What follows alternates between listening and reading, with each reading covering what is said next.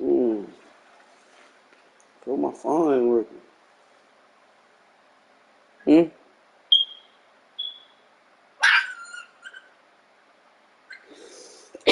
Hmm?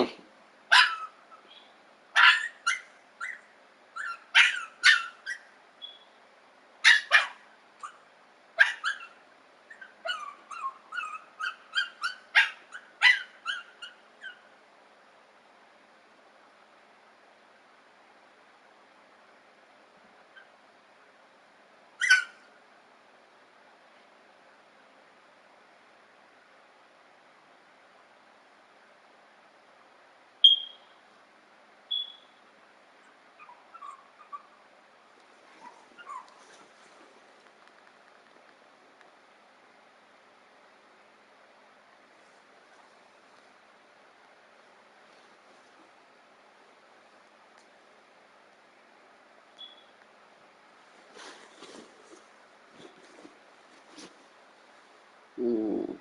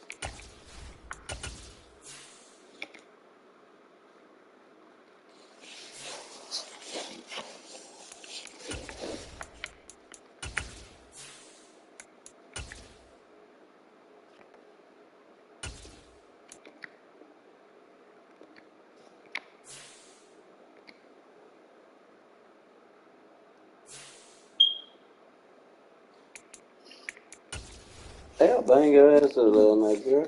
What the fuck?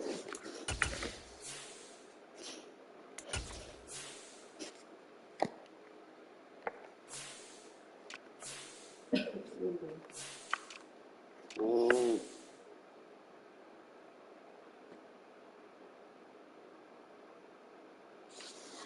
You gotta think about that shit. I bang your ass up.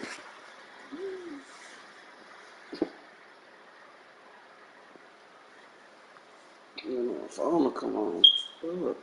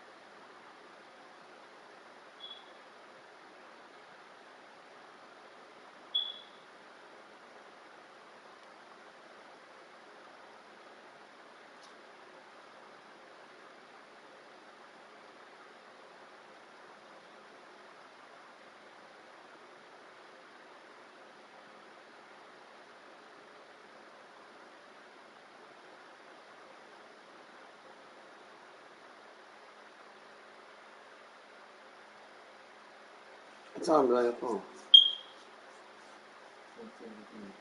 Who? 10:17. Oh, 10.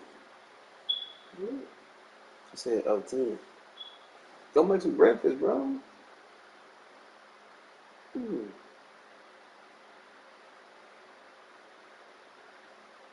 Cold out. It's cold, right? It's cold in here, right? Yep. Say, yeah. They're saying no all the time. Stop shaking your head. You don't even know what niggas be saying. You hear me?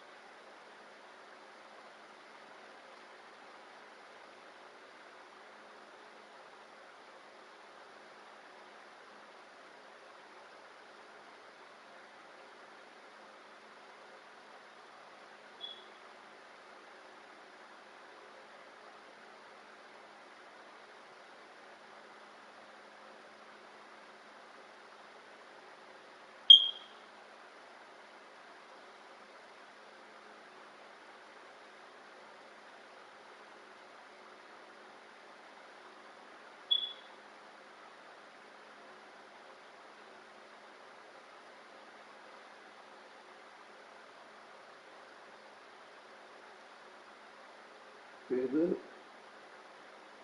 Yeah, dude. Stop saying no all the time. Bitch ass. I always saying no. You don't know what the fuck you talking about. Slap shit out of her. What? I slap shit out of her.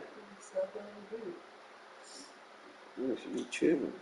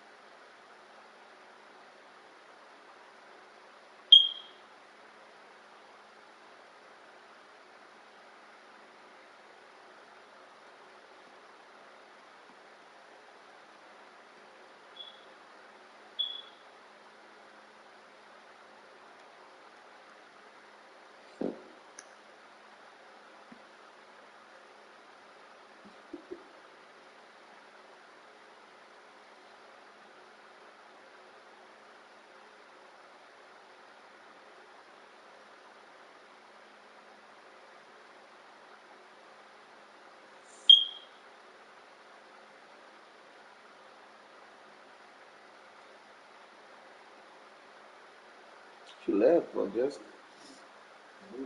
She laughing for. Huh? What?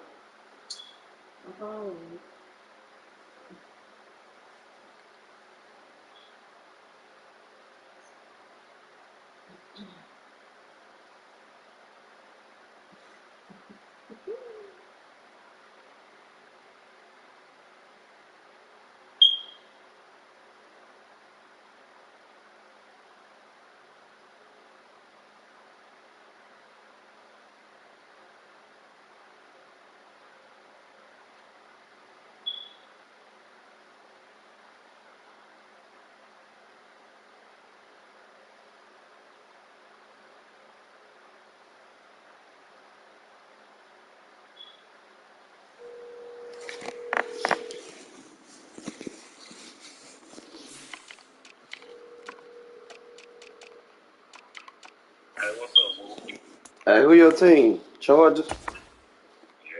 Come on, let's do the chart. I gotta do Brace and Tyreek shit. Yeah.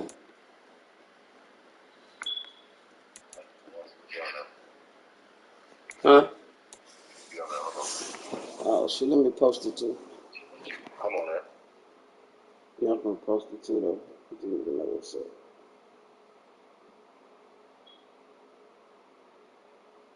What's that niggas always doing 15 things and shit? This shit probably been done. I'm about to.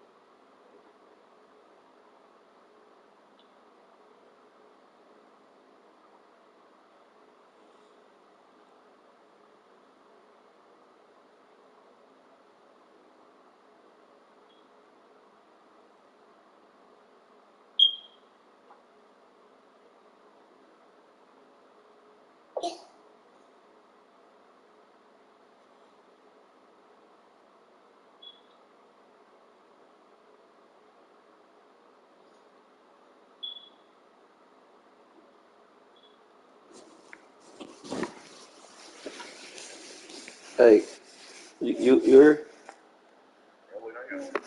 Uh,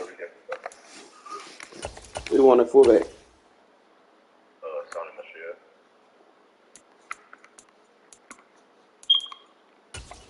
Okay.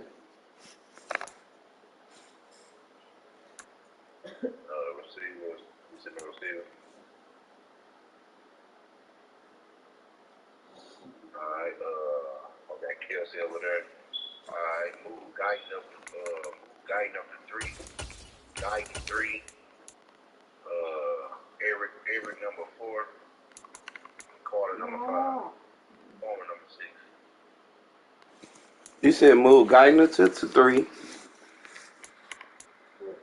And who number 4? Your tight end.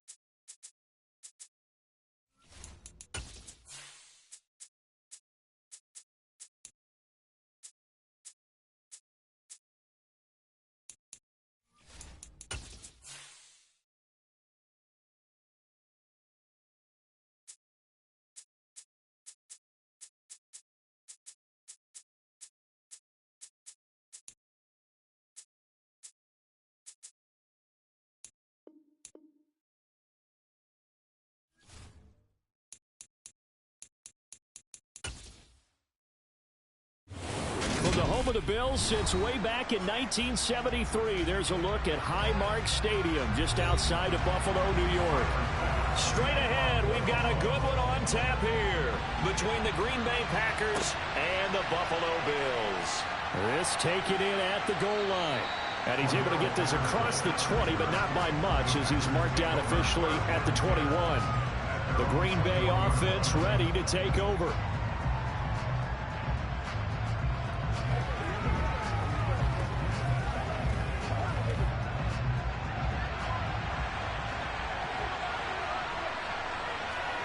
Allen looking to throw it right at the outset. And his first pass is incomplete. Certainly looked like someone was very confident in his ability to fit that one in. I would say he was overconfident because there wasn't a whole lot of separation there. Had that one covered pretty well downfield and knocked it away. So after the incompletion on first, now 2nd and 10. Here's Allen. Quick slant, caught by Moore. And he's brought down, getting this one up to about the 35. 13 yards, first down, Packers. And that's a more than acceptable read right there because it's zone coverage, so timing is everything. This time he waits for his man to come open, puts it right on him, and they pick up a first down. Ball up to the 35 now as they come up on 1st and 10. Now the man from UTEP, this is Aaron Jones. And this time they were ready for him as they'll stop him right at the line of scrimmage. Officially, it's a 1-yard loss. That's going to bring up 2nd and 11. That's a nice job there, foiling what all offense is trying to do, which is control the defensive end in the running game. They want to get to the outside, and if he keeps himself free, stays on his feet, he can make a play just as he did there. And here's Jones again on 2nd down. And he'll get this up to about the 40. A quick burst there, and he nicely bit off a pretty decent game.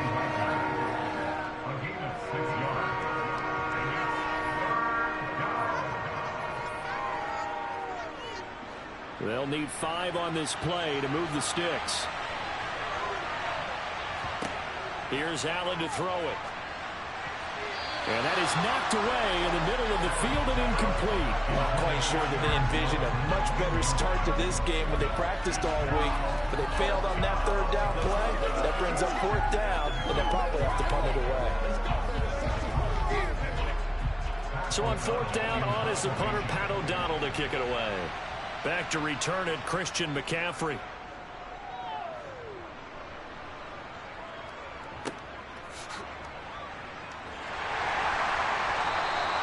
That'll be a 41-yard punt, 4 yards there on the return. And the Bills will take over the football with a 1st and 10.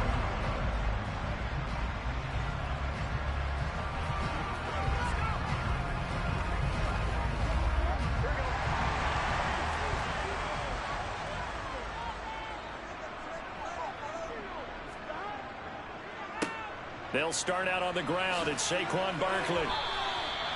It's a 6-yard gain on the ground, and that'll make it 2nd and 4. From the lineman to the guy running with it, that was a well-executed first down by the offense. With 2 shots left to get the first, you can get a little aggressive here on 2nd down if you want and try for some bigger yardage. From the 26, they'll line up on 2nd and 4. Again, it's Barkley. And he takes this up to the 40-yard line before being corralled. 14 yards, and the Bills will get a new set of downs. Usually we see runs like this as the defense breaks down later in the game, but this guy set the tone early, running through all types of tackles and putting the defense back on its heels.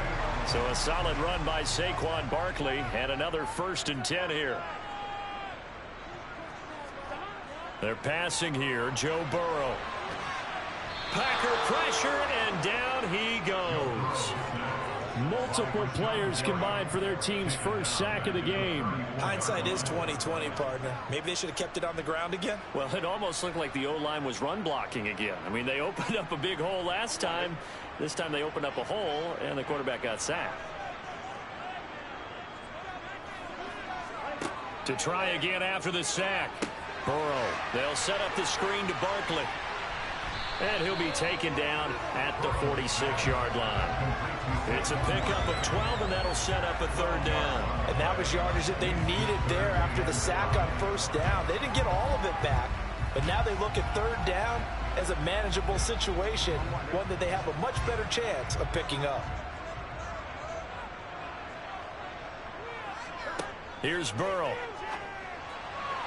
And a throw there going to be incomplete. Nice job there forcing that incompletion. This is going to be a fun battle throughout this game, watching them try to take away that area of the field.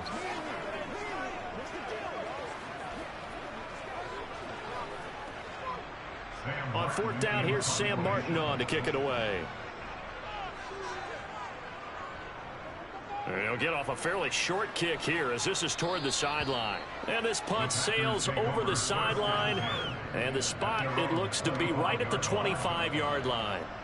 The Packers offense here coming back out for their second drive. The crowd maybe losing just a little bit of the edge after back-to-back punts. They want some big plays. They want to see some offense. They want to see somebody break away, whether it's through the air or on the ground. Now it'll be interesting to see where the patience is on both sides. Each head coach, can you hang in there and not try and force something that could put your team in some jeopardy? 14 yards, good for a Packer first down.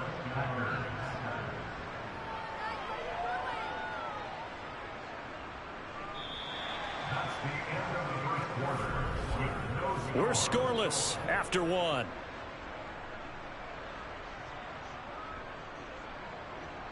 The Packers with the football here to begin the second quarter. So from the 39 now, they'll come up on a 1st and 10. Play action. Now it's Allen. And that is incomplete. They certainly thought he had an open look beyond the first down marker to his receiver, but they just couldn't connect, and that will send them back to the drawing board.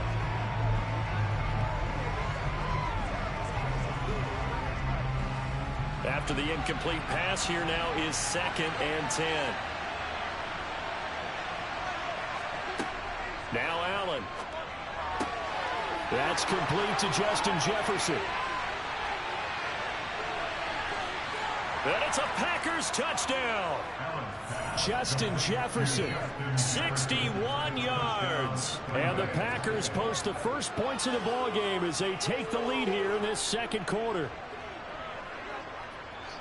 After a fairly uneventful first quarter, that last play, that'll make a few highlight clips. It certainly will, and you're exactly right. The first quarter almost felt like a feeling out process, didn't it? Both teams, okay, what are we going to do?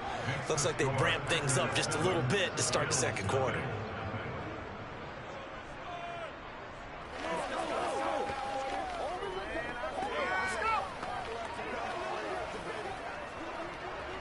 Let's roll.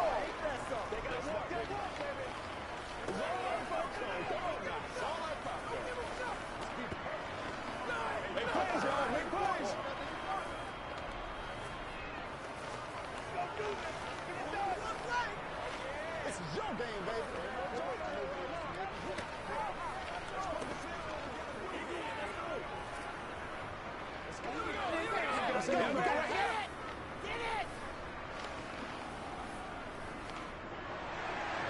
Following the touchdown, here's Koo to kick off.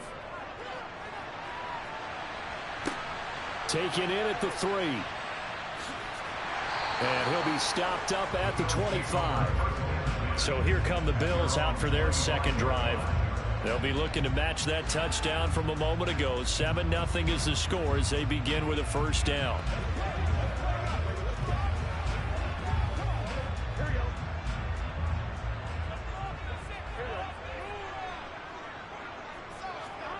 Now Burrow. And the throw left sideline here is caught, but they'll rule it incomplete. Couldn't keep his feet in. Second down. Really good coverage all over the field. It took away his intended read and almost dared him to try for his guy out of the backfield. No surprise on that one.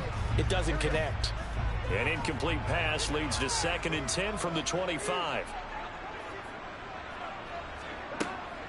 Out of the shotgun, they run with Barkley. And he is met in his tracks behind the line of scrimmage.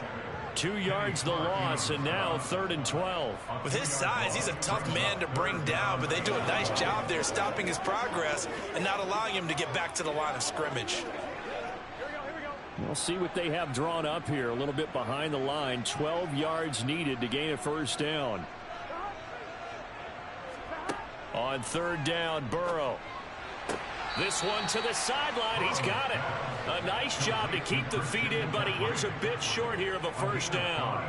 5 yards, not enough, and it'll be 4th down. A nice job of bringing that in, but why was he so close to the sideline there? They had all kinds of room in the flat. A little bit of a lack of coordination between him and the quarterback, because both of them should have seen that room that was available, that space. Stop your route a little bit shorter, put it on him, and let him turn and get upfield. And taken right on the 30.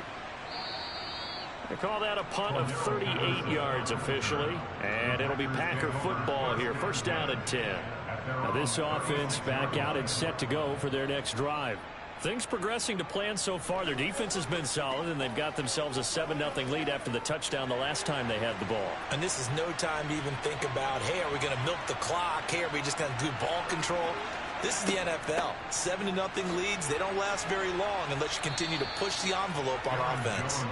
And let me tell you, that wasn't as easy as it looked. Dancing away and moving forward for 6 yards. Now, Brandon, that's the way you want to run the football. There should almost be quote bubbles above the offense right now. Bam, boom, biff. That's how they feel good about moving the football.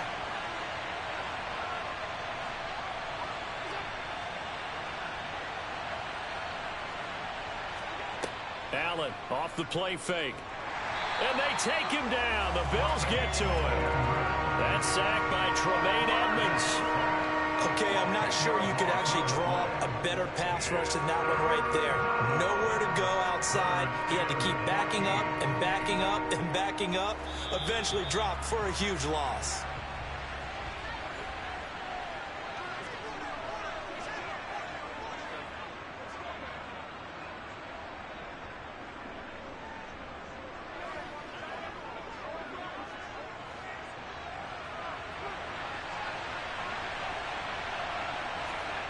Now on 3rd and long, they'll look to throw.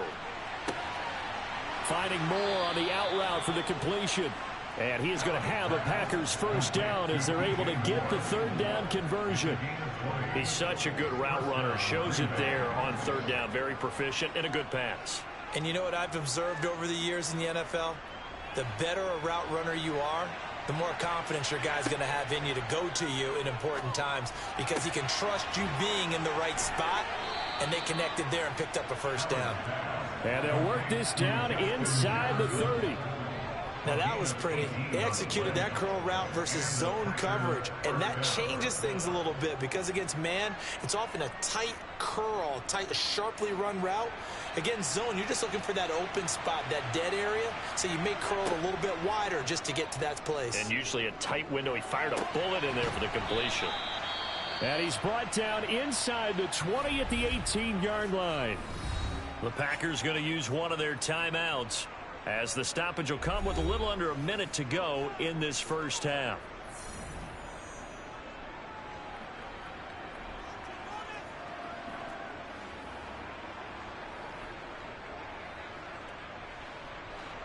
So from inside the 20, here's 1st and 10 at the 18.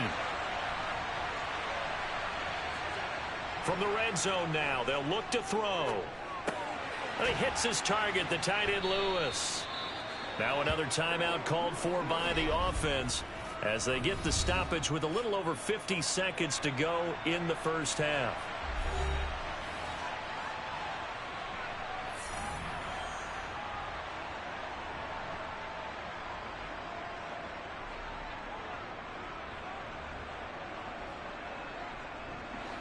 Second and 4.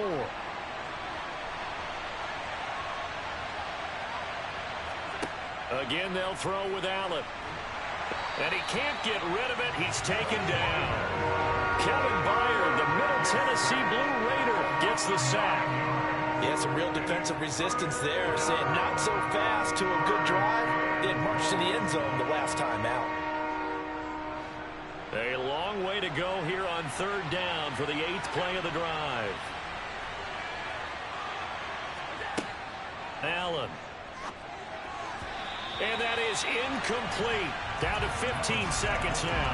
Like what I see so far out of this defense, because they've been showing their best coverages on third down. So far, only allowed one conversion on a handful of attempts.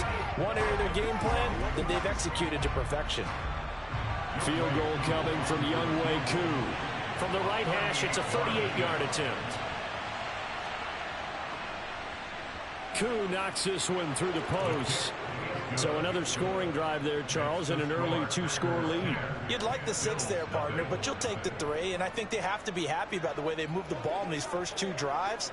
They have to feel good about their opportunities the rest of the game.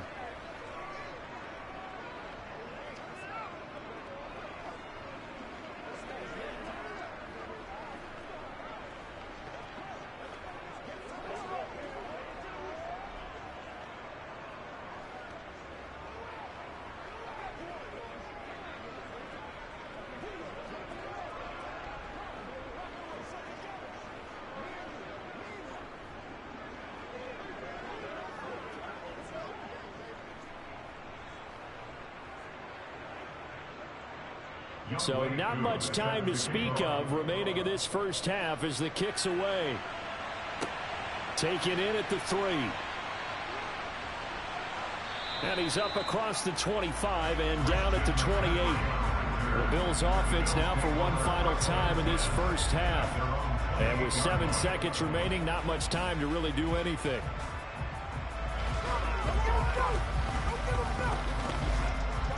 Likely time for one final snap as they start out 1st and 10. And they're just going to run it here up the middle. And he's going to lose yardage. Not that it matters as the final seconds tick away.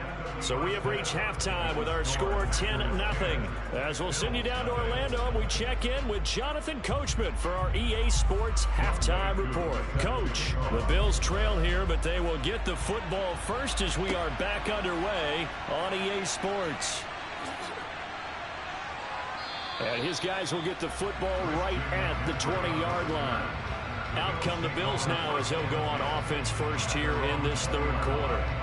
Charles, it'll be interesting to see what adjustments this offense made in the locker room. Haven't really been able to get anything going offensively, virtually nothing in the ground attack either. So certainly something has to change here in quarter 3.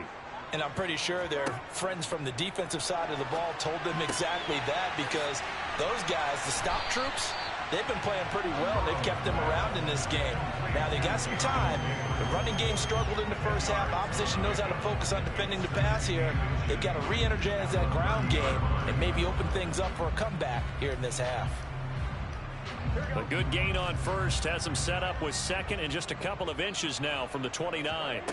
From the shotgun, it's Burrow. Right back to Davis. It's complete. And past the 40 before he's out of bounds. Second catch for him today, and it'll wind up a first down. Well, that certainly has to feel good. It's not all the time that the play caller should get all the credit. Sometimes I think in the huddle, the quarterback just says, hey, who's going to make a play for me? I just need something right here. And the end result there, nice first down. Drive keeps moving.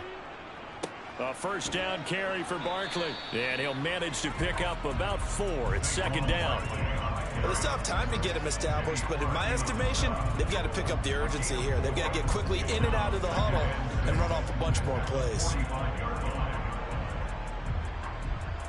Following the pickup of 4, here's 2nd and 6. Out of the gun, it's Burrow. And bringing it in, it's Davis.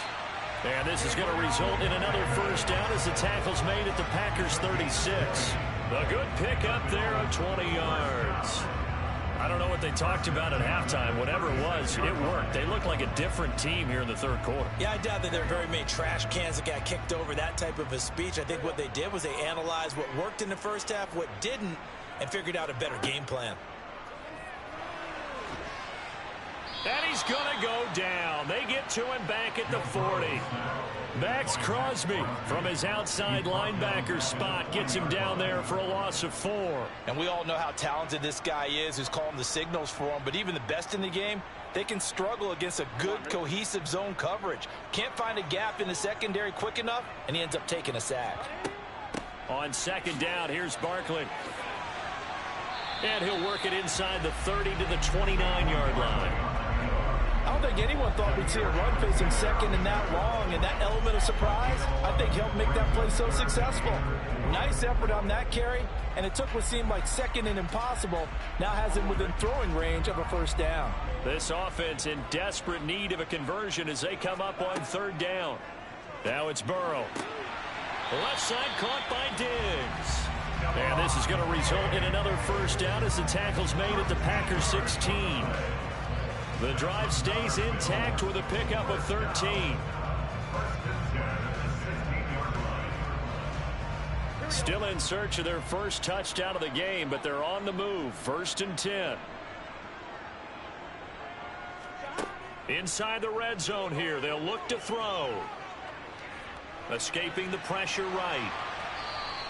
He'll get 3 yards on the scramble there at 2nd down. Brandon, once that one broke down, there were only so many options left for him to take. Fortunately, only first down, so he smartly got the yardage he could get and didn't worry about trying to turn it into a bigger play and end up taking a bigger loss. Here, they hope they can regroup and get something different going here on 2nd down. Looking to throw again on 2nd down. Burrow. Getting the football to Davis on an out route. He's going to be out of bounds on what's going to wind up being the final play of quarter number 3. So they'll get a little extra time to come up with his 3rd down play as we play 3 quarters. You're watching the NFL on EA Sports. Burrow on 3rd down. And that's going to be knocked away in the end zone. It's incomplete. Well, he certainly thought he had a window to push that ball downfield, but as soon as he released the throw, the corner was there to slam that window shut.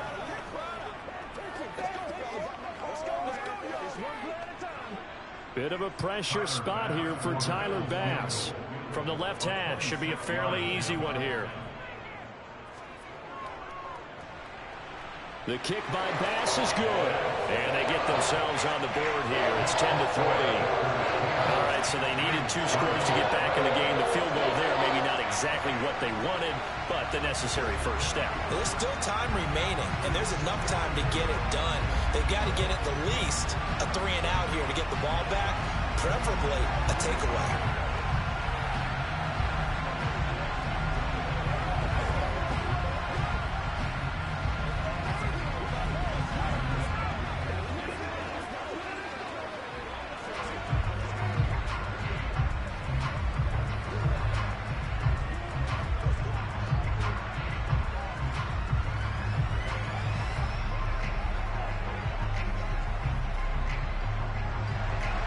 So after knocking through the field goal, here's Bass to kick it away.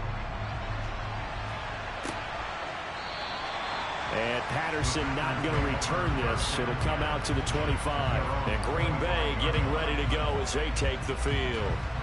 Their lead back down to 1 score after the field goal a moment ago. So they'll be looking to string together a few first downs, likely on the ground as they begin 1st and 10.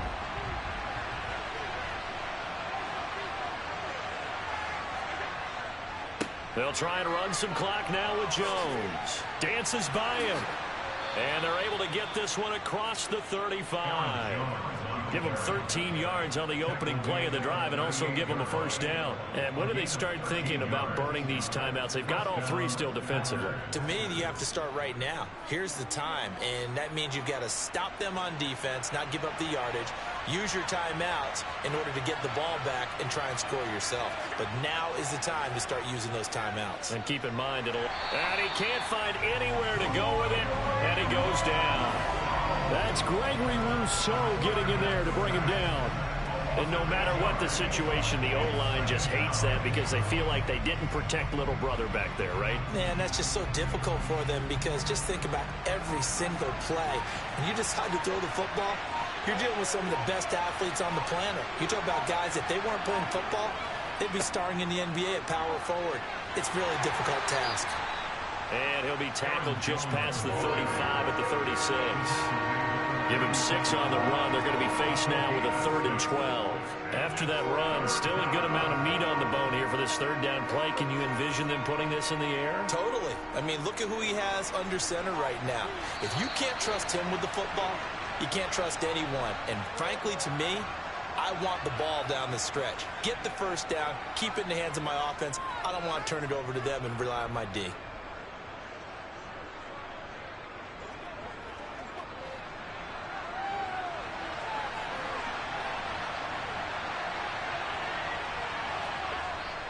On 3rd down, here's Jones. And he'll get this up to about the 38-yard line. And now right out of the 2-minute break, we'll get a timeout used defensively with 1:56 to go.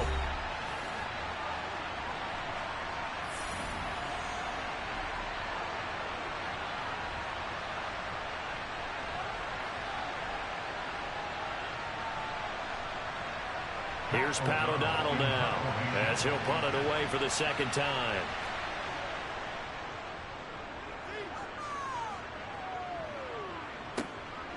This is taken at the 23. 35 yards that time on the punt. And it will be 1st and 10 as they take over. So the Bills now down by 7. 1:47 on the clock. How will this thing pan out? We'll watch as they come up on 1st down.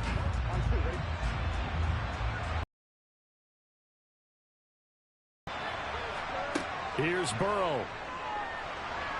And he can't get a throw away. He's Crosby in there to drop him as that clock continues to run. You could almost see his eyes light up defensively. I mean, as a linebacker, that's about as quick as you can get to a quarterback. So what did your 3rd grade teacher teach you about straight lines, right? As soon as you have those, you take full advantage of them. He found a gap in the offensive line, got to the quarterback, and put him on the deck. They try to throw on 2nd down, but this one is incomplete. Back-to-back big plays defensively. First the sack, now they force the incompletion on 3rd and long. Things looking pretty good for them. And this is where they have to be careful because they've got the momentum going their way. They will be really amped up to get to the quarterback. Look out. Draw, screen, something that can be used against them. Now the throw on 3rd down, knocked away and incomplete. Partner, they've got one chance left to keep this one going, and I think for you and me, let's think along with their offensive coordinator now. Has to think back, cycle through every play of this contest, and remember what's worked and what hasn't. Because right here, he needs the best play of the game in order to keep this one alive. Here we go. It's Burrow on 4th down. He gets this complete to Diggs. And he is going to have the Bills 1st down as they manage to convert. And that'll keep the drive alive. 4th down conversion plays, you usually think 1, 2, 3 yards, maybe 10. Not there. What a huge pickup as the Sticks make a drastic shift forward. 1st down now, but that clock rolling. Burrow completes it to Davis. And he'll be brought down just shy of the 40. And remember, field goal does them no good in this situation. You got to think they should be taking some shots for the end zone soon.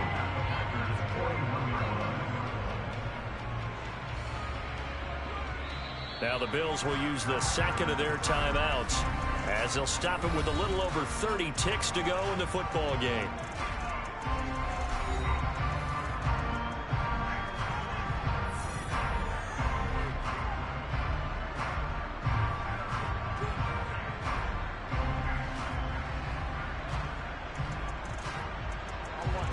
Second down and 3. Now Burrow. That's caught by his tight end, Dawson Knox. And this is going to result in another 1st down as the tackle's made at the Packers' 31-yard line. Now the offense will burn their 3rd and final timeout as the clock will stop with an even 20 seconds left to go.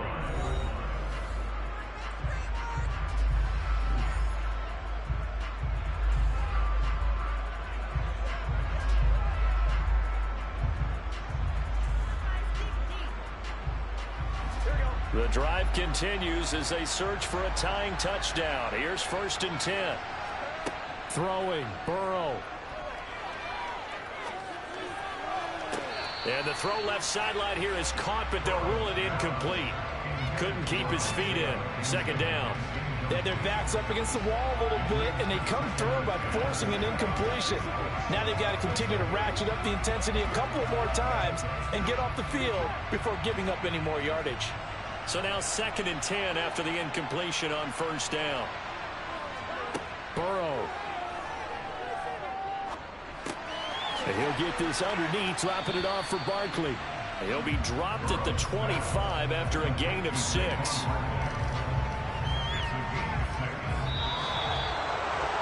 This one came right down to the wire, and CD, they had that one final chance to try to navigate their way into the end zone, but couldn't get it down to avoid the loss. Yeah, and how about the defense there? Because while they had one final look at the end zone, the defense made sure they knew what they were doing on the last play, executed it flawlessly, and no flags. Because remember, if there's a defensive penalty, there's one play left in the game that the offense gets. They didn't allow that to happen.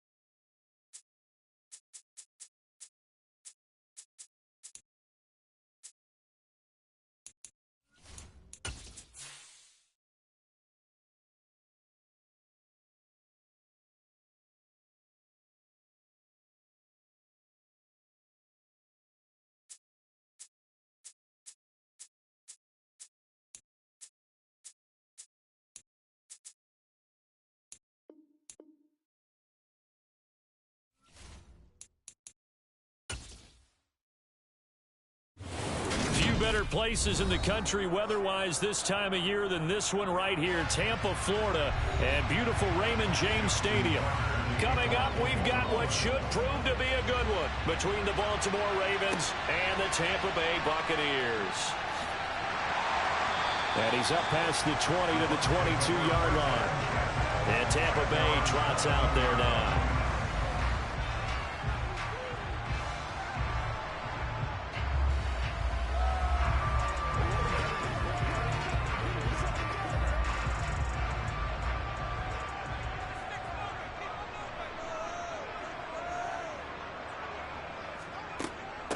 They'll start out on the ground. It's Leonard Fournette. And he'll power his way forward for about 4 yards there on the first down carry. Nice chunky yards on first down. It really opens up your options for what you want to do on second. You go right back to him and hope he explodes, or sucker the defense in before throwing over the top. The run got 4. Now they deal with a 2nd and 6. Now Prescott. That's complete to his tight end, Waller. 7 yards there and a first down. Many different ways to create space, but on that play, he did it with that big, wide body of his. Didn't get a whole lot of yardage on the play, but it did what it was supposed to. Pick up a first down. So they'll come up 1st and 10 now from the 33. Here's Prescott. And it's incomplete. Took a shot, couldn't connect. Excellent defensive effort to get to him and provide a little contact before the catch could be made cleanly.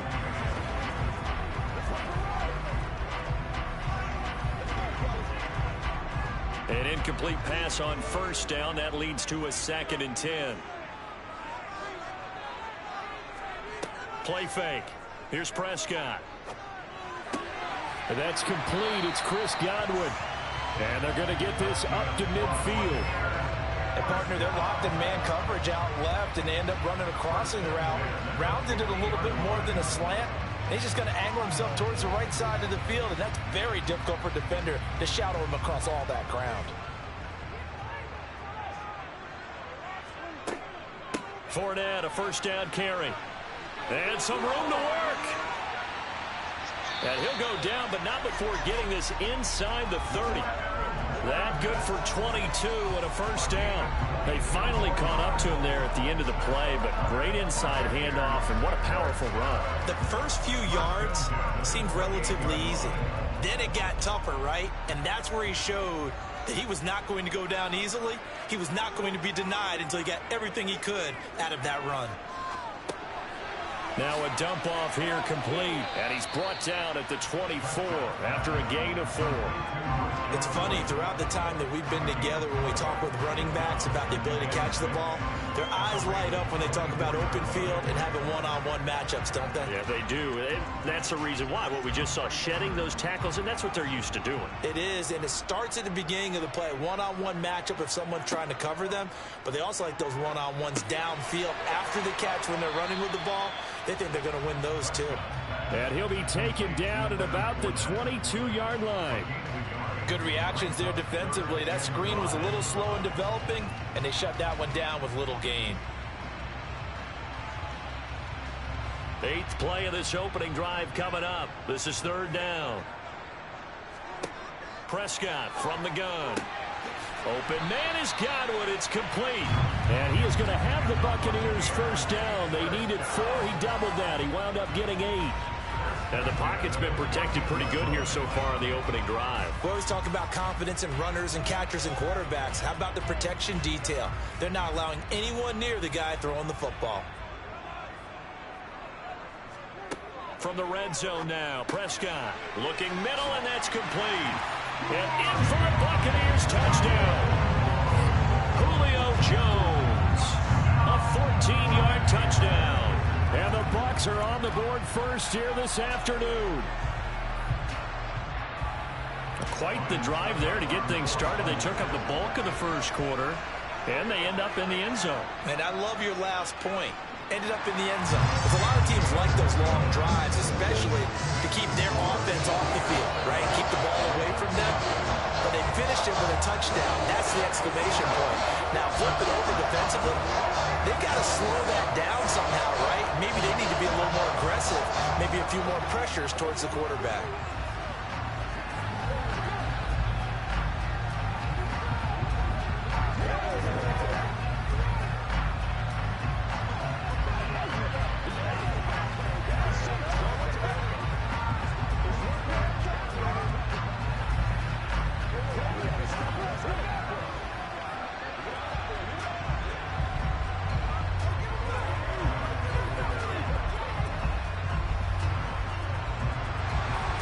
The Bucs ready for the kickoff. And here we go. It's in the air. And this will not be returned. It'll come out to the 25. And now Baltimore gets set to take the field.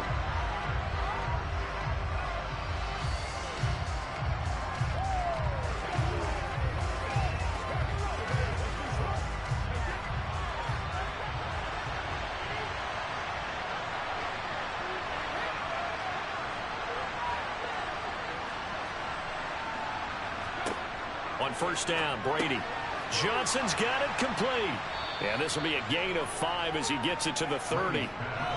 Brandon, to me, what's important right here on this drive is for them to get at least 2 first downs. They've got to give their defense a chance to settle down, catch their breath a little bit after they give up a touchdown on the opening drive. Ball on the 30. They'll come up with a 2nd and 5. Now Brady. That ball caught. It's Mark Andrews, the tight end.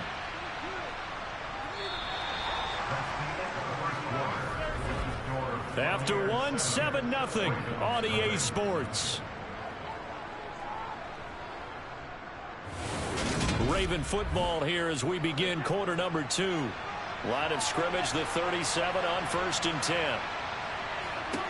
Throwing on first down is Brady. Johnson with a completion over the middle. And this will be stopped at the 44. That one good for 7 yards.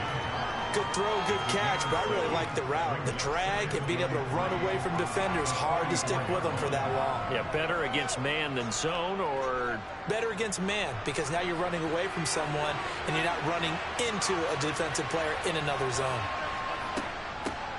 The NFL's leading rusher in 2019 and 2020, Derrick Henry. And a lane slow materializing there as he'll get maybe a yard up to the 45. Typically, we think it's the strong safeties that are better tacklers, especially closer to the line of scrimmage amidst traffic. But in this case, how about the free safety coming up and making the big-time play?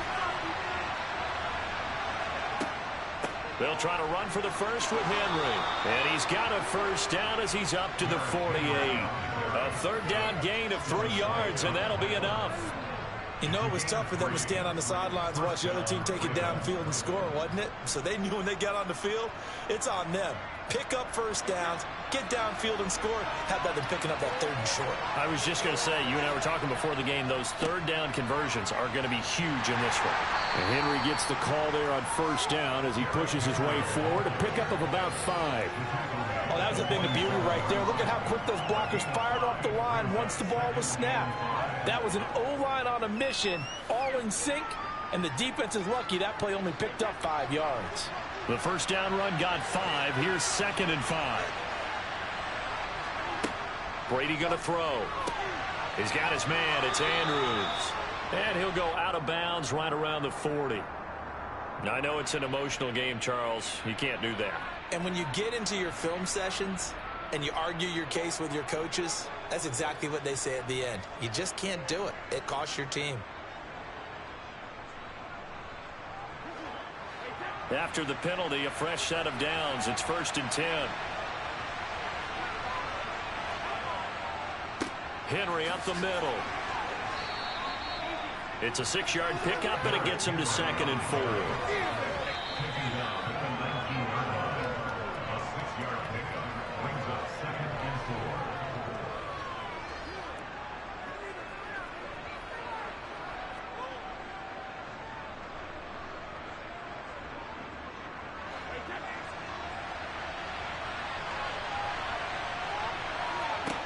Now they'll throw with Brady.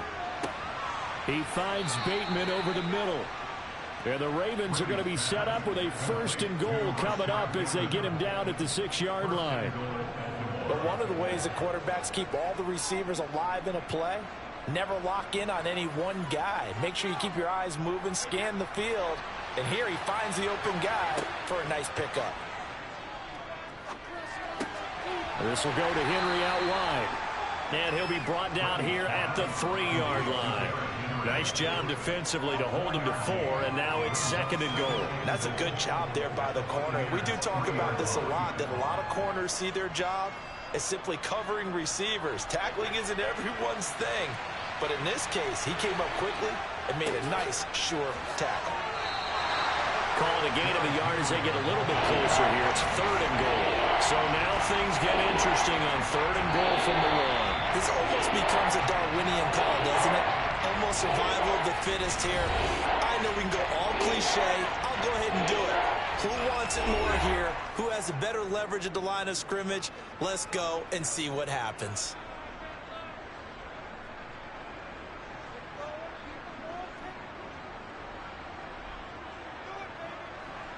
Well, they held him out on 2nd down, and now here's 3rd and goal. Trying to punch it in with Henry. Now the Bucs going to use the first of their timeouts, as the stoppage will come with a little under a minute to go in this first half.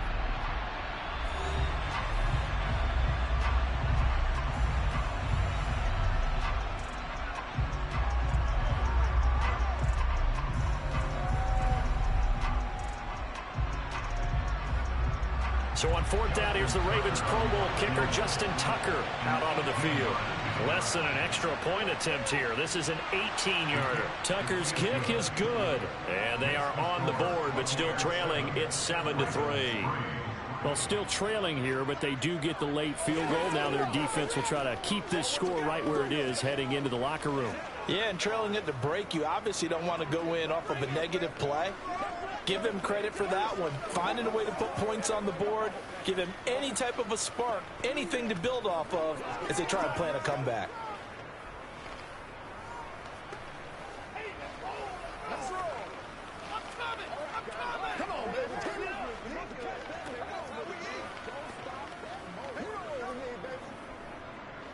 Let's go, baby.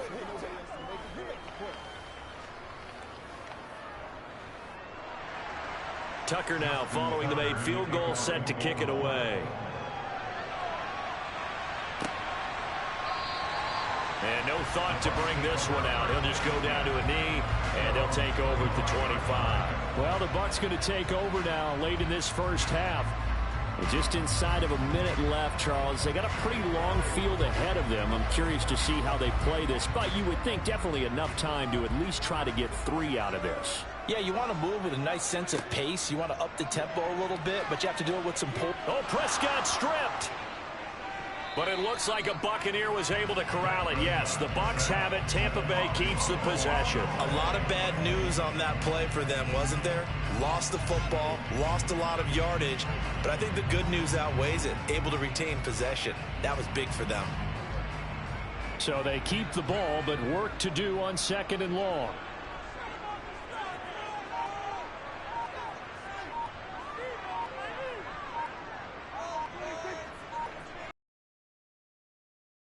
A repeat of first down. They'll keep it on the ground. And he'll just keep 2 hands on the football as he'll be taken down after a short pickup. And now they'll take a timeout defensively. After the 2nd down play, they burn the timeout, making him sweat out the final few ticks here in the 2nd quarter.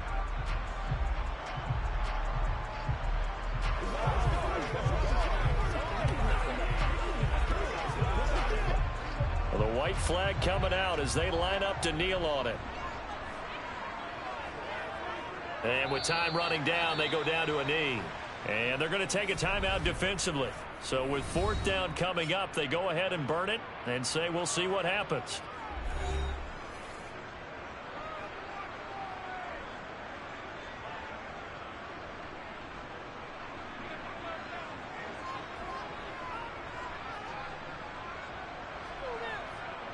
Fourth down, so Jake Camarda is out there.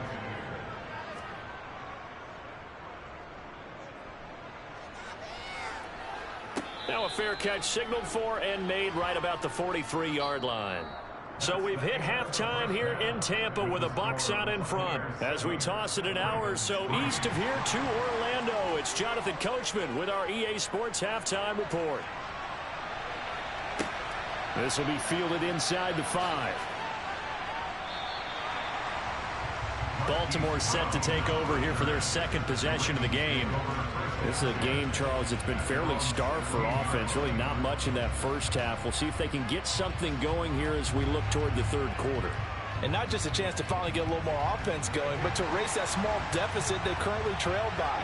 I think they'd send a pretty powerful message to the opposite sideline if they drive it right down the field coming out of the half. Second half begins with a run by Henry. And some room to maneuver. And he'll be taken down, but not before he gets this football out shy of the 30 to the 29. Solid way to start the drive. 13 yards, picking up the first. Running lanes were at a premium in the first half, but he's able to find some room there, and he's hoping that that's a precursor of a big second half.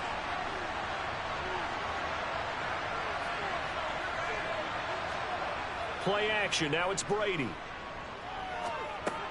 And he'll get this underneath to Henry. It'll go down as a gain of 6, and it'll be second down. And just in general, Charles, on a play like that, how tough is it for the defense to account for a running back essentially being a receiver downfield? It's very difficult, especially if the running back has skills like a receiver, and you're aware of that before the game even begins. So throughout your practice sessions, you're going to want to be aware of him. Where is he lining up? What can he do? What kind of damage can he do to us downfield? And who can match up with him without weakening our overall defense? You're exactly right. It's a tough task to match up to him. But based on the play we just saw there, he might not be the guy you want to challenge in coverage on these all-important snaps. He certainly looks dialed in right now. Now they face a 3rd down and 4 after that incompletion on second down. Now Brady. And that's going to be incomplete. The contact there enough to jar that ball free, and it brings up 4th down. And we're into the second half now. This is an offense that continues to struggle to sustain a drive. Looks like they're just totally out of sync, whether they're running the ball, passing the ball like we saw there. I don't know. The rhythm seems off. The Ravens send their punter out now as he's on to punt for the first time this afternoon. It'll be a net of 40 yards there following a 43-yard punt, 3-yard return, and the Bucs will get ready to go on offense.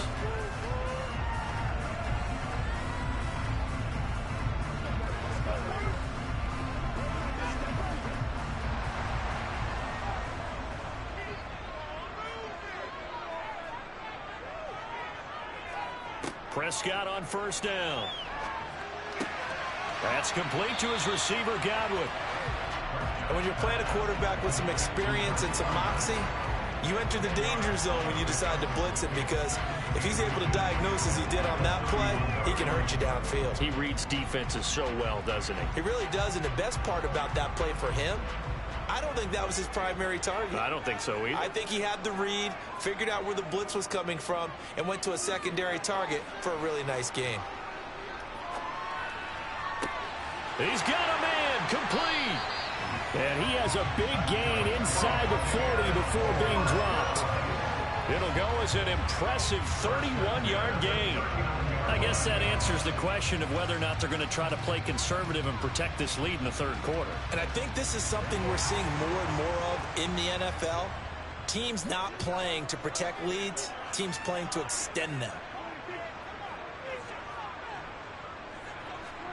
First down, Prescott. And Brate, the tight end's got it. And he gets this down inside the 35 before going out of bounds. So 5 yards here, 5 on the play.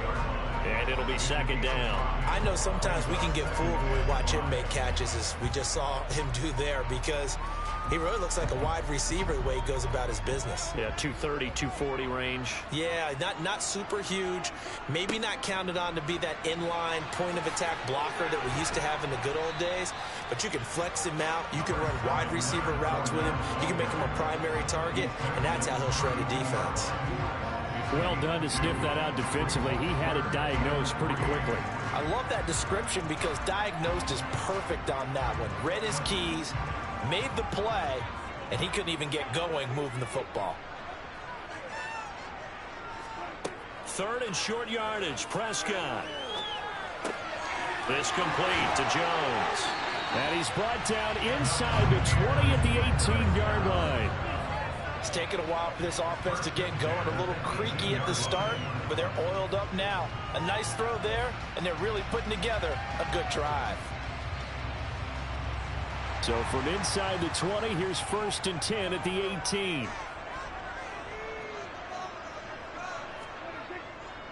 They'll try the right side here with Fournette. And he'll go down, and that will do it for the 3rd quarter of action. 3 quarters in the books. This is the National Football League on EA Sports. Back now in Tampa. It's the Bucs. They've got the football. They also are in front here on the scoreboard as we start the 4th. 2nd down, back to Fournette. And he'll get 4 there, down to about the 12-yard line. I like a guy who understands the situation. I also like a guy who you look at him and you say, that looks like a guy who knows the coach is going to say, guess what? You drop this one, you'll be carrying around the training facility for an entire week. Maybe flashback to high school or college, carrying it around campus, right? The old gauntlet drill, right? Anyone get the ball out while he's sitting in class and bring it back to the coach. And he's got it. Caught in the end zone. Touchdown, Tampa Bay. Julio Jones with his 2nd touchdown of the afternoon. And the Bucs are able to build on to their 4th quarter lead. Succop for the extra point.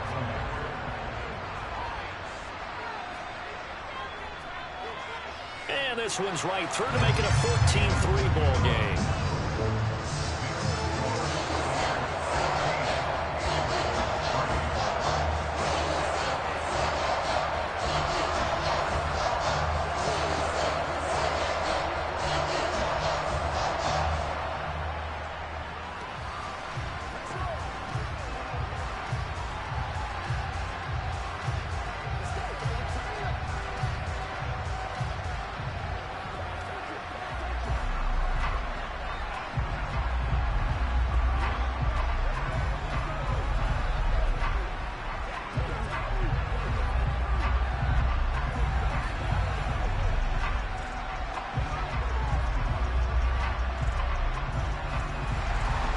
Set now to kick this one away, and off it goes.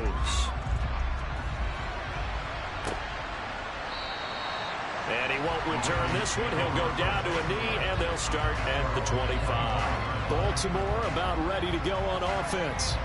And you figure after giving up that last touchdown, they trail by 2 scores here in the 4th quarter. This drive becomes very critical.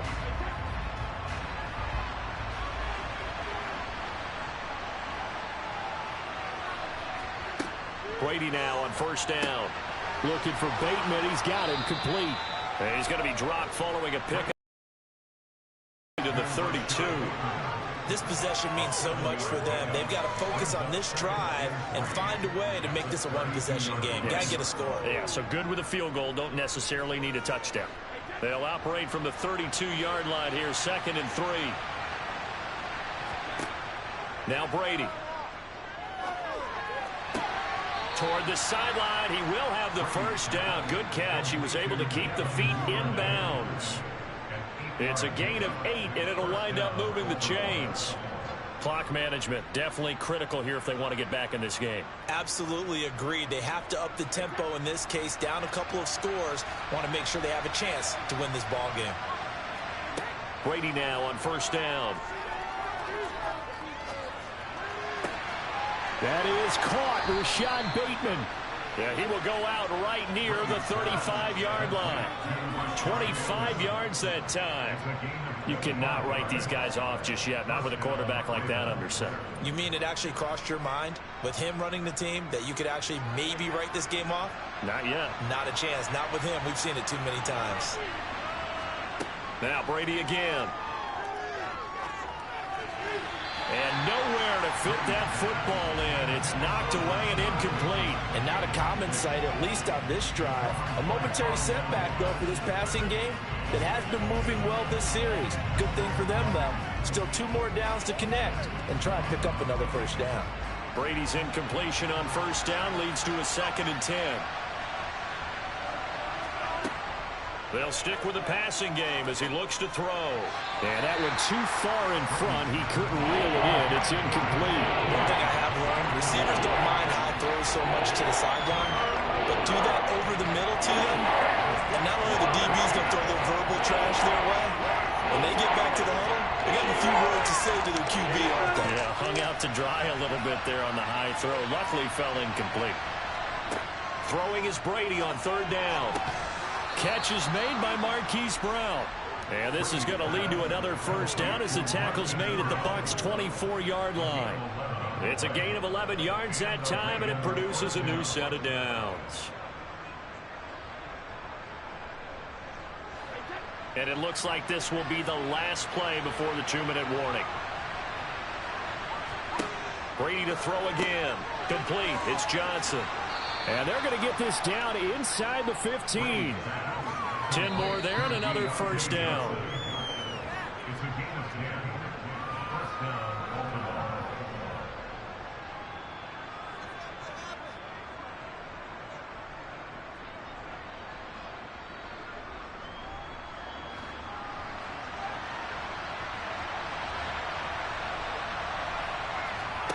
On 1st and 10, here's Brady.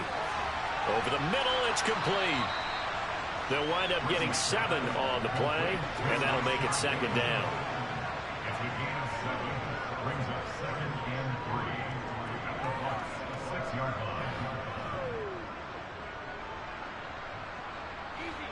The Ravens moving quickly here as the clock runs. Throwing again on 2nd down. Brady, and it's caught.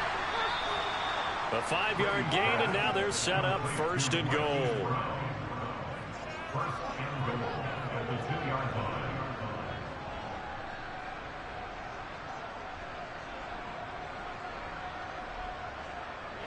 Brady's saying let's go as he'll hustle him to the line. Again, he'll drop to throw. And this is caught now for a late touchdown. So hold everything here. This one's not over yet. I'm not sure win-win is the proper term here, but it certainly felt like it. They got the touchdown they needed. But if I'm on the defensive side of the ball, okay, you got the touchdown, but it sure took you a long time. Yeah, because offensively there, you're probably hoping for a 1 to 5 play drive. That one ate up a little more time than they were hoping. You're exactly right. And if you have that 1 to 5 play drive, you actually build up momentum and even more hope. When they had to slog their way downfield, they got the touchdown, but it's almost like, yeah, you know, doesn't feel right. Exactly.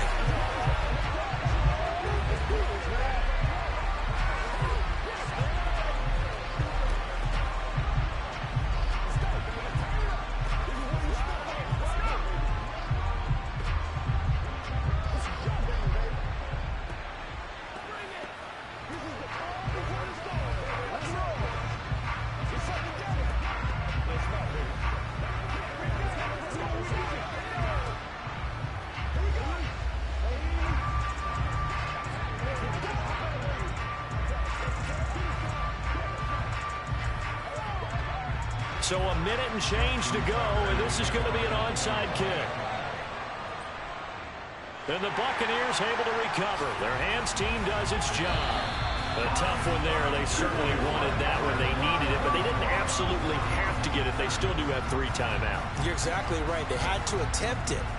But even though they didn't get it, as you noted, with 3 timeouts, if they can get these stops on defense, all hope is now lost.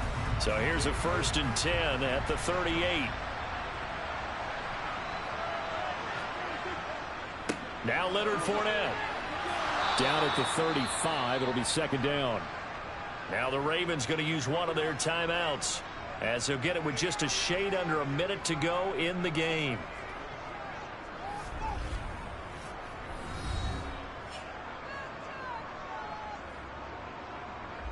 And the Buccaneers getting ready to go as they take the field. And checking the timeouts, they do have 2 defensively, but no real need to use them as they're not going to be able to stop the clock after that. Fournette once more on 2nd down. And not much running room. Down to the 32. The offense knew it. They were already starting to walk back as that one is accepted.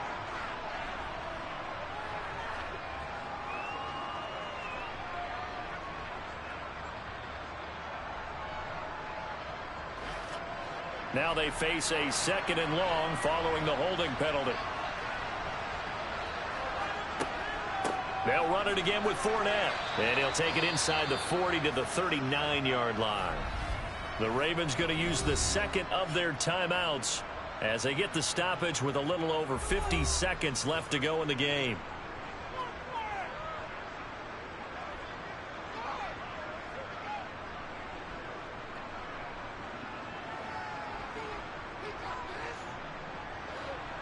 Backed up here. Tough spot. Needing 11 yards to pick up the first.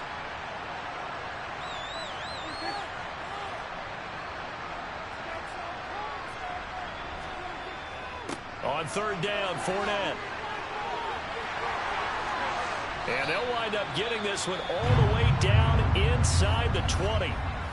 Now the defense will burn their 3rd and final timeout as the clock stops here with 46 seconds left to play.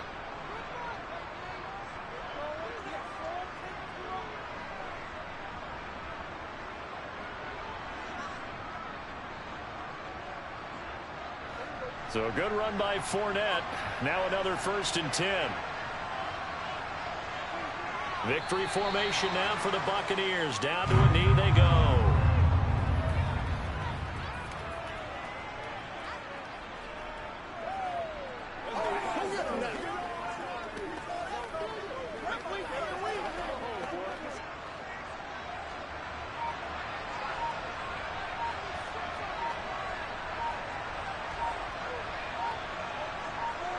Prescott, he goes down to a knee, and that should just about do it. Well, you really can't ask for much more than what we just had here. Not only a close game that went down to the wire, Charles, but a clean one, too. No turnovers in this contest. I think you're exactly right about that. To me, this is just a pair of offenses trying to find the slightest bit of separation from each other, and they were both hoping that the other side would make the big mistake first. But today, neither side made that mistake. And what we got, a very entertaining game throughout.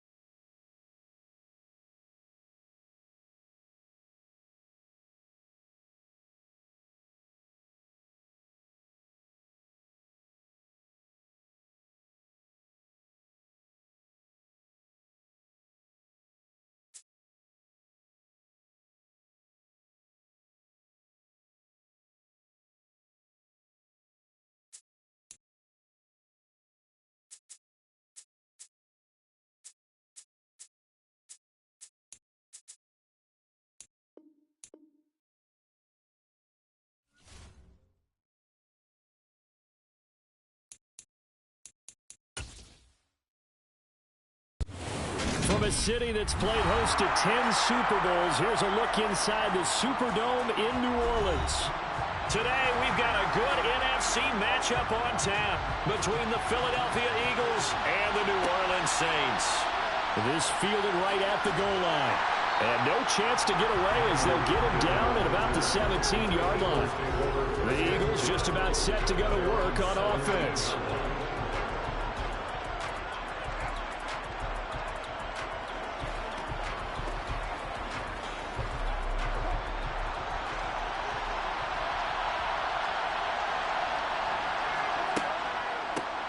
They start the drive with Cook. And an early how do you do right there as they're going to bury him in the backfield. Call it officially a loss of 2 on the first play from scrimmage. Second down. When a draw works, it can be a thing of beauty. But when it doesn't, oh, it can be ugly. And in this case, loss of yardage ugly. So the opening play of the drive goes backwards. Now they'll come up on 2nd and 12. Again, it's Cook.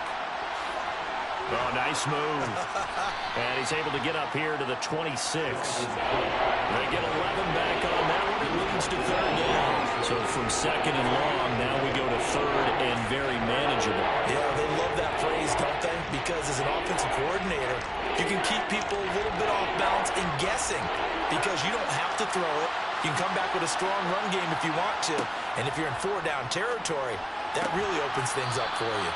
And he is going to have an Eagles first down as they're able to convert on 3rd and short yardage with a gain of 4. Well, they kept it simple there, CD, only needing the short gain to move the chain, so they didn't want to go with a deep throw. They just go with that safer, shorter throw and able to convert. Nothing wrong with that at all, partner. Check the box, right? Make sure you pick up the first down. Offense is getting established. You're moving the ball. You're not turning it over. Check, check, check. They like what they're doing early in the game. Whenever I see a drop like that, I have to kind of take a step back and check myself a little bit. So used to seeing those big guys make big-time spectacular plays that when they drop one, I have to remind myself, we ask a lot out of these guys. Block and catch the football, not easily done in today's NFL. On 2nd and 10, Wilson. And this one taken in on the right sideline, but not in the field of play. They say it's incomplete. The throw led him a little too far. It brings up 3rd down. Certainly appeared to take away his first read, and by the time he tried to look elsewhere and find an open target, the coverage was too good. That one falls incomplete. So back-to-back incompletions, and that has him staring at a 3rd and 10. And able to get this one across the 45 before he's brought down. 17 yards and a first down for Philly. Well, I think when they look at their offense, they think to themselves, weapons, weapons everywhere, and they want to move the ball around. They want to spread it to different people, but you absolutely know they want to get this man involved as well, and that's what they just did on that play. They go play action with Wilson. Flushed out right. He lets it fly for Lockett. And this one almost intercepted. Not a good throw there. Nearly an opening drive INT. Now that's a dangerous throw right there. Moving off to his right, throwing it all the way back across field to his left. I know he had a lot of confidence in his arm. But sometimes the ball can just hang up there when it goes that distance. He was fortunate it was just incomplete. Wilson will throw again. Man open left side is Brown. And this is going to be another first down as the tackle's made at the Saints 39. A really nice pickup of 14 yards, and it moves the sticks. And he's already got 2 catches on the opening drive. They know he's going to be a handful. And sometimes you game plan for that offensively. You want to make sure that guy touches the ball, and sometimes it just happens naturally. And then you change your game plan. When he has the hot hand, you keep going back to him because he's running routes with confidence as the game goes on. Down at the 35, it'll be second down. And that was a quality play to start a new set of downs. That was simply an offensive line winning the battle up front and winning in a big way and giving their guy in the backfield a nice lane to hit.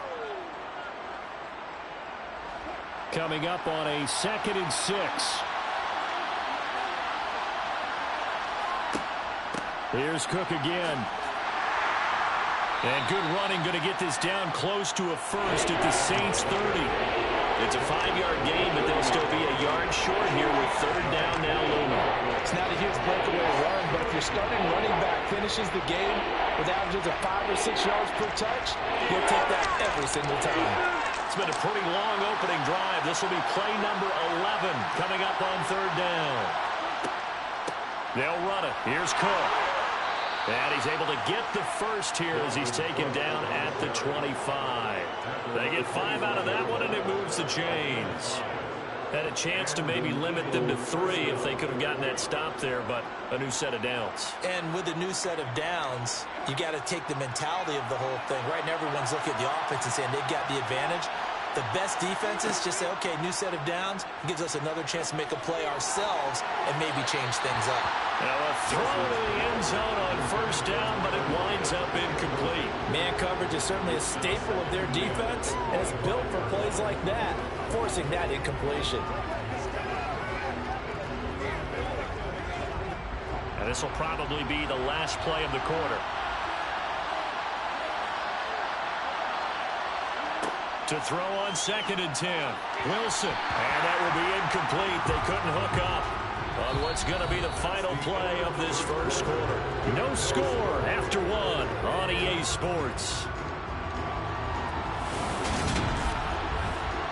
Start of the second quarter, and it's the Eagles in possession as they've got it with a third down coming up. Wilson. It's caught. Smith. And he'll be marked down right at the 15-yard line. So much about offense is what you call hidden yardage. You know, you throw the ball to someone, they catch it, and then they can make a big play. You know, they create a play, run after catch. They did a really nice job there of limiting that and keeping him from a first down. Yeah, stopped him in his tracks. 4th down. Here's Wilson. Out route, and it's complete to Brown. And he is trying to get to the marker. Going to depend on his spot, but I'm not sure he got there, and he did not. A chance to get some momentum here in the second quarter, getting their first trip into the red zone, but unable to get it across. And if I'm the head coach, sure, you feel some disappointment, maybe a little bit of deflation there because you didn't get it in, but I'm going straight to rah-rah mode. All right, guys, we didn't get it this time. It's only the second quarter. We'll be back. Let's get it later on. I want to keep this team up. I don't want them to feel like they've let everyone down. Positive. Got to be positive in this situation. It's too early to think that you don't have a chance to win this game. The ball resting on the 20. Here's 2nd and 6. Throwing now is Mahomes. Oh, he'll want that one back. Incomplete. He doesn't drop too many in that department. 3rd down. Timing's crucial in any route thrown, but when you throw an out, so many things are going through the mind of the receiver. Catching the ball, timing it up with the quarterback. Are my feet going to get down in bounds? On that play, all those things going through his head might have caused him to drop it. Open man is Michael Thomas. And he is going to have a Saints first down as they're able to get the 3rd down conversion. I don't care how many times we see it. I still get a kick out of watching quarterbacks and receivers do the pass tree in pregame warm-up. But I always remember that when we go to practices, we see that after practices as well. They really tune it up, don't they? They tune it up. They know why they do it for these situations. First down. And they build that trust, and that's why they're able to find him in this type of a situation. Jesse Bates made the tackle from his safety. They have to feel pretty good about getting that type of a gain, considering the blitz that they just had against them. After the pickup of 5, here's 2nd and 5. Working from the gun, Mahomes. He gets it to Thomas. And brought down, but not before reaching the 45-yard line. Second catch for him today, and it'll wind up a first down.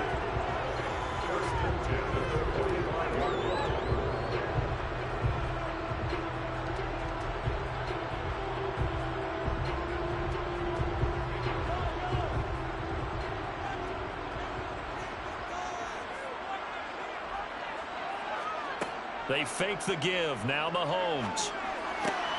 Got his man, Robbie Anderson. And he's going to get this all the way down inside the 35. A good pickup there, 21 yards.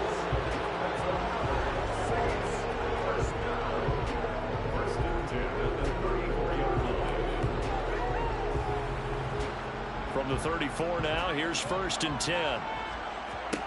Now Mahomes. This is complete to Michael Thomas. And they're going to move it down inside the 25. That's the third time on this drive that these two have connected with each other. They've got a real rapport going. And right now, it's paying off with big chunks of yardage, as shown by that last play.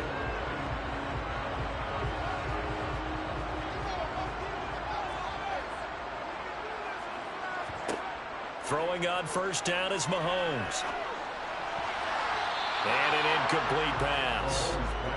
That'll stop the clock here with just under a minute to play in half number one.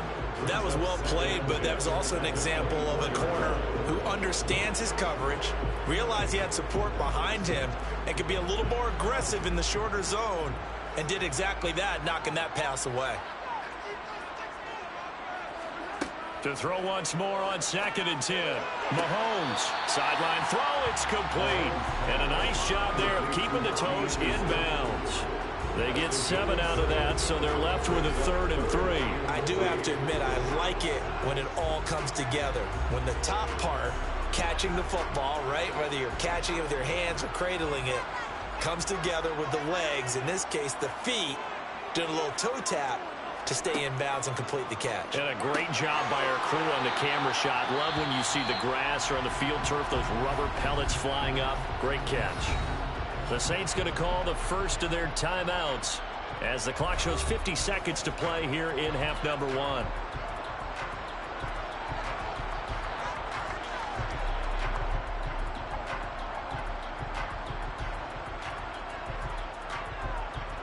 Five yards from the end zone, 1st and goal. Again, they'll throw with Mahomes. Eluding the pressure right. And he'll take it into the end zone for the Saints touchdown. Patrick Mahomes, a 5-yard touchdown run. And the Saints post the first points of the ball game as they take the lead here in this second quarter. Will Lutz on for the point after.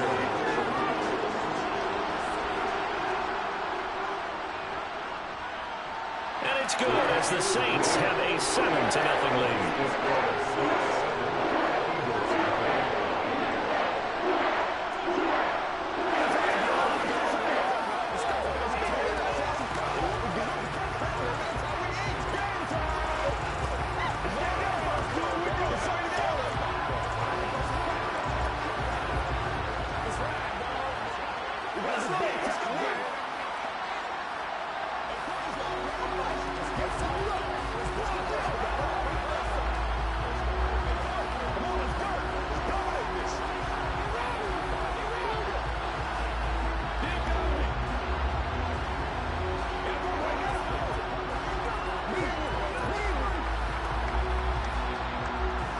The kickoff unit is out on the field, and they will send this one away.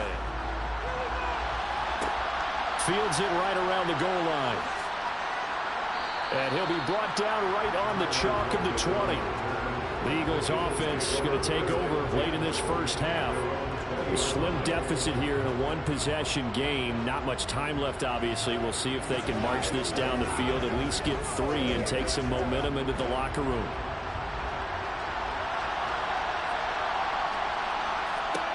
On 1st and 10, it's Wilson. And that'll be off the mark, too far out in front, and it's incomplete. I know coaches tell us all the time that having a powerful arm isn't the #1 thing they look for in a quarterback.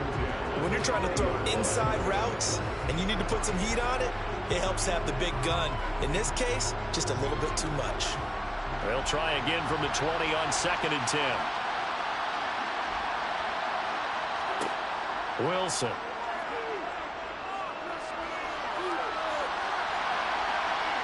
And he'll slide to a halt here, still a little shy of the first down marker. Give him 7 there on the tuck and run, and they're in better shape now for 3rd. Certainly not the way they drew it up in the playbook, but that's why they love this guy back there. He sees things breaking down, and he's more than capable of finding an escape route and still getting a decent gain. Final play of the half, it's Wilson.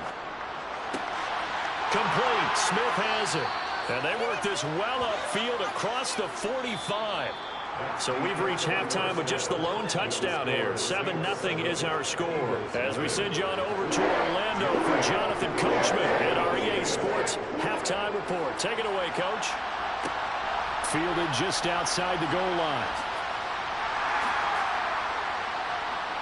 And out a little across the 25 to the 27.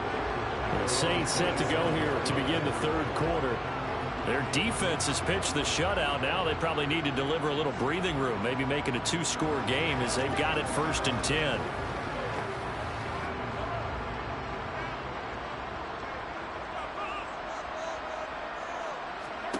Here's Mahomes to throw. Open man is Robbie Anderson. And he gets this one just shy of the 40. They'll mark him down at the 39. 2 catches in the first half. Now he's got a third here, and it's good for a first. And a good quarterback facing zone coverage. If he has just a little bit of time to survey the scene, that's what's going to happen. No doubt about it. If there's no pressure, he's going to continue to pick them apart because he'll have all that time to find someone open downfield. He can only cover for so long. So maybe they want to go to a zone blitz scheme, get a little bit more pressure. Remember when Carolina did that against Denver? They lost the game ultimately. They dropped the defensive end out, and he ended up with an interception in that game in Super Bowl 50. Maybe some sort of scheme like that to try and get more pressure at the passer. Third quarter of a tight football game as we come up on a 2nd and 10. Again, it's Kamara. Nowhere to go that time. He maybe got a yard up to the 40. In the first half, he was held in check on the ground, but despite that lack of production, they still have the lead. And they've got to feel fortunate about that. If they could actually get production from their lead horse, that would help open up this offense and widen this margin, too. A 3rd down now. Those last 2 plays indicative of how things have gone for them. Just nowhere to go on the ground and struggling to put up points. And they're able to work this across midfield to the 48. Whenever we talk about moving the sticks and controlling the football, there's a great example right there. Those are the 3rd downs you need to convert to win football games. We're in the 3rd quarter of this one, and this is a tight one. In order to maintain pace, keep the ball away from the other team, and put points on the board, those are the plays they need to continue to convert. Trying to get it to Anderson, but it's intercepted. Picked off by Avonte Maddox. And the Eagles are going to get the football here as he gets this up to the 38-yard line. After the interception, here's Wilson. This complete to Lockett. And he's able to get this one out closer to midfield across the 45. So 8 yards on the completion there, and that'll bring up a 2nd down in just a couple. Never make the mistake that the slot receivers, especially the little guys like we're watching here, are just quicker than fast. A lot of them combine quickness and speed, and they catch a lot of footballs, as we just saw there. On 2nd down, Cook. And he'll be brought down just shy of midfield at the 49-yard line. 2 yards, good enough for a first. I have to think a major focus of the halftime meetings had to be figuring out how to create space for the running game to get operating. Well, what you pointed out to me at half seems accurate. That line has struggled to sustain blocks. Yeah, I would agree with that totally. They've got to focus on staying on their double teams at the first level, make sure that block's secured before they slide off and try and chip someone at the 2nd level. And he is met quickly in the backfield. Down he goes, folded like a lawn chair. He'll lose a yard there, and it's 2nd and 11. This defense is just flat getting after it. They have not given up much of anything in the run game. Case in point right there. Looking at a 2nd and 11 now after the loss. Up the middle, it's Cook. And good running, going to get this down close to a first at the Saints' 43-yard line. He's had a ton of success here so far, but you get the feeling that he might be on the verge of popping one. Yeah, even on that one, there was a little bit of a hole, but it closed there quickly at the end. This is 3rd and 1. Very likely 4-down territory, even if they don't get it, though. Throwing is Wilson. Forced out to his left. And that one not to be. It's incomplete. So they couldn't hook up as time has now run out on this 3rd quarter play.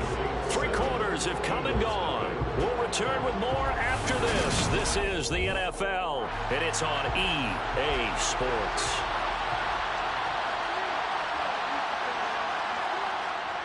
Going for it with Sanders.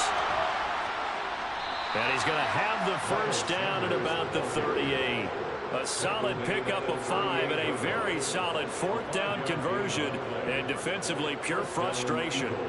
Okay, you and I are sitting up here getting ready to analyze whether they should go for it or not. Did you see the quarterback just point to the sideline and say, everybody back, I've got this call? Well, you knew this side of the field, they're in plus territory, 4th and 1. He wasn't coming off. Oh, no, he lost the football. And this is picked up by the Saints. And the return out shy of midfield to the 46-yard line. So good starting field position for him here as they come up 1st and 10 at their own 46. Throwing to start the drive, but that one incomplete. Well, he certainly didn't like what he saw at all from the coverage on his primary reads, and he didn't even have any luck trying to get back to his safety valve. Give defense a credit. Coverage was in lockdown mode everywhere. So after the incompletion on 1st, now 2nd and 10. To throw, it's Mahomes. Hauled in by Anderson, left side. And down he goes at the 45 after a pickup of 9. That's tough to play zone defense when they can just curl up right there in front of you. Yeah, absolutely. Well, we can talk about finding the soft spot. Defensively, how do you make sure they don't find the soft spot like they did there? Tough to do, because what they normally will do is run routes that'll pull you out of that spot they want to get into. That's what we call not taking the cheese, right? Don't go for the... Oh, no, he lost the football. Wow, that ball gets knocked free, but a teammate comes along and scoops it up. It's almost like baseball. Guys at bat, people are on base in scoring position. One guy doesn't get him home. The next guy comes through and picks him up. And avoids the turnover.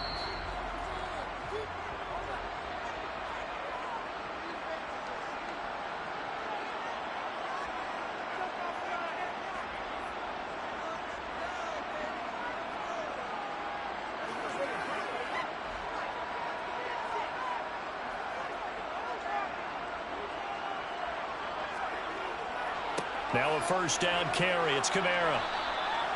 And now right out of the 2-minute break, we'll get a timeout used defensively with 1:56 to go.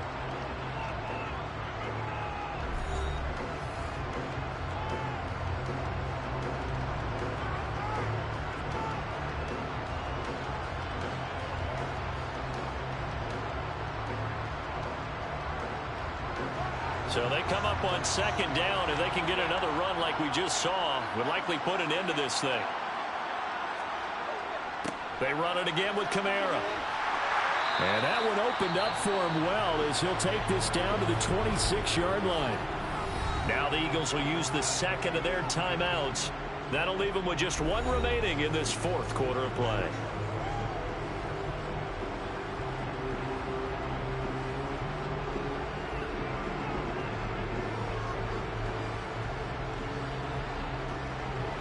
Not totally home free yet, but it's looking good as they come up 1st and 10. Kamara try the right side. Down to the 22-yard line.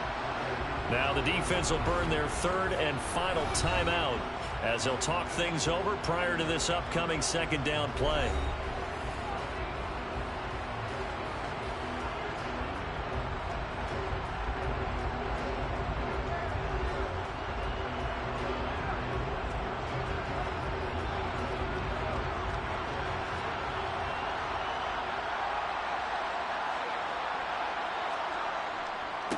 They'll pound it up the middle with Kamara.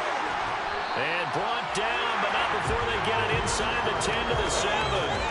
47 yards on the ground for him now on 9 carries. I guess he was saving his best for last, so to speak. Longest run of the day coming here in the 4th quarter right there. And that type of run makes for a better night for him and his teammates, doesn't it? To be able to produce this late in the game can lead to some big smiles and satisfaction in the locker room after this one's over. The Saints in victory formation now as they'll take the knee.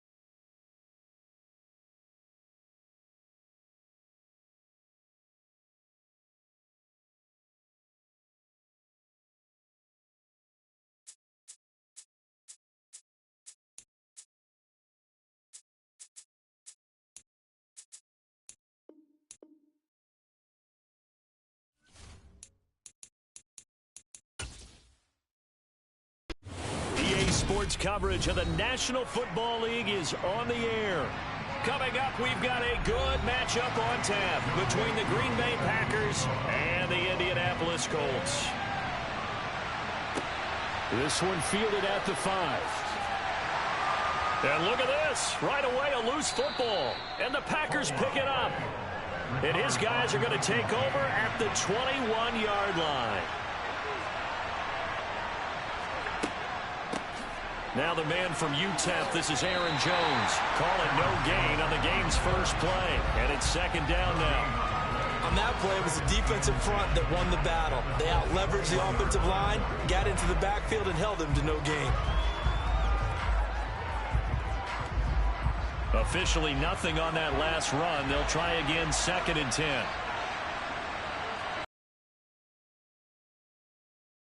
And a couple of yards as they move it from the 21 to the 19. And the big fella stuffed that one up in a big way. I think doubling him has to be a priority because you can't move up to the next level if you don't take care of him first. An early tough test on the opening drive. This is 3rd and 8. Here's Allen. And that's going to be incomplete. But, man, his first throw, that nearly went the other way. Instead, it's 4th down. Oh, that's going to hurt a bit because they needed to come through with a completion there. Now a drive that started with great field position is facing 4th down. Field goal coming from Younghoe Koo. This from 36 yards out. Koo knocks this one through the post. So the big return had him fired up, but in the end, the offense stalls out. They only muster 3. Yeah, the excitement was there after the return, but they didn't move the ball at all after that. They didn't even get a first down.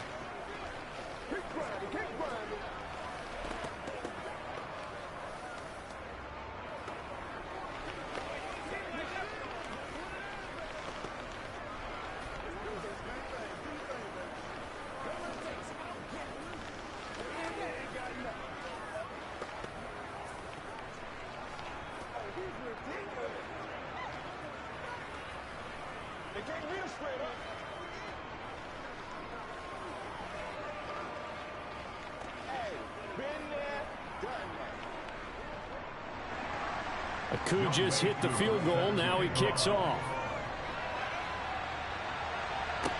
Taken in at the 3.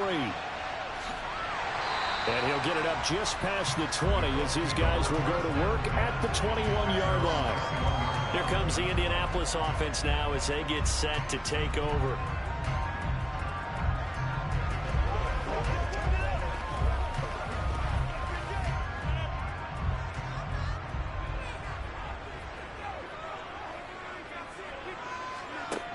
On first down, Rodgers.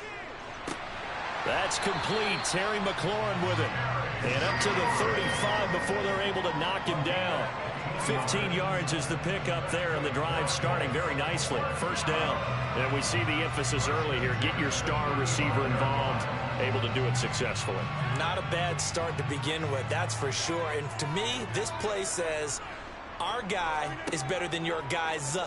Because, you know, a player of his stature, he won't just be single covered all game long. It's going to involve multiple people. And right away, they told the other team, guess what? He's just better.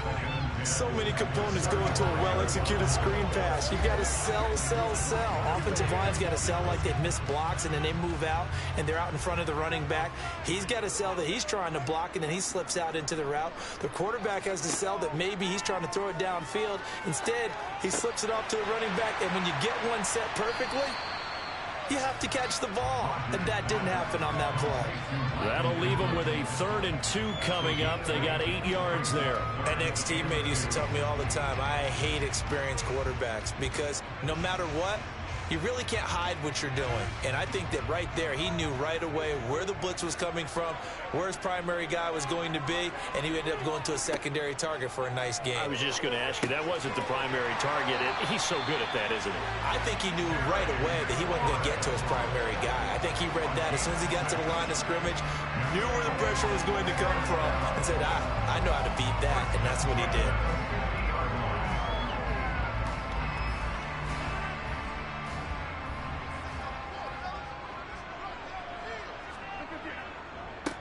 Now last year's leading rusher in the NFL, this is Jonathan Taylor. He'll be taken down at the 48 for a pickup of 2 yards. Oh, that's a real nice job there by the defensive front. They just engaged and held their ground. But how about the guy who made the play? We often talk about whether they take a good first step or not. Many times you just don't take any step. Just get your feet moving, get your body going, and then once he made the read, he was able to make the play. From just shy of midfield, Rodgers. And they'll get this down to the 42-yard line. And I think this is a route we'll see more of as this game goes on, because with his speed, they want to get him the ball in space on drag routes just like this. They want him to get the ball and run after the catch. Good job there, though, holding him for a short gain. Trying to keep the drive going here. This is play number 7 on 3rd and 2. From the gun, it's Rodgers. Open man is Taylor. He's got it. And this is going to result in another first down as the tackle's made at the Packers' 29-yard line. Another good reception there. The Colts on the march. Solid opening drive so far, Charles. They've moved this football into field goal range, but you know that they want to cap this off with 6 and not 3. Absolutely. As one of the better coaches in the league always tells me, on offense, I want to throw body blows all game long and finish it with uppercuts. Well, here are the body blows right now. He's hoping in one uppercut will take care of the end of this drive. And he's going to be brought down on what will be the final play of this first quarter. 3-0 after 1 on EA Sports. Second quarter now from Indianapolis with the homestanding Colts in possession, as they've got it with a 2nd and 4 coming up. Rodgers now to throw. Throw left side, taken in by Pittman. And all the way down inside the 5 to the 4. Second catch for him today, and it'll wind up a first down.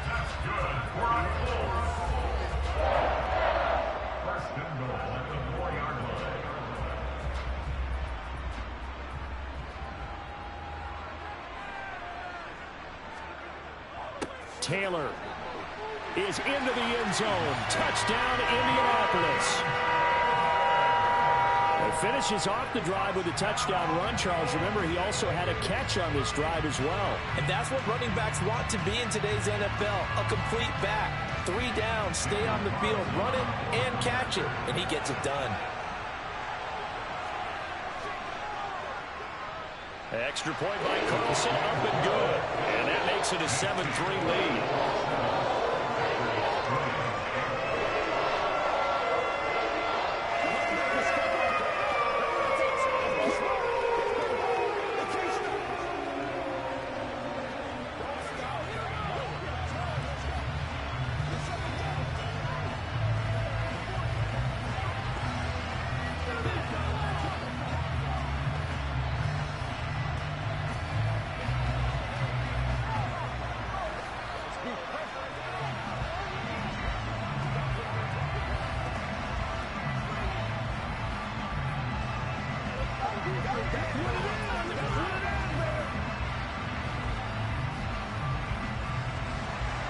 Following the touchdown, ready to kick it away is Carlson.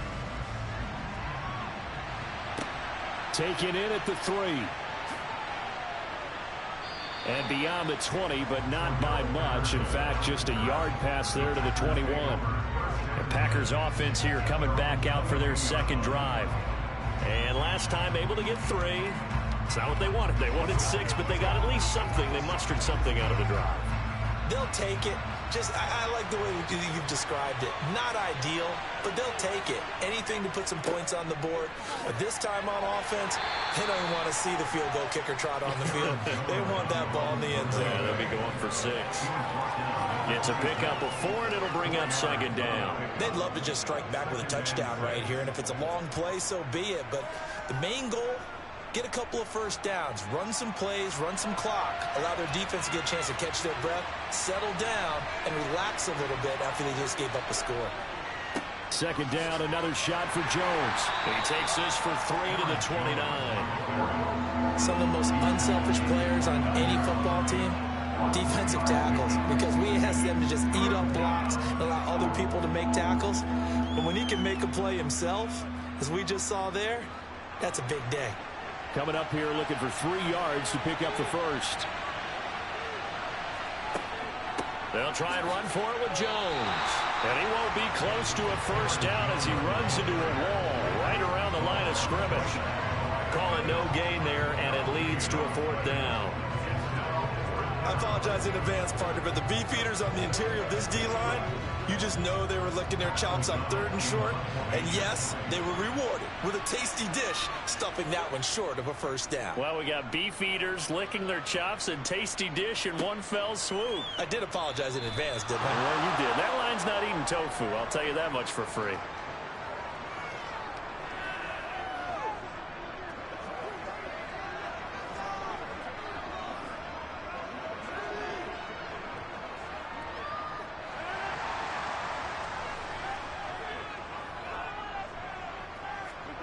Throwing on first down is Rodgers. Throw to the right here, taken in by McLaurin. And he's going to get a solid gain of 9 before being brought down. 2nd and right at a yard.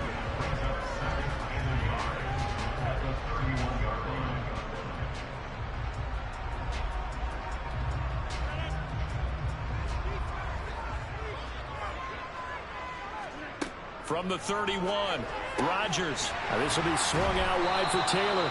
And he gets this up across the 35 before he's out of bounds. A gain of 5, good enough for the first down. And defensively, they were in zone coverage there. Do you have to be a little careful you're losing playing against a good quarterback like he is to not play too much zone? Yeah, you have to be careful about how much time you're giving up. I think it's a good point you just brought up. So maybe if you still want to play zone, you go to a zone blitz scheme. And you can drop anyone out of your defensive front. Defensive end, defensive tackle. It doesn't matter. You just exchange someone to bring more pressure towards the quarterback and still try and cover downfield.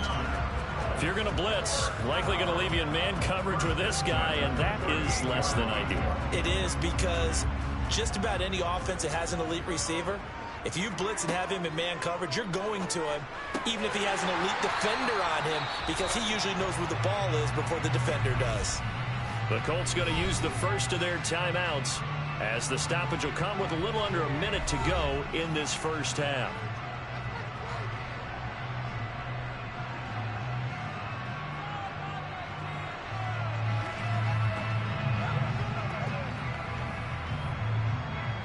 A good down to possibly take a shot, and in fact, they'll come up with an empty backfield on 2nd and inches.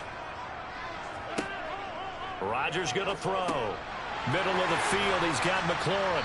And he's brought down here just outside of the 20. Now another timeout called for by the offense as they get the stoppage with a little over 50 seconds to go in the first half.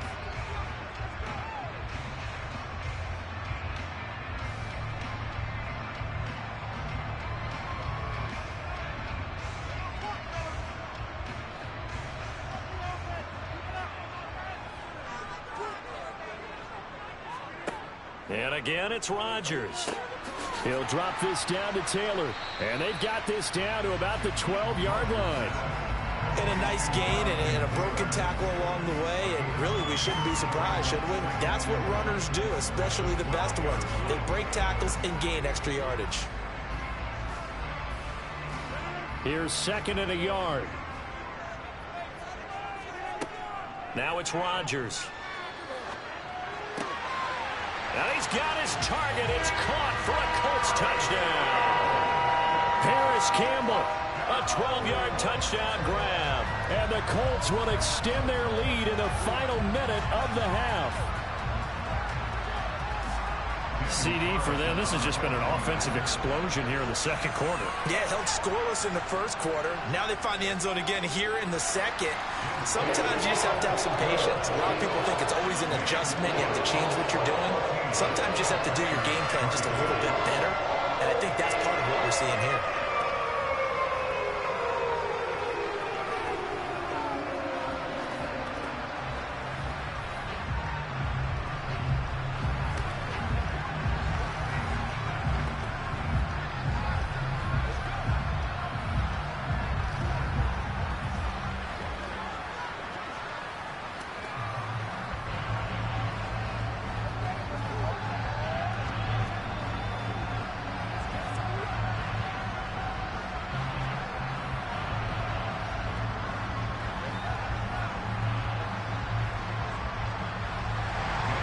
Following the touchdown, ready to kick it away is Carlson. Taken in at the 3. And the tackle going to be made right there at the 25-yard line. So already not the best of kick returns there, but that penalty, that adds insult to injury and backs him up even closer to the goal line. Yeah, not ideal field position to begin a drive, is it? Because the extra pressure now goes on the offense. They've got to get some early yards and get away from the shadow of their own goalposts.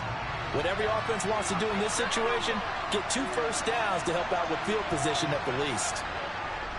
And they're just going to run it here up the middle. And he'll just push his way forward for a few as the clock will run. And give him 4 yards there. It'll be 2nd and 6.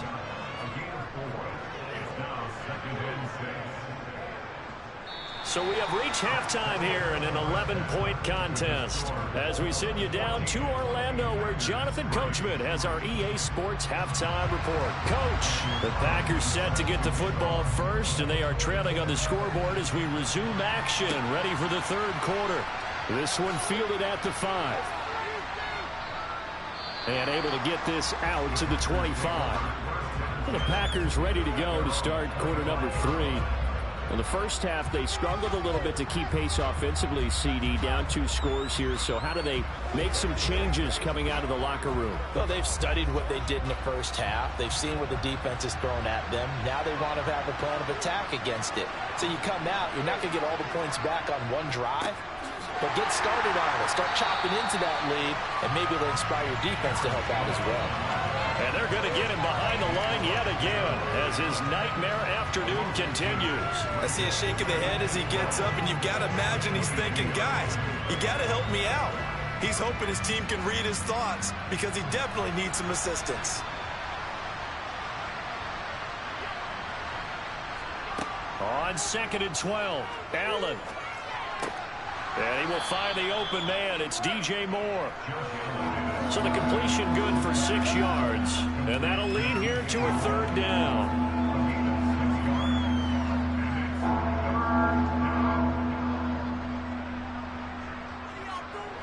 They are in need of 6 yards here if they hope to move the chains. Throwing is Allen on 3rd. Completes it left side to the tight end Lewis. And this won't do it. He needed 6. He only got halfway there. Oh, it's time to give a little credit there to the defense. They played that very well because it was a drag route, and he ran a little shallower than normal as he worked straight across the field. He was hoping he'd get lost behind the defensive line. But once he made the catch, nowhere to turn upfield and gain any yardage.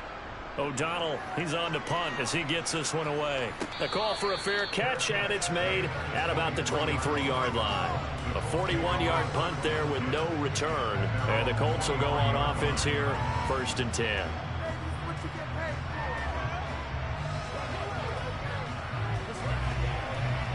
And they'll come out with a 3 tight end look on the first play of the drive. Here's Rodgers to throw. This to McLaurin out on the left side. This will be stopped about 2 yards shy of the marker. 8-yard gain, 2nd and 2. Nothing fancy on 1st down, but a very consistent type of a play. Hit that slant. A lot of people call it an extension of the running game, and it can be if that pass is completed, because you hit a guy on the run like that, he often can go for big yardage. Sets him up nicely for 2nd down, staying ahead of schedule. And he'll get it up near the 35, right at the 34 here. 2 yards, good enough for a 1st. I'd say they've got to find a way to get him going. He's such a big part of their offense. I wonder if they might throw it a little and come back to the run. Anything, because you're right, he's pretty much been completely neutralized. 3 tight ends in the ball game here on 1st and 10. Throwing is Rodgers. Steps away to his left. Looking for McLaurin, and he's got him. And they're going to have this across midfield and inside the 45. The catch and run, good for 24 yards. That's another beautiful throw right there. Gets it to his man right in stride. And I think that throw kind of exemplifies what we've seen from this offense throughout this game. They've been in rhythm. They've been sharp. They've been on it. And they pick up another 1st down there. On 1st and 10, here's Rodgers. Throwing it Terry McLaurin's way again, and he's got it. And he'll be hauled down at about the 30-yard line. And now we get into the psychology of the whole thing, because a lot of teams with a 2-score lead in the third quarter, they almost become defensive with their offense, just playing not to lose. I think with this team, you got to figure at this point, this is a great spot for them to go into attack mode, really try and put the hammer down and finish this one off.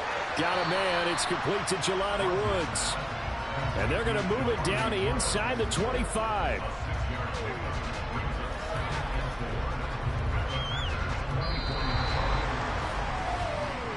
We have played 3 quarters. We'll return with more after this. You're watching the NFL on EA Sports.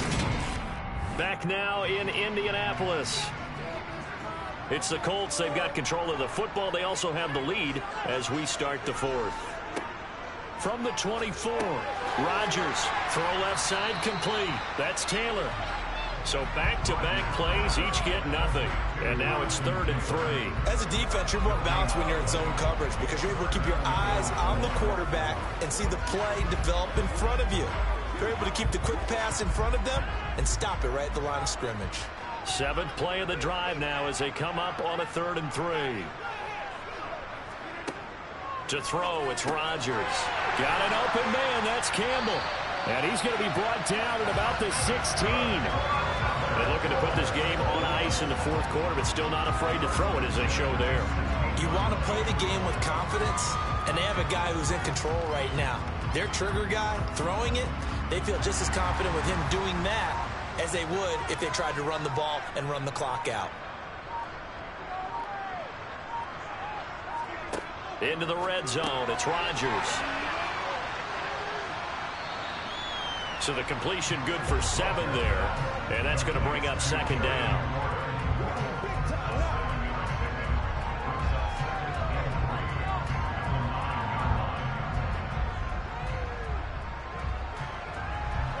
And this will probably be the final play before the 2-minute warning.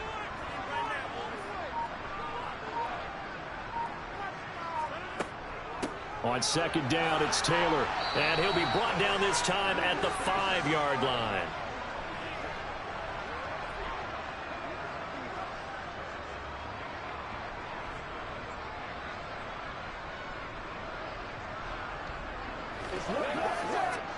A good chance now to put this game on ice. This is 1st and goal. They'll run here with Taylor. And this has been a familiar sight all afternoon as they stop him behind the line.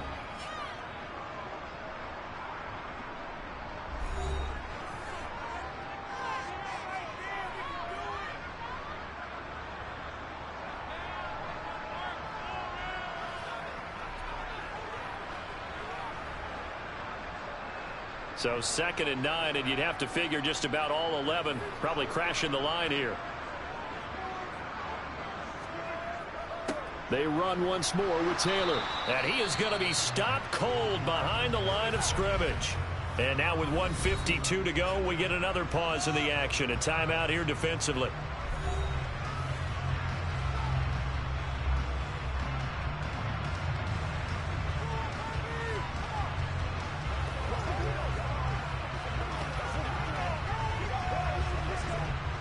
And now can they reverse the trend on 3rd and goal with the last 2 plays having gone backwards? Now Rodgers. Over the middle, that's caught by Taylor. Now the Packers going to burn their 3rd and final timeout as they'll head to the sideline and talk over what to do next.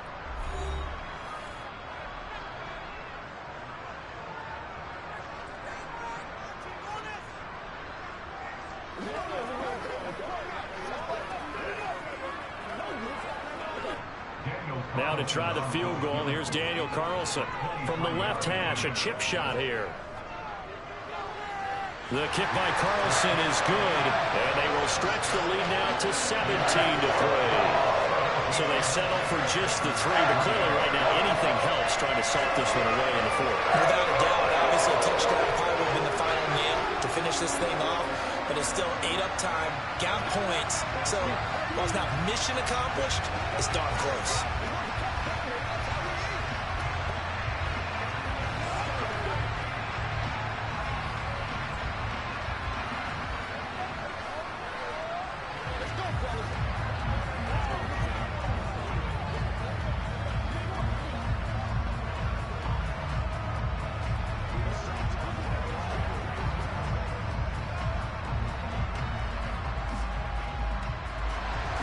After the made field goal, Carlson now sets up to kick this away. Taken at the goal line. And he returns this to the 22. Josh Allen in the offense now. Down by 2 touchdowns. 1:39 to go. It's been a struggle to score all day, and now they need to do it twice here late to have a chance.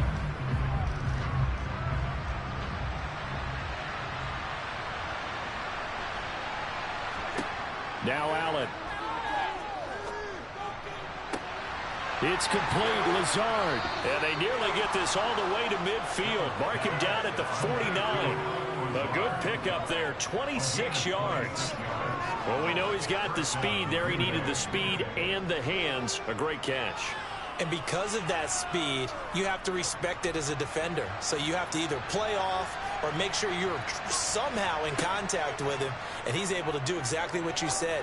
Use the speed to his advantage and go up and get the football. That's a big-time play right there. And he'll be taken down, but not before they work this to the 45. You got the big lead defensively, willing to give him that underneath stuff, right? And this is why you work on your tackling. Tackle them after the catch, inbounds, keep the clock running. Just go ahead and bleed the game out that way. Allen. And he'll let this go deep for Lazard. And got his man complete. And he's taken down, but not before reaching the 10-yard line. It's a gain of 35. They're still looking for their first touchdown of the game, and for a second, I thought they had it right there. Looking on the sideline, it's finally good to see nods of approval. It's a welcome sign of life that this offense needed. Here's Allen. That's complete right around the 8. And he gets halfway home from the 10 to the 5 on a pickup of 5. That'll bring up 2nd and goal after the gain of 5. So this one winds up an Indianapolis victory. Well, on one side of this, Charles, an impressive victory. On the other, I mean, you think about it, they scored in the first quarter, but then they didn't score in quarters 2, 3, or 4. They're going to have a lot of work to do before stepping back on the field. Yeah, it'll be an interesting tape to analyze, won't it? Because why did it work in the first quarter, but nothing in quarters 2, 3, and 4? So we always talk about adjustments. You don't just wait till halftime. You do it series to series. They'll be working on that in preparation for their next game.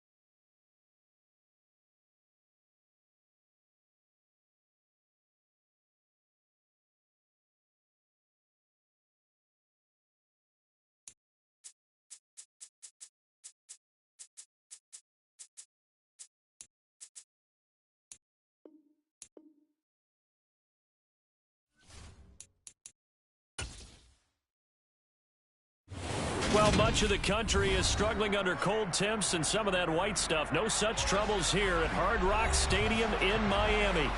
Straight ahead, we've got a good one on tap here between the Dallas Cowboys and the Miami Dolphins. Here's the dangerous Tyreek Hill. Miami set to take over.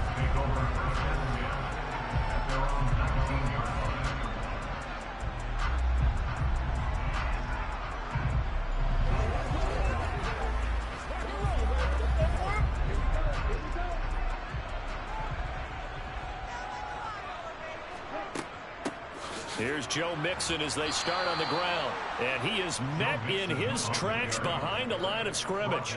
It'll go as a loss of a yard on the game's first play. Second down. Sometimes you just sit back and marvel at what he can do defensively. Speed, strength, quickness. He's the whole package. And that package just wrapped up the runner for a loss.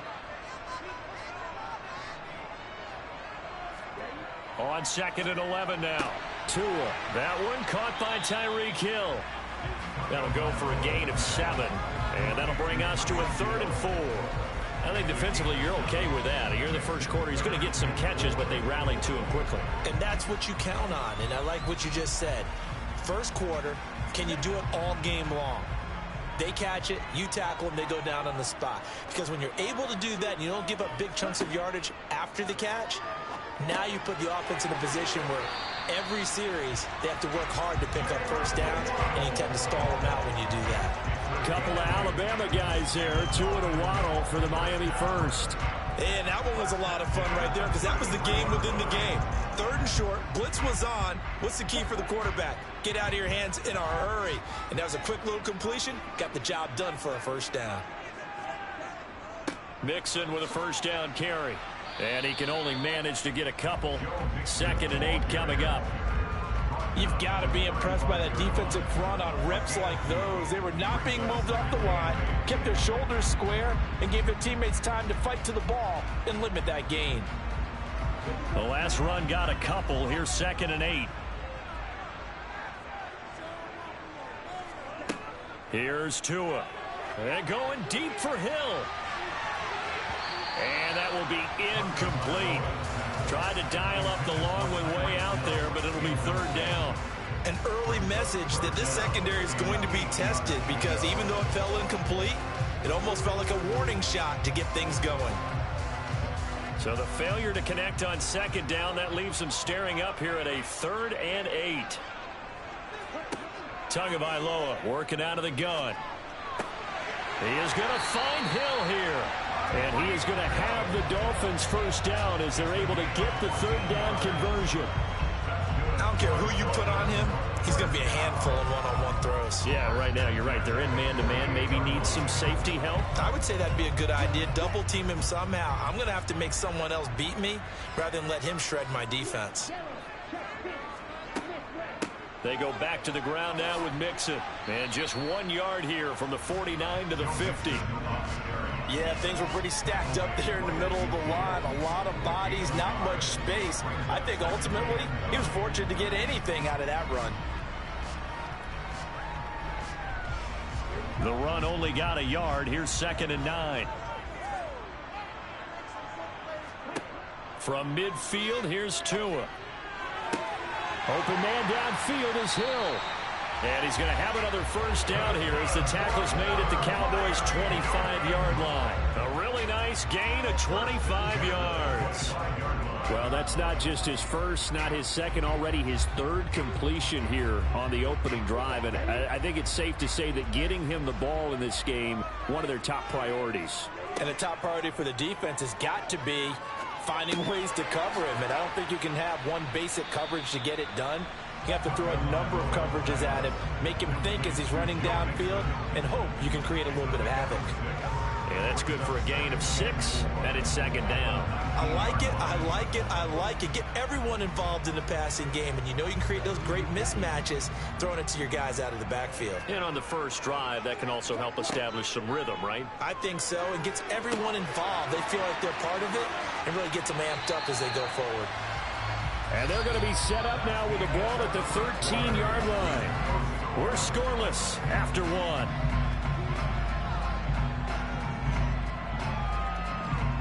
Second quarter from Miami. It's the Dolphins with the football. From the 13 now, they work on 1st and 10. Here's Tagovailoa on 1st and 10. Dumps it off to Mixon. And he is out of bounds, getting it down to the 10. Calling a gain of 3 on the play, and it'll be 2nd down. And they're getting him involved early.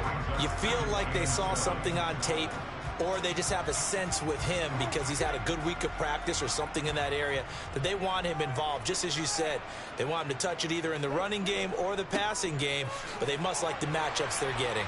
And he's able to get it down to the 2-yard line. That leads us to a 1st and goal. It's a pickup of 8. Some good strong running right there, some power and some explosiveness just about got him into the end zone.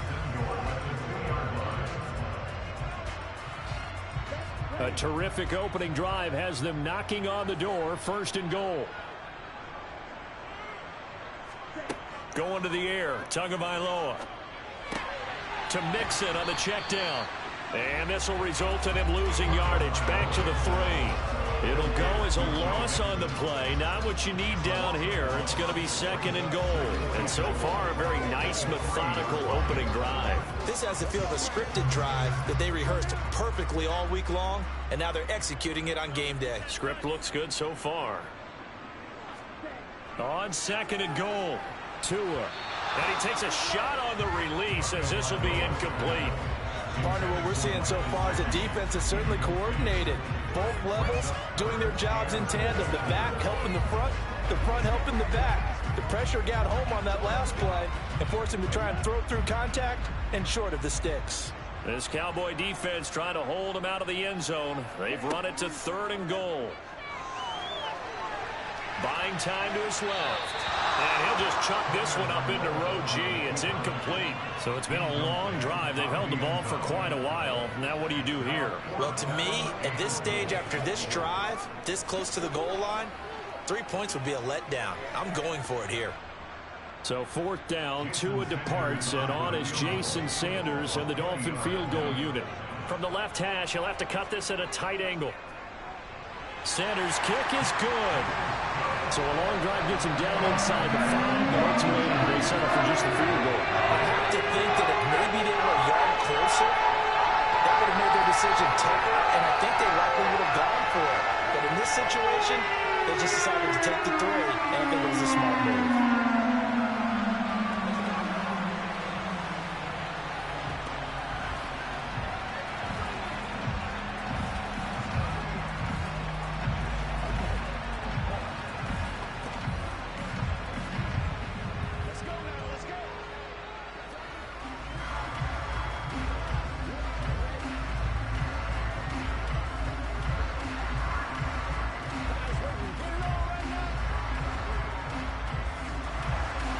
Morstead, the punter, out to kick it off. From a yard or 2 deep, here comes a return. And he'll be dropped at the 21-yard line, so bringing it out of the end zone proves not a good decision, loses him about 4 yards. And now Dallas gets set to take the field.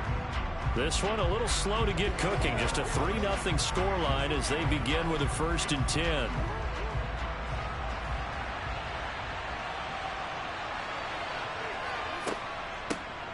They'll run with Pollard. No, bottled up. Fumble. It's out. It's loose. And this is picked up by the Dolphins. So they take over not only in enemy territory, but in the red zone at the 16-yard line. And now before the ball changes hands, they're going to take a look at this just to make sure that they have it right.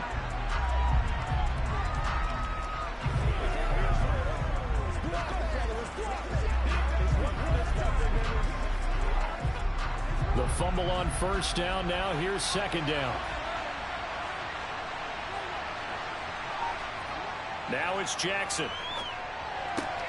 That's to the right side, complete to Kittle. And he'll go down at the 26, following a gain of 6. Second drive forthcoming here for the Dallas Cowboys.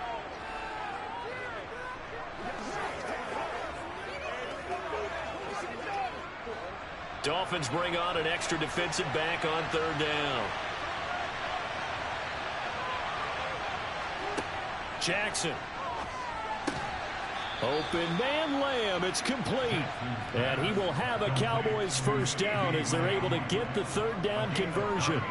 That's a big conversion there on third down because they did not want to give the ball up here late in the half. They'd love to take the clock all the way down and score. This will definitely help the cause. First down now, but that clock rolling. Now Jackson. Swinging this out for Pollard. And he'll be out of bounds after getting this one across the 40. So the completion results there in 9 yards.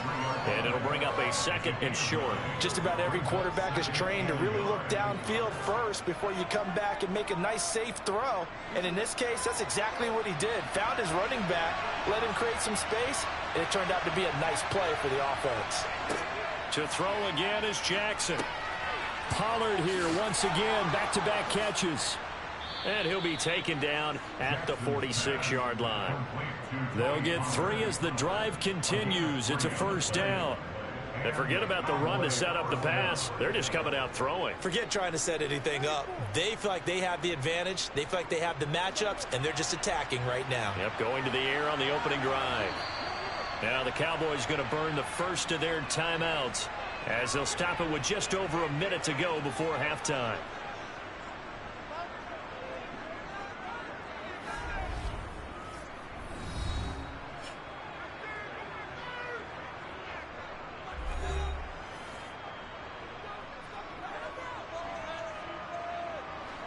Couple of first downs to kick off the drive. Here's 1st and 10 up at the 46.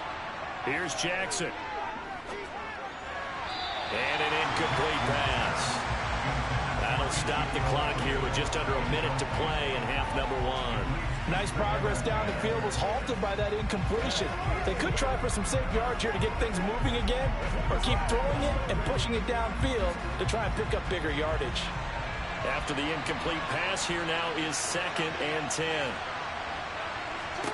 And Jackson throwing once more. And he'll slide to a halt here, still a little shy of the first down marker. The Cowboys going to use their second timeout now as they get the stoppage with a little over 50 seconds to go in the first half.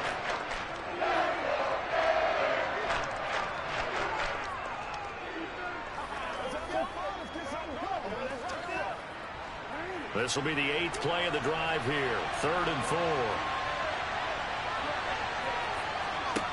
Jackson.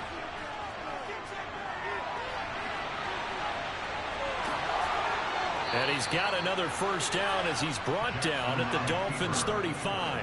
That one goes for 13 yards, and it moves the sticks.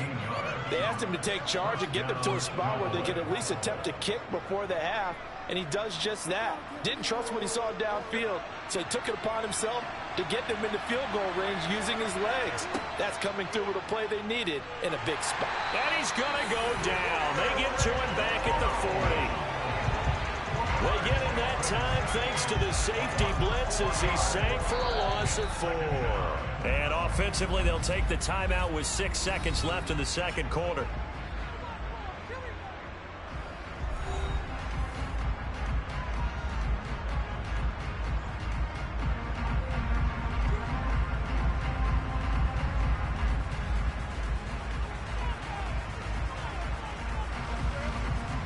So on second down, the field goal unit is on here as they try to get 3 before half. They'll spot it at the 47, so call it a 57-yard attempt.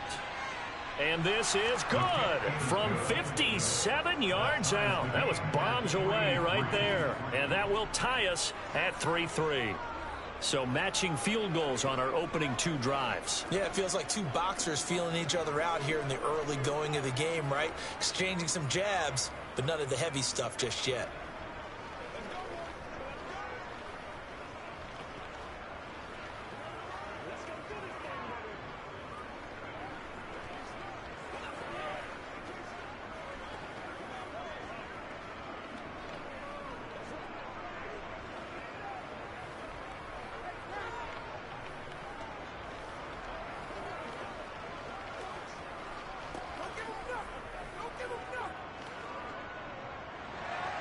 Each team with a possession, each team with a field goal as the kick is away. And not wanting to risk anything here late in the half, he'll just take a knee, and they'll bring the football out to the 25. And the Dolphins with one final possession here in this first half. And they'll have time for one play. There's 2 seconds on the clock.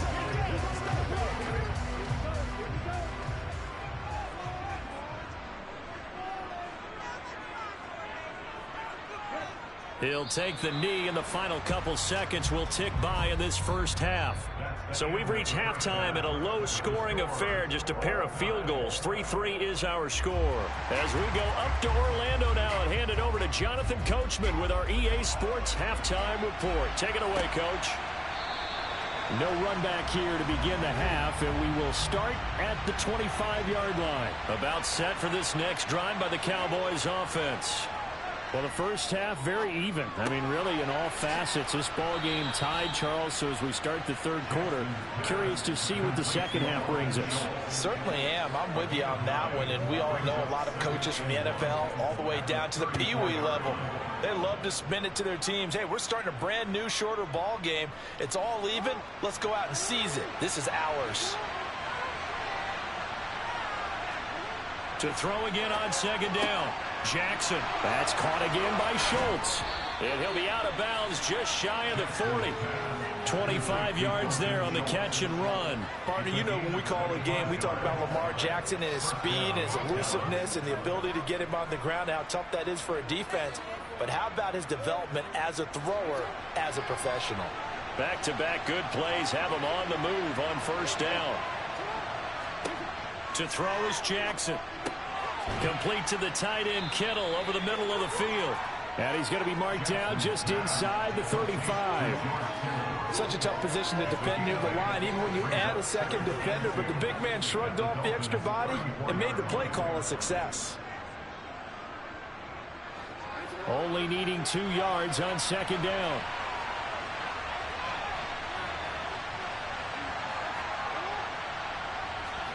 Now Jackson taps his forward jet sweep. 4 yards the pickup, first down. And this is just a little touch pass. They send the receiver in motion, just kind of tap it forward to him. Now it doesn't turn into a huge play, but they do pick up a first down. A nice consistent gain. Still in search of their first touchdown of the game, but they're on the move. 1st and 10. They'll go with Pollard here on first down. And he's going to take this ahead for right around 3 yards, but no more than that. Second down. Well, they're hoping that the second half is better for him than the first half. They've got to find a way to get him going. He's a big part of their offense. The last run got 3. Now here's 2nd and 7.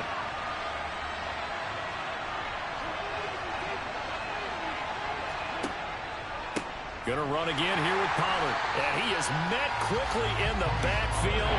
Down he goes, folded like a lawn chair. Now they're staring at a 3rd and 8. That last play backwards a yard. Well, we saw a lot of negative plays that resulted in plenty of lost yardage in the first half. And that trend is continuing here. They got to get to the 20 to keep the drive alive on 3rd down. Here's Jackson to throw.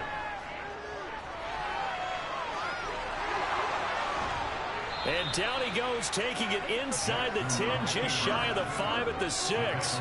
Lamar Jackson, such a threat with those legs, able to improvise and get the first. Oh, man. Just when the D thought they had the answer for him, he went and changed the question. Surprises him by taking off himself. He's able to set up his offense pretty with a 1st and goal. Now a shotgun handoff to Pollard. And a little bit of space there, takes it inside the 5 to the 3. It'll be a pickup of 4, and it brings up 2nd and goal. And, Brad, they went to a nickel defense, and that's a surprise this close to the goal line, because ordinarily you use the back end of the end zone, the sidelines as extra defenders, and you want bigger people on the field to try and help against the run. Now here's Pollard. A little juke.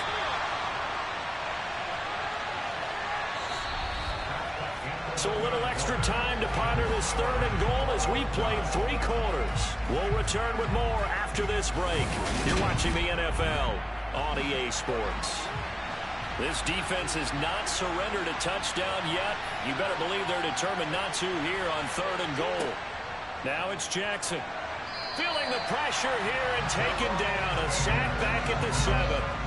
Give the sack to Jerome Baker. We've seen him escape similar situations earlier in the game and get away for pretty good yardage. At that time, they get him down. Yeah, they've had enough evidence that he can get away and run for good yardage, haven't they? That time it felt like, okay, enough of this. Let's play it the right way and get him on the ground before he does any damage. The kick by Marr is good. Well, I don't know if they would have gone for it on 4th and goal anyway, but the sack on 3rd down pretty much made their mind up for them. You're exactly right about that, and this is a tough place on the field to take a sack because, as you just noted, it took the decision-making away from them. Now they have to go for a field goal instead of potentially going for it.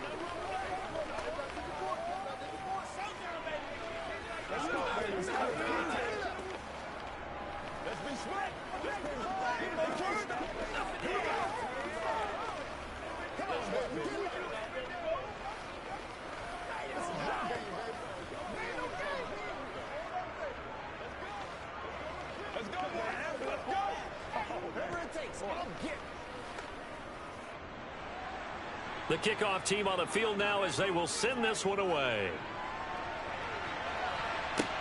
Taken in at the 3.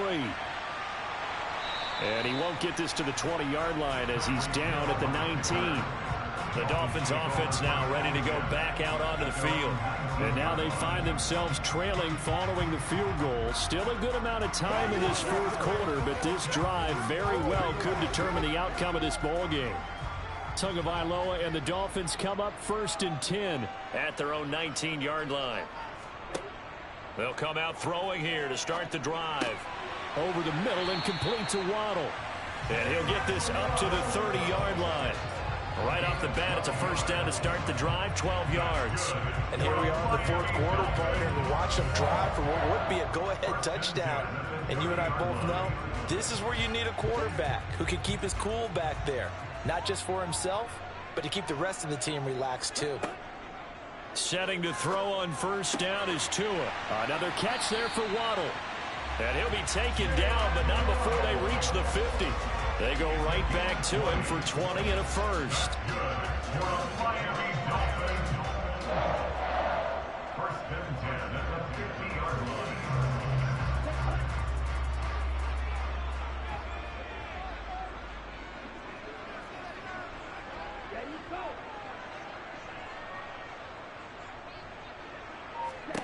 From the midfield stripe, they'll look to throw. And the throw left sideline here is caught, but they'll rule it incomplete. Couldn't keep his feet in. 2nd down. Offense was moving it a little bit, had them back on their heels, but they earned a brief pause by forcing the incompletion. That gives them a quick chance to regroup and try and mount a stand before they're backed up even further. So now 2nd and 10 after the incompletion on 1st down. Here's Tagovailoa to throw. His throw incomplete. Well, throws like that, especially where we sit in the 4th quarter, he's got to be careful. Yeah, and you know one of my faults is that I often view this game through a defensive back's eyes. And in this situation, your team's losing, it's late, tighter coverage. Take a chance and go and try and step in front of one of those and make a big play. So if you're the quarterback, that should be in your head. This is their time to take a gamble. That's going to be caught by Waddle. And he'll be taken down with a 1st down as they get about 14 out of that one, and we go to the 2-minute warning.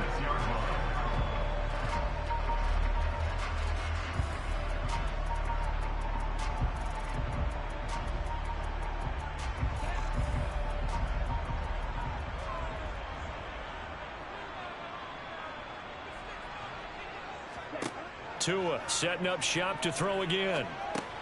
He'll drop this one down to Mixon.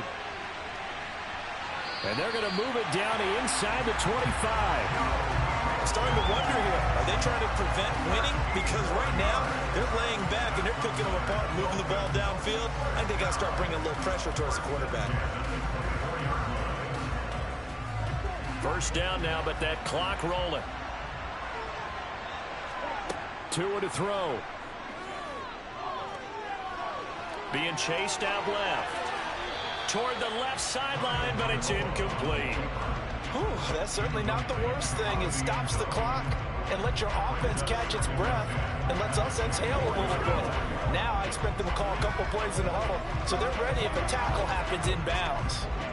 From the 24, they'll go again on 2nd and 10. Now Tua. They'll set up the screen here to Mixon. And they're going to get this down inside the 20. That completion helps out in a nice way. Now they can take a little bit more time, but guess what? They've got to make sure on their throws that they see it open, not just anticipate it. Counting down toward a minute to go in this football game. Tua. Looking end zone, but it's incomplete. With that incompletion, reality is staring them right in the face. This entire game is down to the next snap.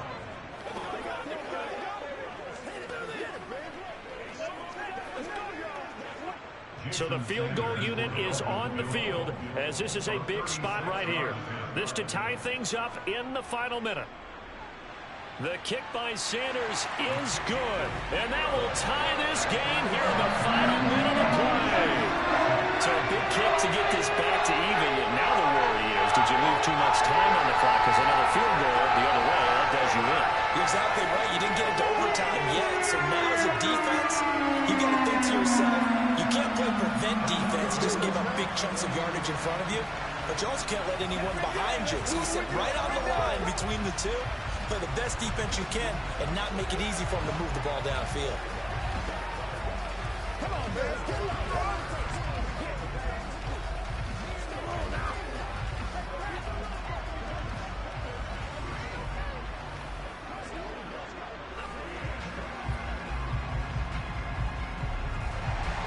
So back even at 6 apiece as the kick's away. And here comes a return from just beyond the goal line. And it's a pretty good return here as he'll get this up to the 29. The offense for the Cowboys now working their way back onto the field.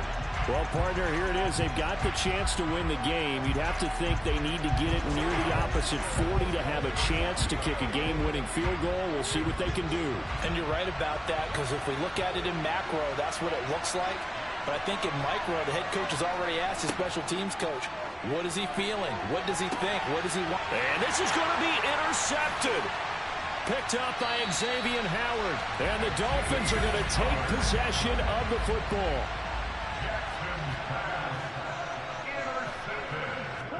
Here's Tua.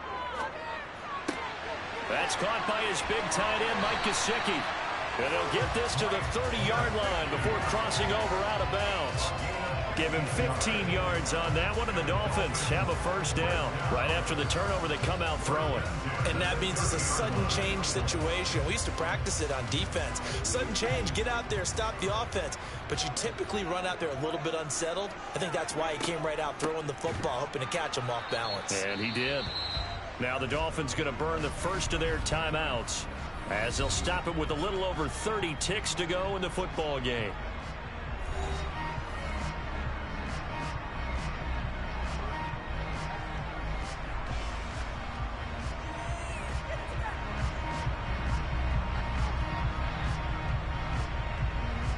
So after the run for no gain, here's 2nd and 10.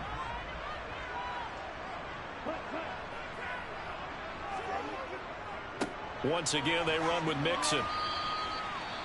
Now another timeout called for by the offense, as they'll stop it with 27 seconds showing on the clock.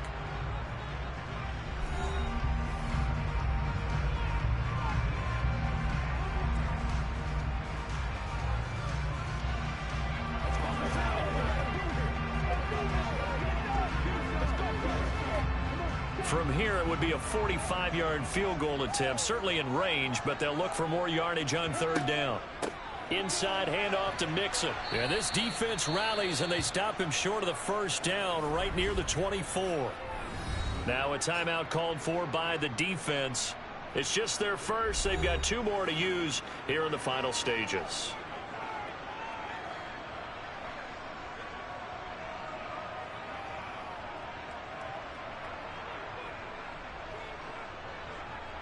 So on 4th down, out trots the kicker in a big spot here.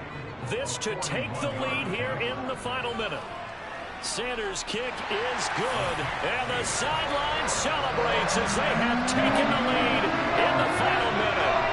So it's not quite over yet, but you have to figure they pretty well got this one on ice now. And Brandon, I'm trying to figure out how they remain so calm in these situations and then go out and execute, because I'm up here shaking like a leaf, and I wasn't one who had to make that kick. They look calm, but I bet if you had a heart rate monitor on them, they'd be up in the 300s right now.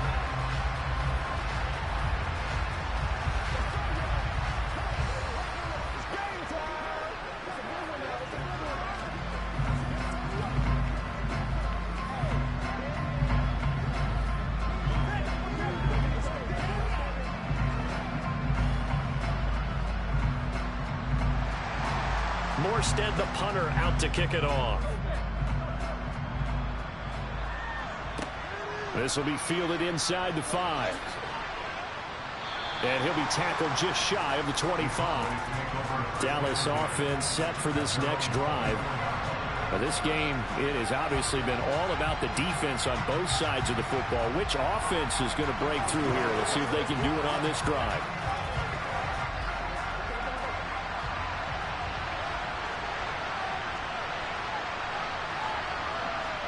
Here's Jackson. And he can't get a throw off. He's taken down. What a huge play at this point in the game. And now Dallas gets set to take the field. Their defense has done the job. Now it's the offense's turn as they've got it 1st and 10. Now following the sack, they'll look to make amends on a 2nd down and 17. Jackson. And he'll slide to a halt here, still a little shy of the 1st down marker. And a timeout comes in. The whistles blow with 3 seconds remaining.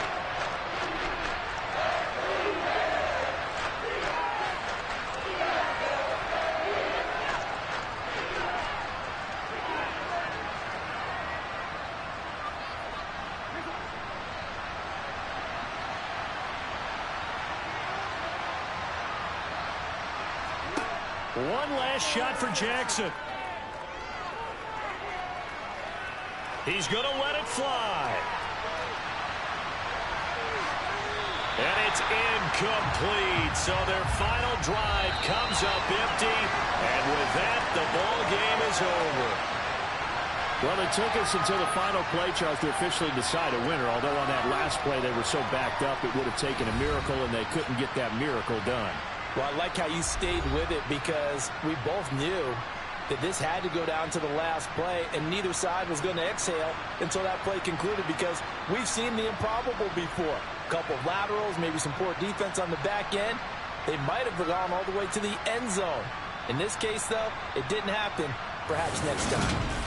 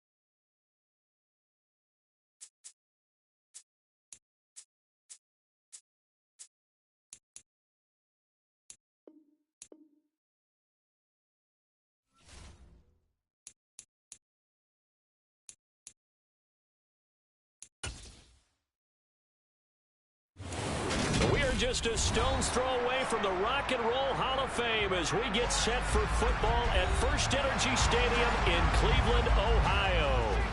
Coming up, we've got what should prove to be a good one between the Tampa Bay Buccaneers and the Cleveland Browns. And he'll get it up past the 20 to about the 22. So out come the Bucs now.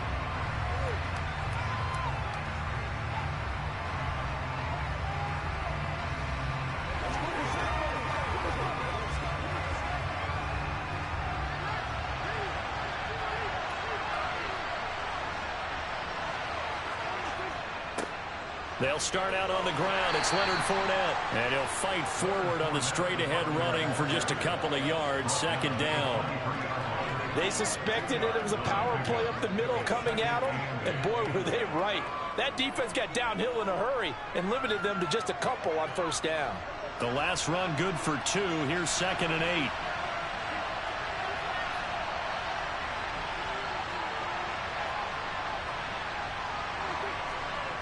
Out of the gun, here's Prescott, and that is incomplete. NFL quarterbacks work so hard on their mechanics, and they do so much repetition in practice, off-season, the whole deal. They expect it to be autopilot once the game starts. That way it eliminates any type of pressure of the game, pressure of people in your face, all of that. That didn't shine through on that throw, though, did it? No, a little bit of a dangerous pass and off target, too. On third down, it's Prescott.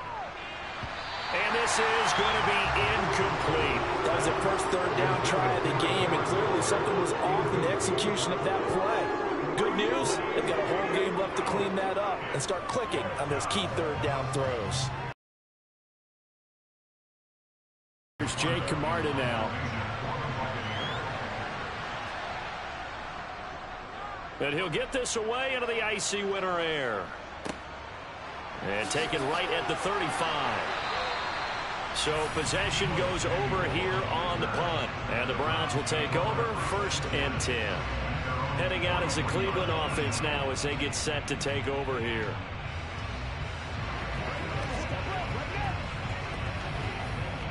For the Browns, good starting field position as they have it 1st and 10 at their own 43. Play action. It's Herbert. Swings this out for Hunt. And he's able to take it across midfield before going out of bounds. That'll give him 8 that time. And they'll be left with 2nd and a couple.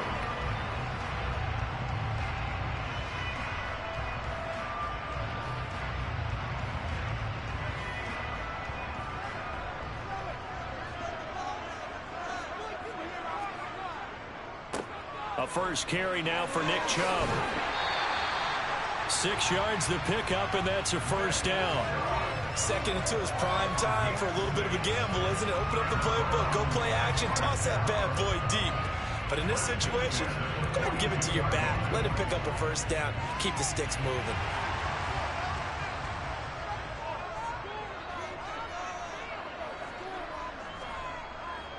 They run again on first down, Chubb. And he's going to take this ahead for right around 3 yards, but no more than that. 2nd down. Yeah, I don't know if it's exactly a win-win, but if you're on offense, you'll take that kind of a run, all right? It was kind of stacked up, found a little bit of yardage, and frankly, they're pretty close to staying on schedule on offense. The playbook is still open for the coordinator. From the 39, Herbert. Man open, that's Deebo Samuel. And he'll be hauled down at about the 30-yard line. I think that's a big pickup for a first down because when you run a drag route against zone, you're sometimes asking for trouble because you might run into a defender. Yeah, well, there they ran into a first down, executed it to perfection. So 1st and 10 now from the 30.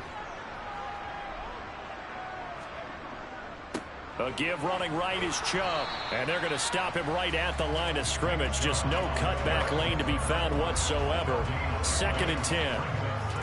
Looked like he was trying to bounce it outside, but no success. Yeah, sometimes you got to just figure out where you're going to go, and sometimes you just have to take it to another spot. In trying to get it outside, the defensive pursuit was there and just ran him down. 2nd down, here's Chubb again.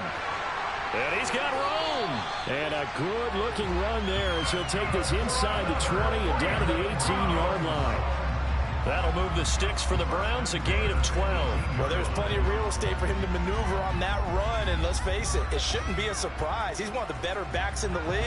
Had to come into this game with the idea, slow him down, otherwise it's going to be a long afternoon. On first down, they'll run with Chubb, and he stopped immediately there. No gain on the play. It'll be second down. When we talk about defenders, specifically linebackers, keeping their eyes in the right spot, he had that eye down the entire time. And you know that's not easily done because they throw a lot of misdirection at you. They try and fool you and get your eyes in the wrong place. But you're right about that one. He correctly figured that one out and made a really nice play. The quick throw knocked away. It's incomplete. Coaches talk about it all the time. Players talk about it as well. Excellent job staying disciplined in coverage and making that stop. Inside the red zone, every stop like that could be preventing a possible touchdown. It's been a pretty long drive. This will be play number 9, and they need 10 yards out of it on third. Justin Herbert looking to pass. And this is caught. Touchdown, Cleveland. Devontae Adams from 19 yards away. And the Browns get the upper hand as they're on the board first here this afternoon. Well, you've got to like that start on both sides of the football. You force the 3 and out, and then you score on your first drive. Well, I know someone who doesn't like that start. Well, yeah, the other side. Yeah, they don't like that at all, right? This is not the way it's supposed to be. But what you just described, that's team football, all right? When you get a 3 and out, you're supposed to take advantage of it on the offensive side of the ball. You said, thank you very much for getting us the rock. Let's put it in the end zone, and they did exactly that.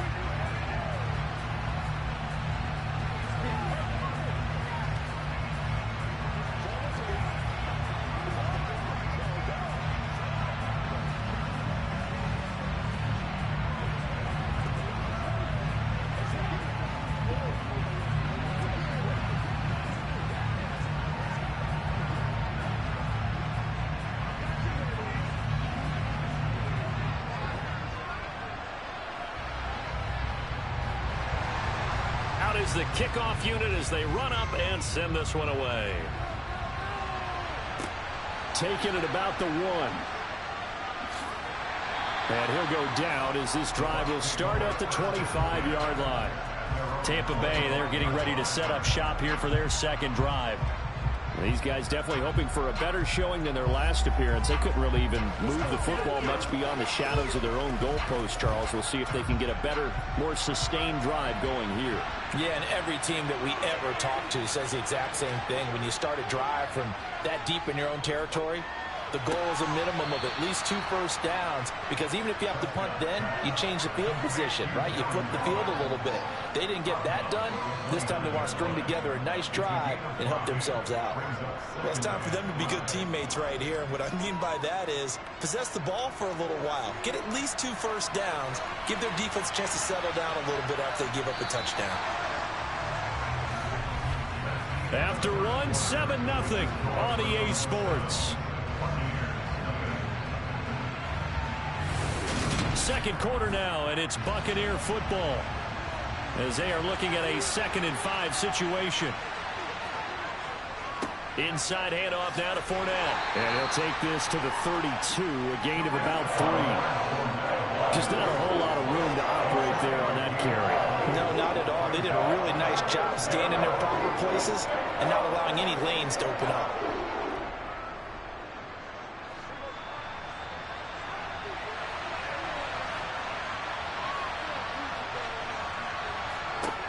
Third and short yardage, Prescott. And oh, he coughed it up. And this is picked up by the Browns. And they'll take over inside the 45 at the 44-yard line. They give the Chubb out of the gun. And not a whole lot of room to operate there on the first down run. He gets maybe 3. Not a huge carry there on first down, but not all of them will be. But still, all in all, a positive play for the offense. It's all about picking up at least a few to set up what you're going to do here on second down. 3 yards on that last carry. Here's 2nd and 7.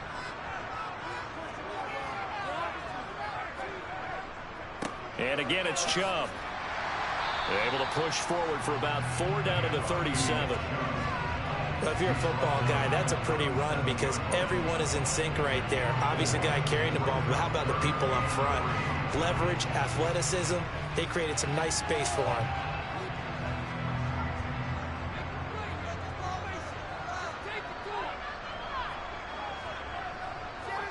Herbert on 3rd down now.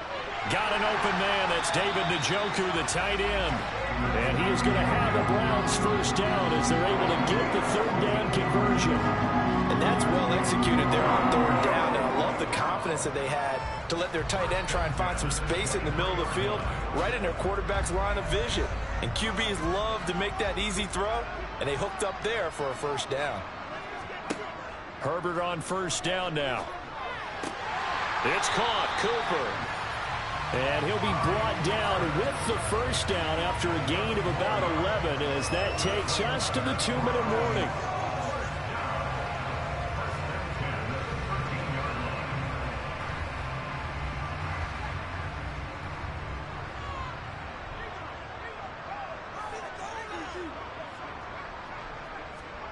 Herbert operating from the red zone.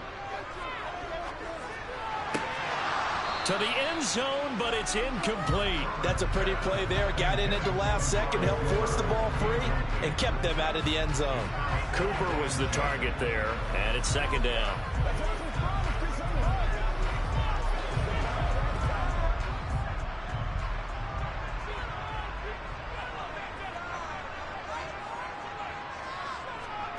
Again, Herbert. He'll wind up getting 4 there on his own, but it will leave him now with a 3rd down situation. They made a nice effort to stick him with a loss for that play, but it's going to take more than that to keep him from advancing the ball.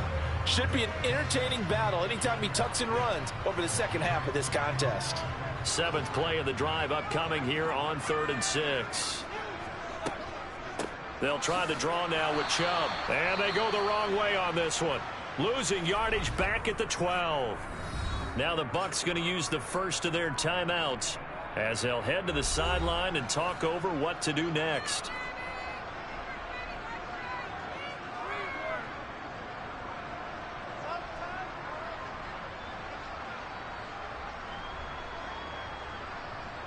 Cade York on now for the field goal. And this one will be a 29-yard attempt. York able to send this one through, and that will extend their lead even further. So the defense are able to force their first turnover of the game, and then they add on to that by getting the field goal. And you don't just want to take the ball away from your opponent, partner. You want to make them hurt as well. And if you don't score yourself on defense, turn it over to your offense and have them put points on the board.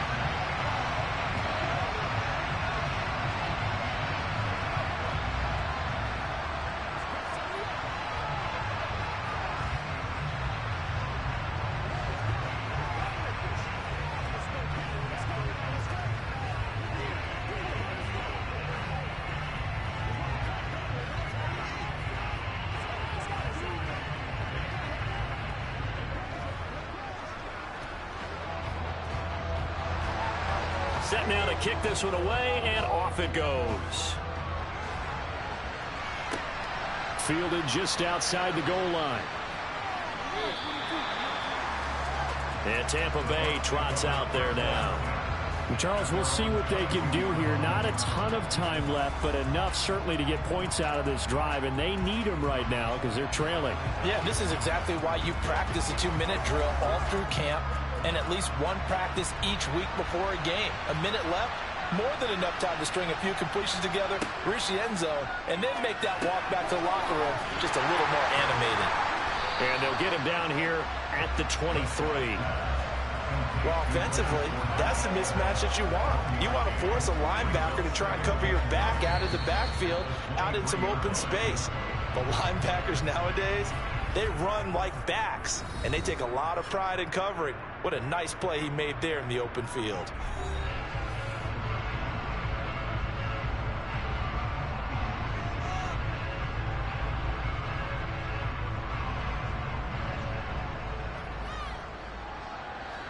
Now it's 2nd and 9.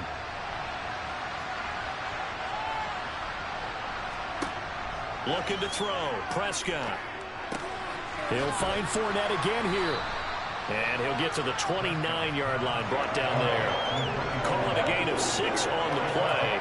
And this will wind up being a 3rd and 3. And we see another pitch and catch there to the running back. This position just continues to evolve. They become just as critical to the passing attack as a lot of receivers, tight ends, because their ability to make people miss in the open field can really generate big plays for an offense. Dancing to his left. And that will be incomplete. Problems on 3rd down so far in this first half. Relatively small sample size, but they're now 0 for 3. And the average in the league, somewhere around 40% on 3rd down for offenses. So what's the answer to this? Either convert them or don't get the 3rd down in the first place. Get your big chunks of yards up 1st and 2nd down.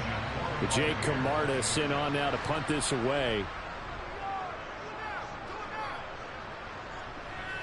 And the fair catch is made at about the 27-yard line. A 40-yard punt, no return. And that will come the offense as they take over.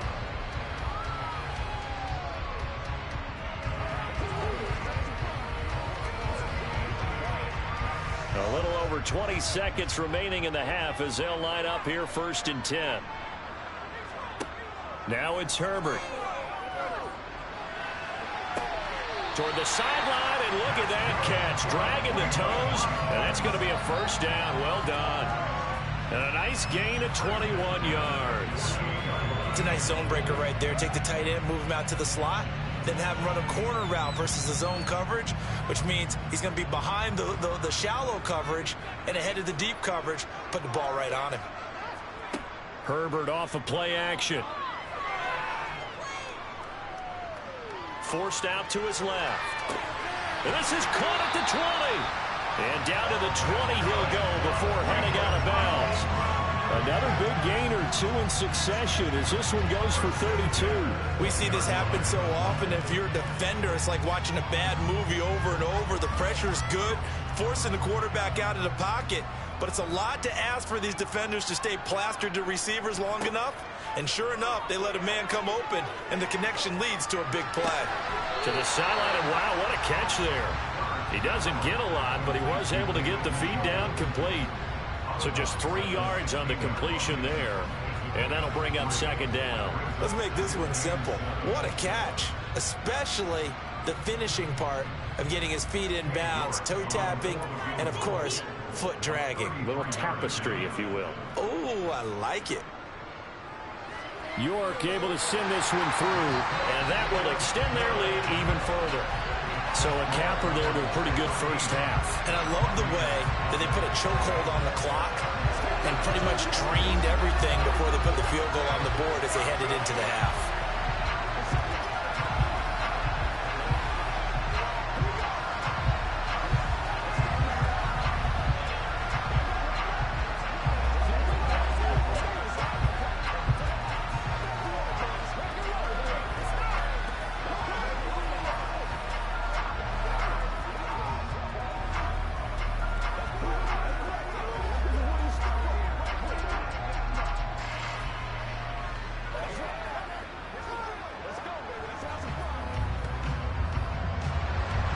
So still time for the kickoff here. 1 second to go in the half as this one is away. Fields it right around the goal line. So we have reached halftime here in Cleveland with the Browns on top. As we'll head down to Orlando, that's where we find our man Jonathan Coachman at our EA Sports Halftime Report. Coach, the Browns are going to get the second half kickoff, and they've got this lead as well as we are back and underway. And he's up past the 20 to the 22-yard line. Here's the Browns offense now getting set to start off this third quarter. And Charles, they've got the lead. Put your coaching hat on here now. What's the game plan for the second half? I think getting the running game going a little bit more, because I thought in the first half they didn't get it moving the way that they would like. They had success throwing it, but I think these first couple of drives, they'll want to get those running backs going and give them more opportunities, and I will guarantee you that those guys were lobbying for them in the locker room at halftime. Just his second catch of the game so far. This one moves the chains. Of course, the catch was nice, but how about what happened after? able to stay on his feet and gain all that additional yardage. So many of these slot guys, I think, have running back in their background.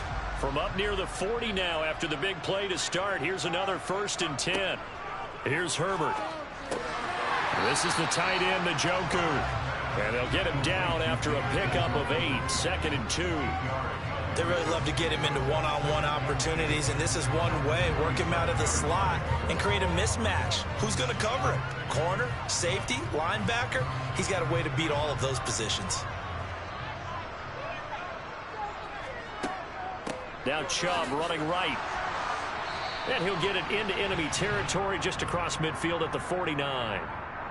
And they get Jack Conklin there, the right tackle.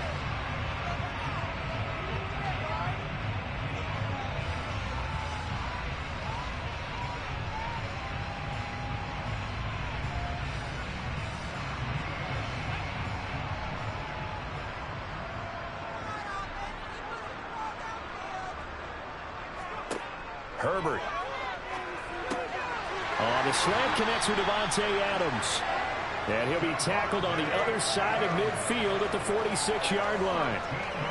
You can see the time and effort and thought that they put into their passing game because it was evident right there.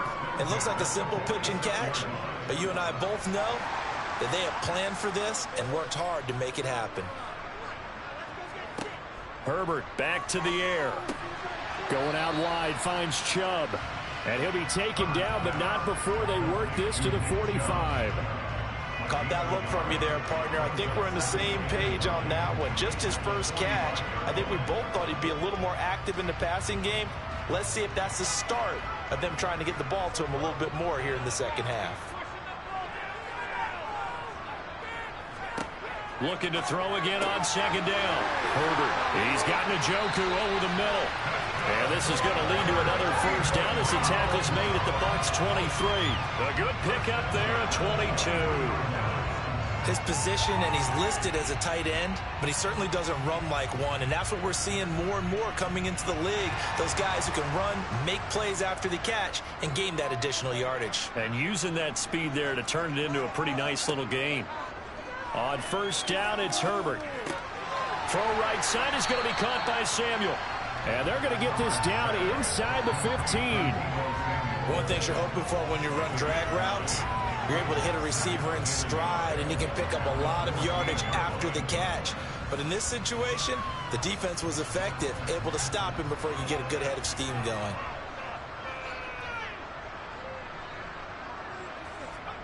Herbert throwing again. And returns it right back to Samuel. And the Browns are going to have a 1st and goal as he'll be taken down at the 7-yard line.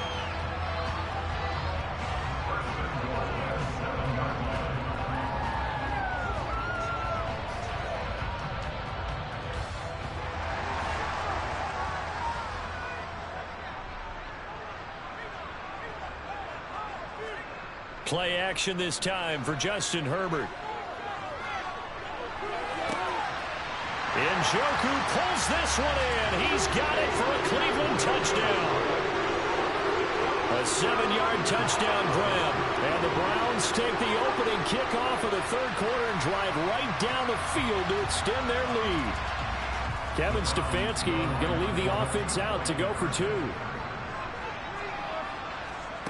And they'll have Herbert try and throw for it. And this is going to be caught. It's good.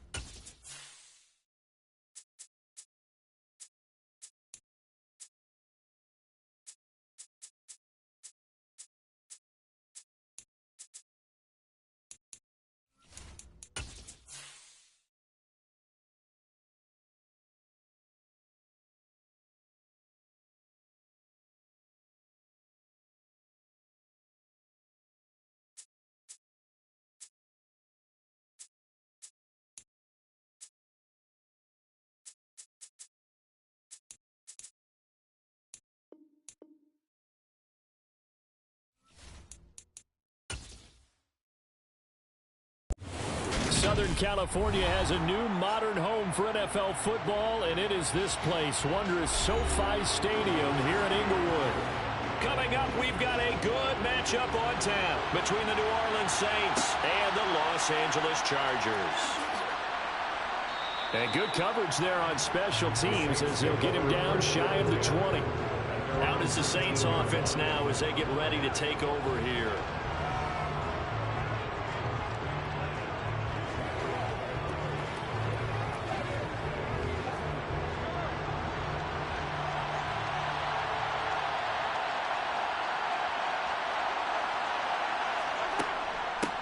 They begin on the ground with Kamara, and he'll be taken down at the 20 after a gain of just 1. Oh, there's plenty of traffic waiting for him up the middle. But give him credit, he tried barreling through anyway. They're fortunate to get a yard out of that one.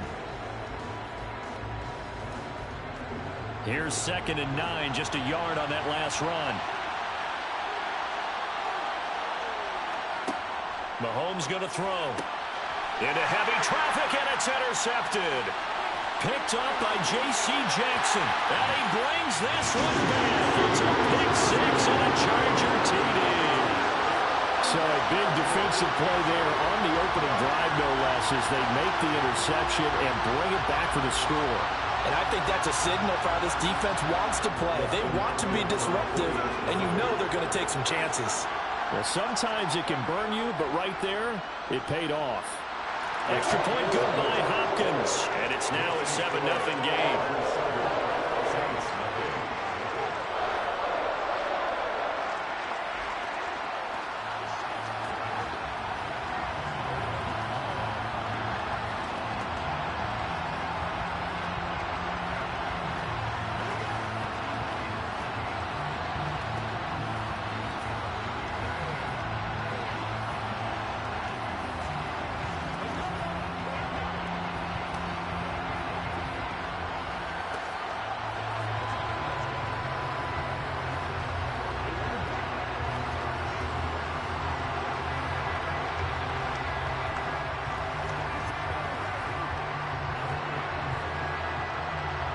So they'll get another shot on offense following that pick 6. And now the kick is away. Fielded just outside the goal line. And he won't quite make it to the 25. New Orleans Saints, they get ready to set up shop for their second drive.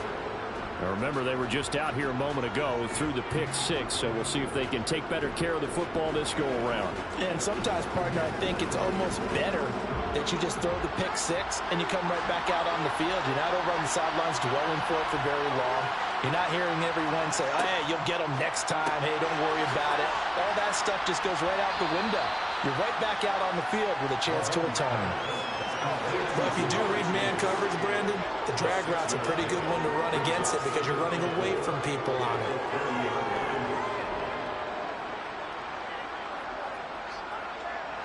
And the ball on the 30. Here's 2nd and 4. Mahomes now to throw. They'll get this out to Kamara. And he's able to take this one up to the 35-yard line. A gain of 5, good enough for the first down. That was a pretty favorable situation there. What would you call that? 2nd and manageable? Smart play, too. Didn't force it downfield when he didn't have it. Just checked it down, let him get the first down, and that's exactly what he did. Mahomes now on first down. Thomas has got it, complete. And that's good for a pickup of 10 yards. And they'll be left with a 2nd and about a foot. It's 2nd and inches at the 45-yard line.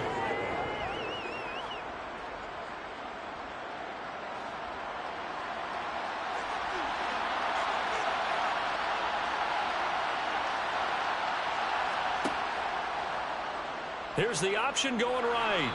And nothing doing. He's immediately taken down at the line of scrimmage. Call it no gain on the keeper, and it's going to bring up a 3rd down. Well, for that being an option play, there really weren't too many options available for him, were there? No, there weren't, and at least he was able to get back to the line of scrimmage, so they didn't lose anything, but you're exactly right. Nowhere to go. Here's Kamara. Arizona trying to run for it. And he's got the first down yardage as he brings this up to the 47. Yet to run the ball at all on this drive, but 3rd and short, definitely was a great time to dial one up.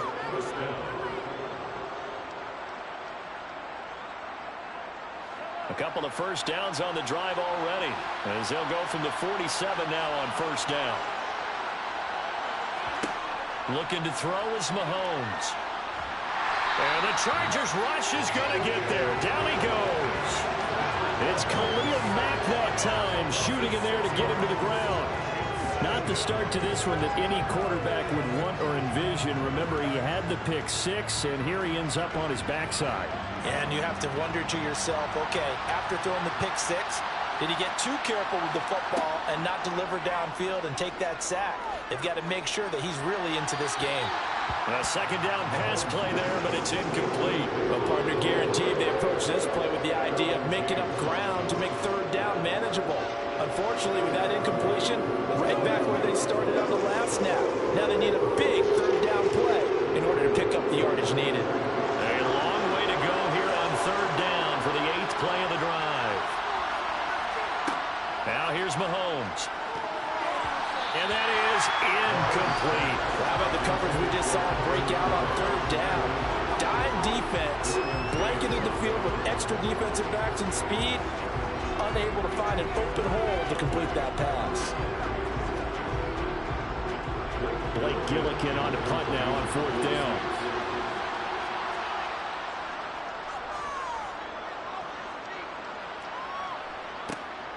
This will be fielded at the 17. We'll call that a punt of 38 yards officially. And it'll be Charger football here as they take over. And now out on the field, here comes Los Angeles. They've got a 7-0 lead in the football as well as they start out 1st and 10.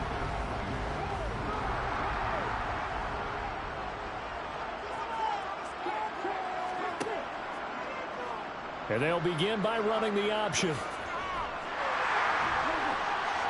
And he gets this one just shy of the 40, down at the 39. After one, 7-0 on EA Sports. Charger football to start quarter number 2. So from the 39 now, they'll come up on a 1st and 10. They go play action with Hurts. Rush coming, and he's taken down. Credit the sack to Fred Warner. Well, he shot in, CD, like he was out of a cannon from that linebacker position. And even though they had a running back in the backfield, no one could stop him. Well, you certainly diagnosed that play perfectly because as fast as he got into the backfield, you're exactly right. The running back had no shot to get over and try and protect his quarterback, and a sack resulted. Now a throw for the All-Pro Kelsey is complete. And they've got it well across midfield down to the 40 before it's all said and done.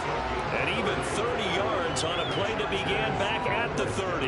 A very nice job right there, working the middle of the field, able to create some separation and then utilize it to not just make the catch, but turn upfield once he got the ball in his hands.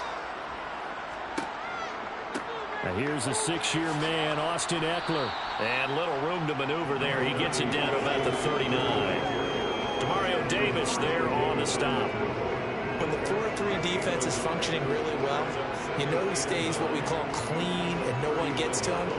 The guy playing the middle linebacker position, the guy we call Mike, that means the defensive front is eating up all the blocks and just let him go to the football and make a play. On 2nd and 9, Hurts. It's Kelsey on the ground. And he's going to be marked down just inside the 35.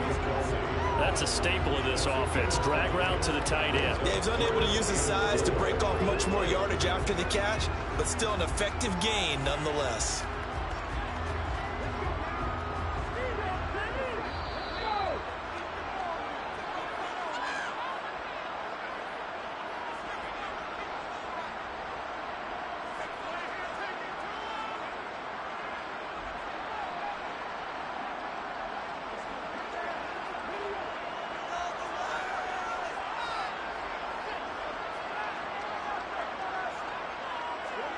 Hurts. Able to hook up with Williams here on the out route. And he is out of bounds inside the 30. Call it a gain of 7, and it gets him a new set of downs. 3rd and 4, he did just enough. I mean, just enough to move the chains. And that's all you're looking for, right? Just want to keep the drive moving. You don't need the big play there. Just get to that marker that you described, and he was able to do just that. On 1st down, Hurts. Sideline throw, it's complete. And a nice job there of keeping the toes in bounds.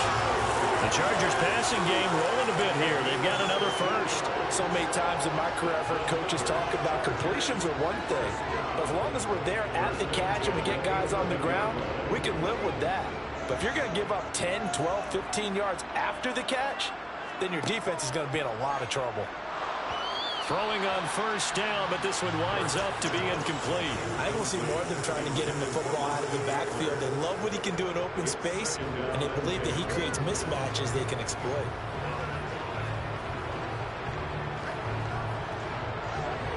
An incomplete pass on 1st down. That leads to a 2nd and 10.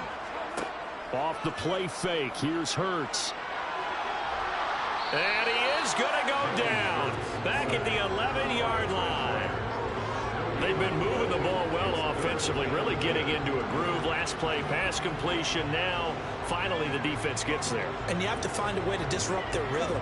Do you do it with coverage, or do you do it with pressure? They elected to go with pressure, and it was the right call. The Chargers going to signal for the first of their timeouts, as they'll stop it with just over a minute to go before halftime.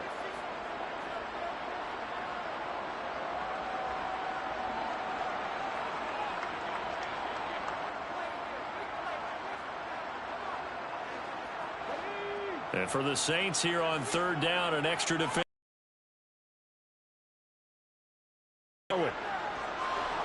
Under pressure, they got him again. Now the defense going to use the first of their timeouts, as the stoppage will come with a little under a minute to go in this first half.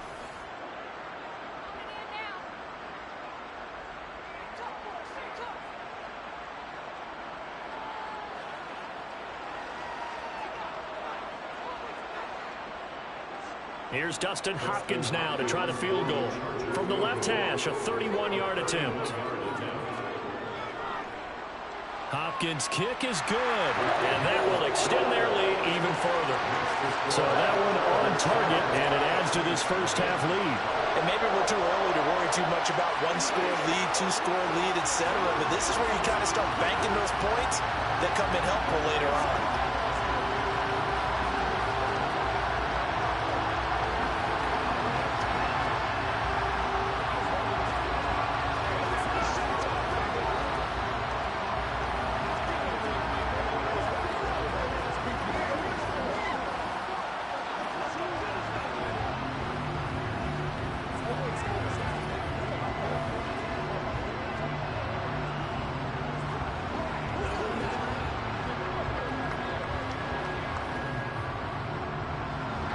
The kick unit on here for the Chargers as they will send this one away. Fielded just outside the goal line. And not much happening on the return as he'll get this to about the 23. The Saints offense going to head out now late in this first half. They're certainly in need of some kind of points here before the end of the half. A field goal or something being shut out right now. They could really use some momentum before they head into halftime. Throwing on first down is Mahomes. Drops this off to Kamara out of the backfield. And he'll maybe get back to the line of scrimmage, but no more than that. Now we'll get a quick timeout called by New Orleans, number 2, as they'll stop it with just over 40 seconds to go in the first half. The Saints offense going to head out now late in this first half. Well, not much time remains here in this first half. We'll see if they can get something out of this drive, at least a field goal. They could certainly use it. Down by 2 scores. Throwing again on second down. Mahomes. He will find his man Chase complete. And he's taken down but able to slip across the 35. He'll get 15 and a Saints first down. It's a game of matchups, and that's why you take your receivers and move them around a bunch, especially your best guys. And when they work out of the slot, you often hear the coaches talk about how great it is because it gives you a two-way go. You can break out or you can break in. That makes it hard to defend.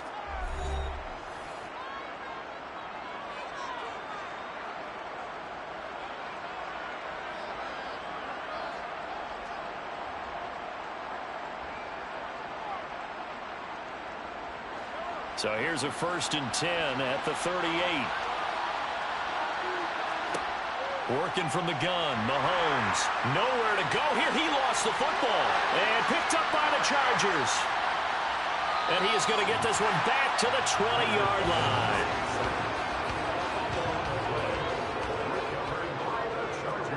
On 1st and 10, it's Hurts. Flush to his right. And it's intercepted at the goal line. Marcus May with a pick. And the Saints are going to take over at their own 13-yard line. And the white flag coming out as they line up to kneel on it. All that remains is to snap this once, and that'll do it for the first half of play.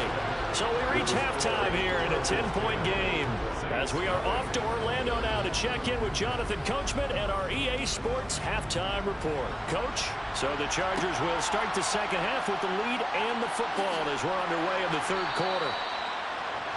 Out comes the Chargers as they'll go on offense now to start this third quarter. And they've got the lead. CD, what do you think the message was at halftime? I don't think the message was too drastic, I think, at the half, or that they need to change things too much. I do think the offensive line could play a little bit better. And I think they'll try and help them out more. They'll probably keep a tight end in a few more times and maybe add a running back to the formation and pick up those pass rushers because they probably allowed a few too many sacks for comfort in the first half. And he'll work this forward for about 3 at second down. Look, all any running back wants is a little bit of room, a little bit of space in order to maneuver. But he also understands how difficult it is for his offensive line up front. So if they give him any space, he realizes his job to make more out of it than what they give him. Picks up 3 on that carry. Eckler going to get it again on second down. And he's got it past the 30 before he's hit and dropped. A gain of 10 as they look to add on to this 10-point lead. Well, you certainly have to give a little credit here because they're playing this game now at their pace. This is ball control football, sustained runs, taking their time, and making it work. Running on first down, Eckler. And he can only manage to get a couple. 2nd and 8 coming up. Well, any lane that might have been open there was closed pretty quickly, and that was because the defensive front, they won that battle at the point of attack at the line of scrimmage. They used great leverage, held their spot, and stacked him up.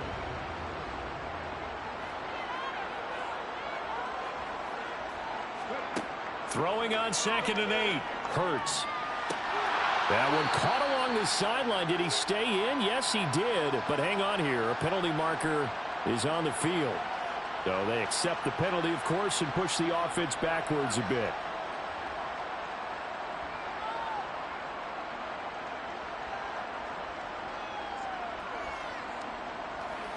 And it looks like we've got a dime set here defensively. 6 DBs in the game. Here's Hurts to throw. And this is caught. First catch for Keenan Allen. And this is going to be another first down as the tackle's made at the Saints' 45-yard line. Great way to convert on third down there. 21 yards the play. So he turned to a trusted, familiar face in that third down situation. It paid off. Yeah, you go to your veteran receiver in that spot, so you can't underestimate him when he's on the field defensively. Make sure you know where he is because he understands how to get open in key situations. Eckler now between the tackles. And down inside the 40 to about the 38. A solid run on first down. Gain of 7 leaves him with a 2nd and 3. Well, no matter how they phrase it, staying on schedule, staying ahead of the sticks, whatever you want to call it, 7 yards on first down, that fits the bill. So they'll come up after the gain of 7 on a 2nd and 3. Play action. Here's Hurts. He dumps it to Eckler underneath. And this is going to be another first down as the tackle's made at the Saints' 27-yard line. The Chargers passing game rolling a bit here. They've got another first. As a passer, you're always trying to find that open window to throw the ball downfield. How about this one? Right in the middle of the field, right in the heart of a defense.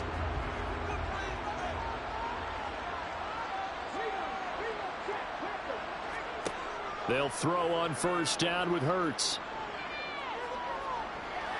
Escaping the pressure right. The improv on the scramble there gets him 6, and it'll be second down. You know what I like about that play? He didn't try to do too much on first down. He took what the defense gave him, put together a solid gain to bring up second and manageable. Now they have a couple of plays to pick up just a few yards and a new set of downs. To throw again on second down. Hurts. And a quick throw here. That's complete. And he'll be brought down on what's going to turn out to be the final play of this third quarter. 3 quarters in the books.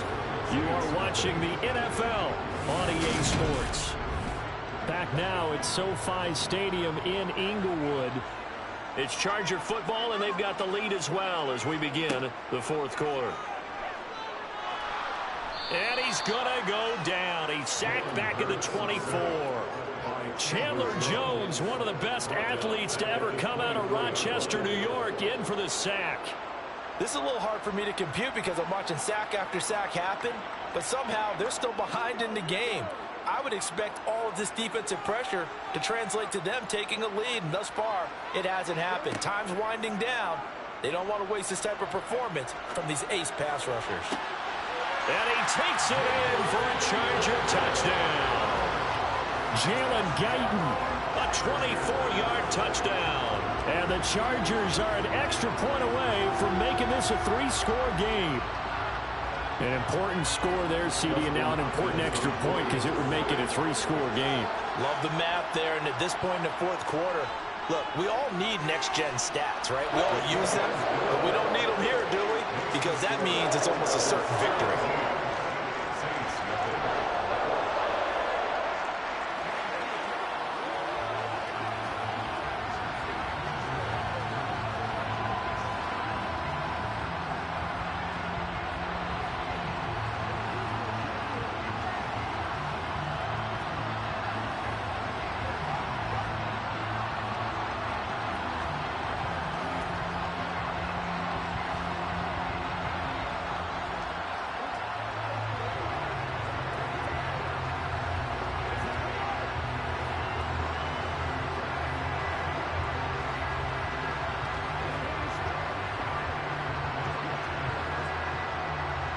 The kick unit on here for the Chargers as they will send this one away. This will be fielded inside the 5. And he will make it to the 20-yard line and no further. And now this offense comes back out onto the field. Well, it's been a struggle so far for this offense, Charles. It's not only that they haven't been able to put the points up, but really stringing yards together has been a real issue for them in this one. I'm so glad you brought up the yardage because I was thinking to myself, we've seen a lot of NFL games and we've seen our share of lopsided contests, but in almost all of them, both offenses have put up at least 200 yards in a game, but not in this one. This has been a display of offense that, frankly, I think the two of us have watched from behind our hands, trying to spread our fingers wide enough to actually see the result. Here's a 2nd and 5 now from the 25. Throwing now is Mahomes. They were looking for him in the middle third. He couldn't catch it. Now 3rd down. And that's another play that's painted the picture of this game overall. It's been a blowout. It's been continually fueled by big turnovers and stops for one side and an inability to advance the ball from the other. They come up now 3rd and 5 following the incomplete pass. To throw, it's Mahomes. And he will not be able to hang on through the contact. It's incomplete. The coverage strong, and now it's 4th down. That's an excellent job right there on 3rd down. Like any defense, you never want to let them get anything started, and that would have been a 1st down. Instead, you saw the contact on time, no penalty, and before this drive could get wings, it's 4th down. Now Mahomes got to have this one. And this is caught, but they say out of bounds. That would have been a first down, but he couldn't stay in, and as a result, they're going to have to give up the football. Well, at this stage of the game in the second half, down 3 scores, I guess they felt like they needed to push. And let's face it, with this deficit, if they give up another score here after they didn't get it, does it really matter? Right. It really doesn't. They had to go and try and make something happen if they had any chance of winning this game. They get him to the ground right on the cusp of the red zone after a pickup of 5 or 6. Brandon, I've got to think this offensive line has got some smiles on its faces. And I know it sounds crazy, but they practiced for this back in training camp. They knew they'd be in situations where it'd be extra defenders in the box coming after them, trying to keep them from locking down a game. Right now, they want to show the world they're up to the challenge.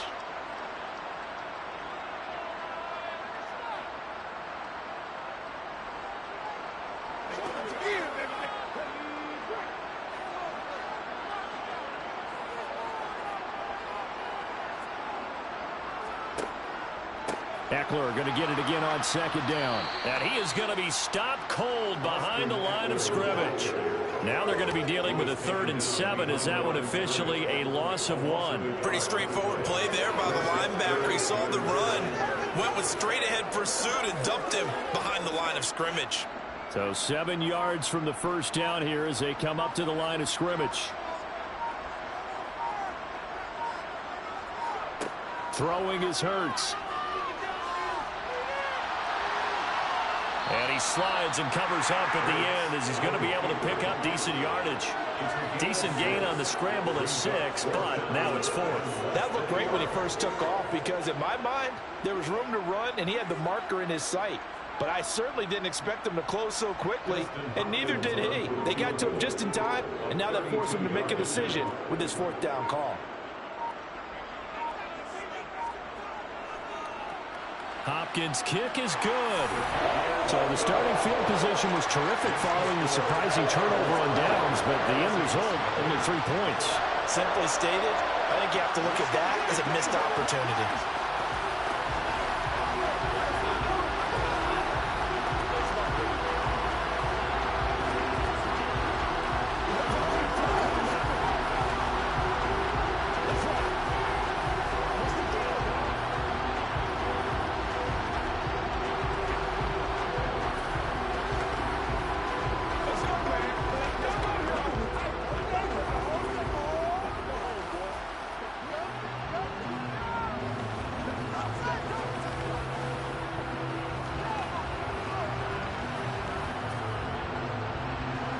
The kick unit on here for the Chargers as they will send this one away. From a couple yards deep, he'll bring it out of the end zone. And tackled at the 21-yard line, so a net negative there of 4 yards. Out onto the field comes New Orleans. At this point, partner, things looking pretty bleak. They still haven't scored here in the 4th quarter, facing the big deficit. Just what silver linings, what can they look to do here offensively? You know, it's funny, I talked about this with a coach in the offseason and kind of had this scenario, like what feels good to you and what feels good to your team. You're down big. Oh, he faked it with a juke. Now he's got some room. Ja'Marr Chase, touchdown, New Orleans. Ja'Marr Chase, 79 yards. And the Saints are finally into the end zone here in this 4th quarter. And yeah, that touchdown counts for their team, but I think it counts more for the fantasy guys, doesn't it? Yeah, it's just something maybe positive to look at on film, but this one's over, let's be honest. Yeah, I agree with you totally on that one. Lutz with the extra point, and that cuts this lead down to 13.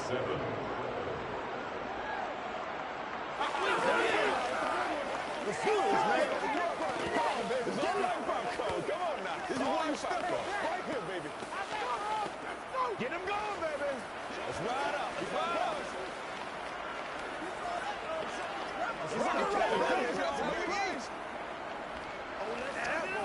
Come on, let's go. Let's dominate this.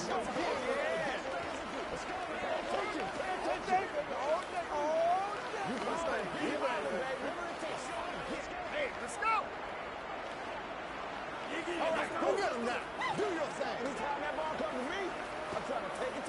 So time definitely not in their favor. Down 2 scores, but they'll try the onside kick. And this is going to be recovered by the hands team. And that should just about put a capper on.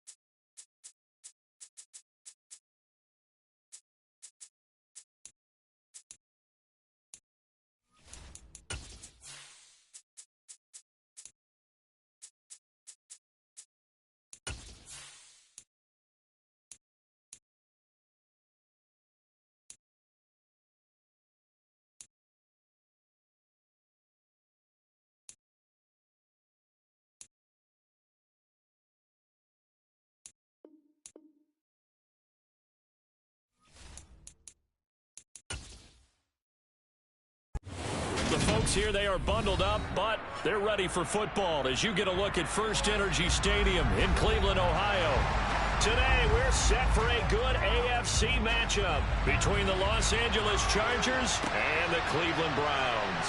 This will be fielded inside the 5 and beyond the 20, but not by much. In fact, just a yard pass there to the 21.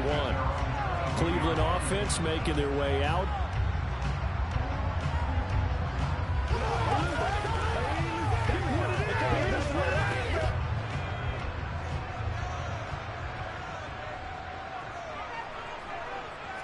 Herbert on the first play wants to pass it.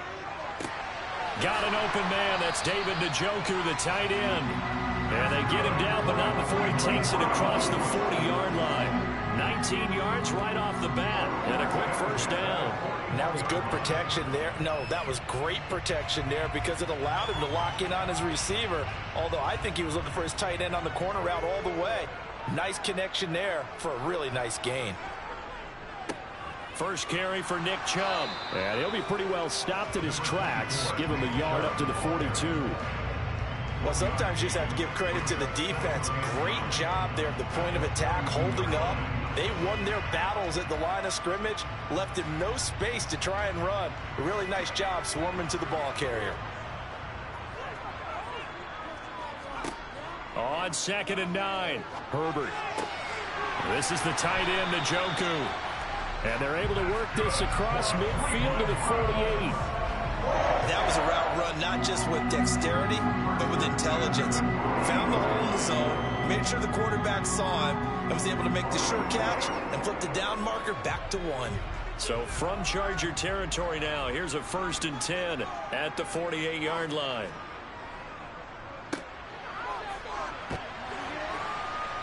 And he'll get this down only to about the 46. 2 yards on the pickup there. It'll be 2nd and 8.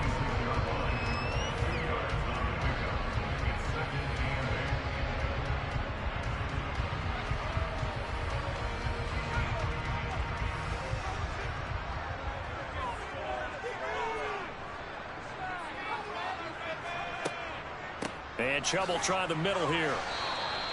Give him 3 on the run there. Now they're looking at a 3rd and about 5.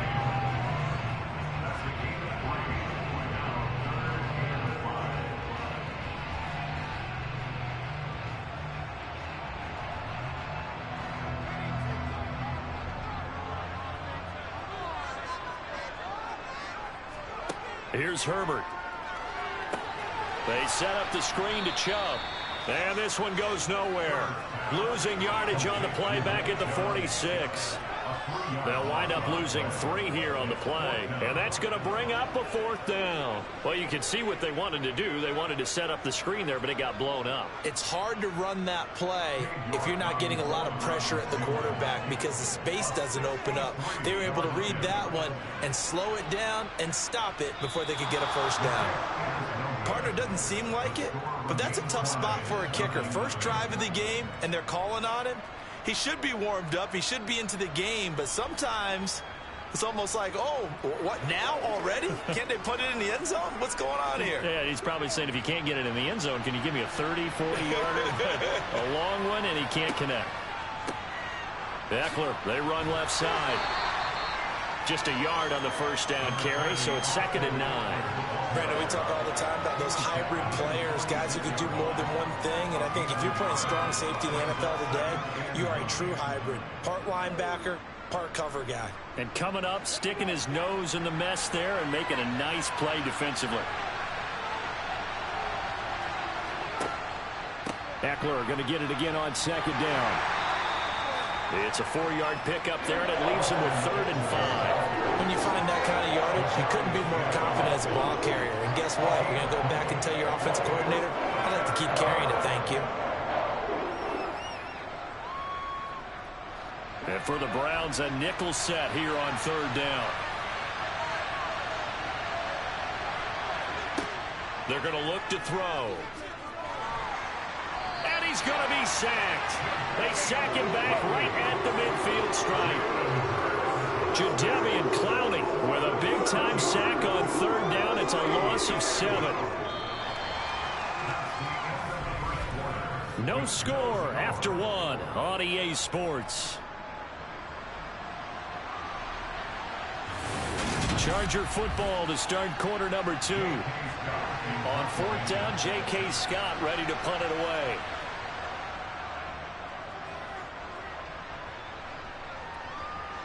And you can't do it much better than that. This ball kicks out of bounds at the 4-yard line. Let's go old school there. That's absolutely a great coffin corner punt. Someone's put some time in working on that, hasn't it? Seems like every year these guys get better and better. It's amazing how they can command that football through the air. Yeah, they used to actually practice with hula hoops where they place them and try and put them there. Now a lot of guys use barrels on the sidelines to try and put the football in one. From down near his goal line here, Herbert. And he is not going to get away. The rush was too strong, and this is going to wind up a safety. So after a scoreless first quarter, we at least finally get some points on the board. But it can't be what either of us expected, can it? No, the safety's not what you expect for the first points of the game, but one of the goose eggs is gone.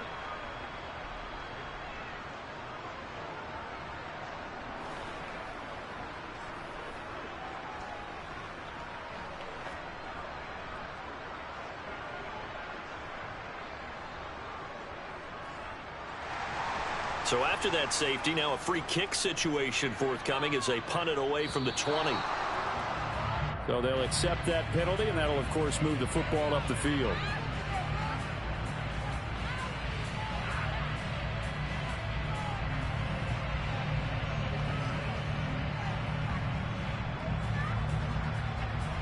Good starting field position for them here as they come up 1st and 10 right at the 50-yard line.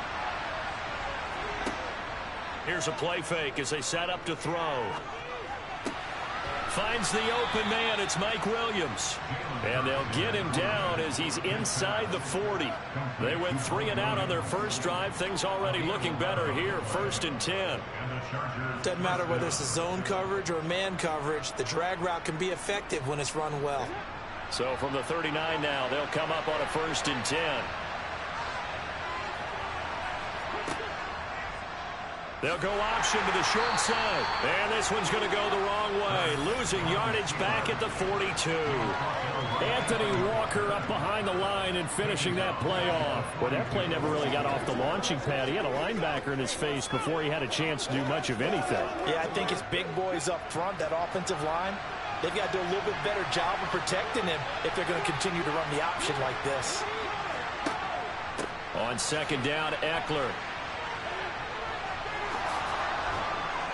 And he is out of bounds, but not before he's inside the 30. 1st down, Los Angeles there with a pickup of 14 yards. I think they like this drive a little bit better there, partner. Running game helping out, picking up some of the slack. Because remember the last drive, they went 3 and out.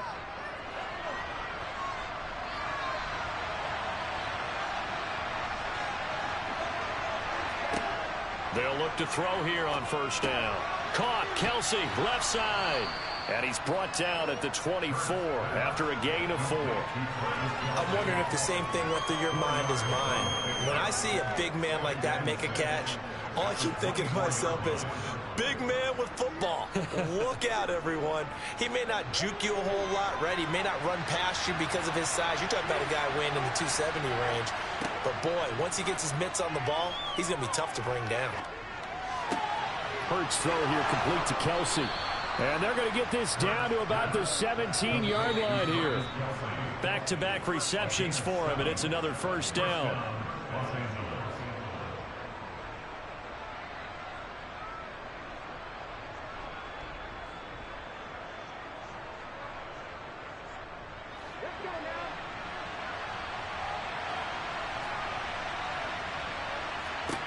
Throwing from the gun, it's Hurts.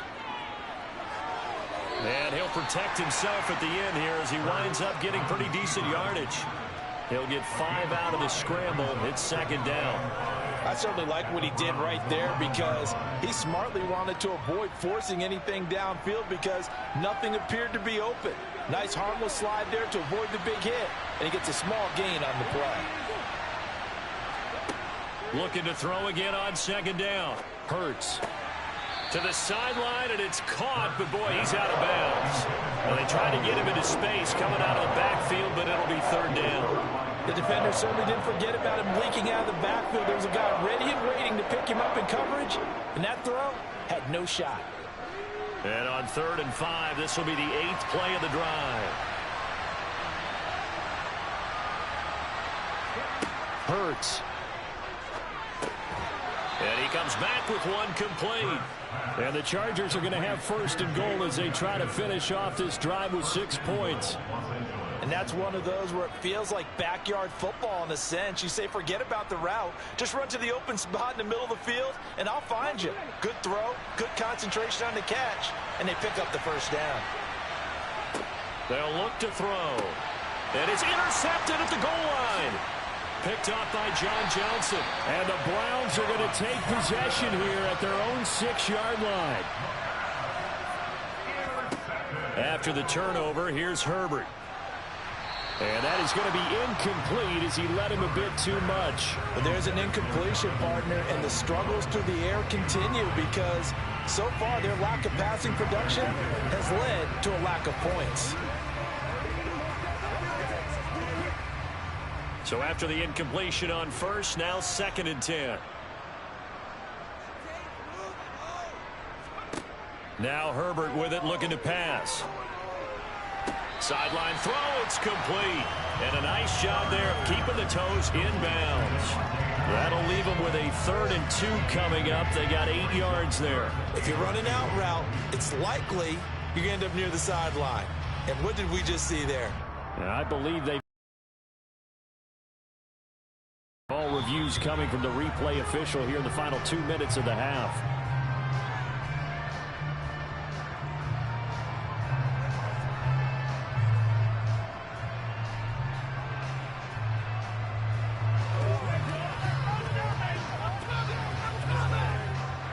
An extra cornerback now in the game for the Chargers here on third. They go up the middle with Chubb. And he's got some space here. And he will have a first down here as they get into field goal range, down just shy of the 20.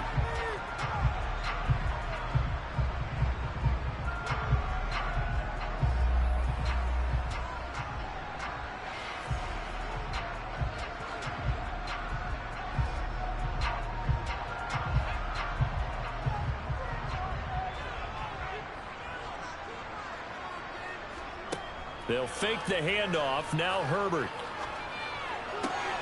And that is taken in by Njoku. And he'll have this past the 30 prior to going out of bounds.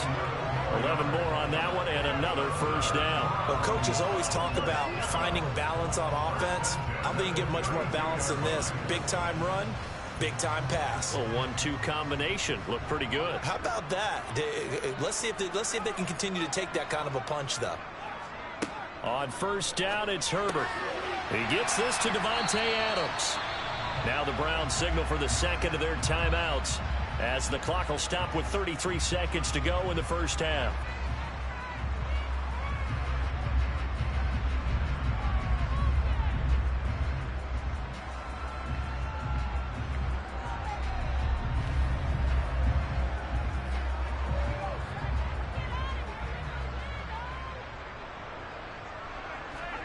From the 41, Herbert.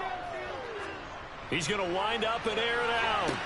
Got a man, it's caught inside the 10. A big play there just before halftime. 53 yards. Well, I think it's about time I took my eyes off of the secondary or the guys with the football. How about the offensive line on that snap? They took care of business. Absolutely, and when he can stay in the pocket like that, you're going to get big plays like we just saw.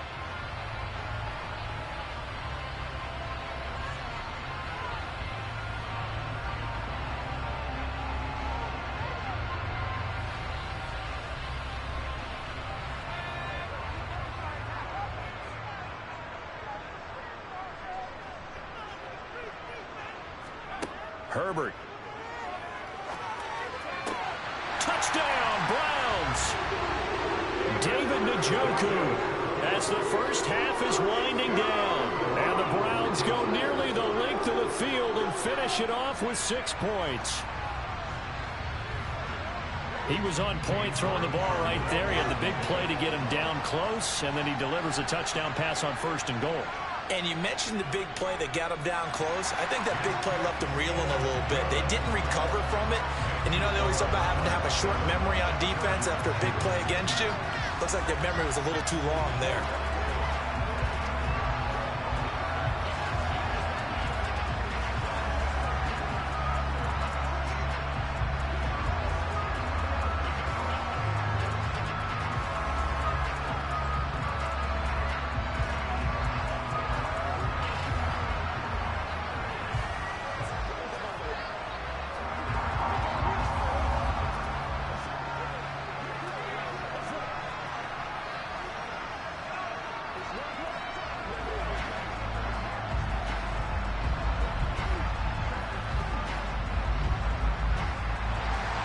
So not much time to speak of remaining in this first half as the kick's away.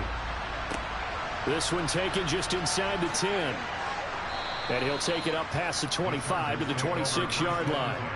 The Chargers going to take over here one more time before the half. And with only 9 seconds remaining, well, not much time, we'll see how they play this. 9 seconds to play, likely the final snap of the first half as it's 1st and 10. They'll indeed try to run it out as they start on the ground. And he will lose yardage and be backed up to the 24. That's a big letdown defensively. They had him stop behind the line, but the face mask going to bail the offense out. And the hand does not have to be up there for too long. Just a little bit of a grab is going to be enough to get the call and the 15 yards against them. So the penalty yards marched off on the face mask. Here's 1st and 10. Here's Hurts to throw. And he's going to have to eat this one as down he goes. Now whistles and a timeout with 3 seconds left in the first half. The offense for Los Angeles returns to the field, and they'll have time for one play. That's it. 3 seconds to go before intermission.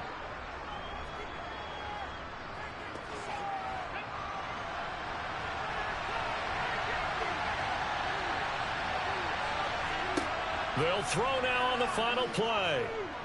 He's going to loft one deep left side here. And he knocks the ball away, and it falls incomplete.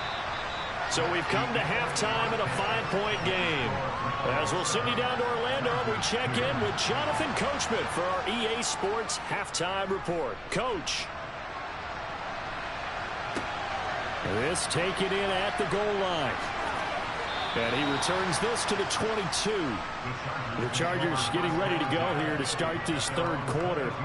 Well, Charles, we saw a pretty entertaining first half, close ball game. Remember there toward the end of the second quarter, the opposition scored to take the lead. Now we'll see if these guys can get a score of their own to regain that lead. Yeah, they want to have that type of a response, don't they? Because they want to find a way to take control of this ball game one more time. Gauntlet's been thrown down.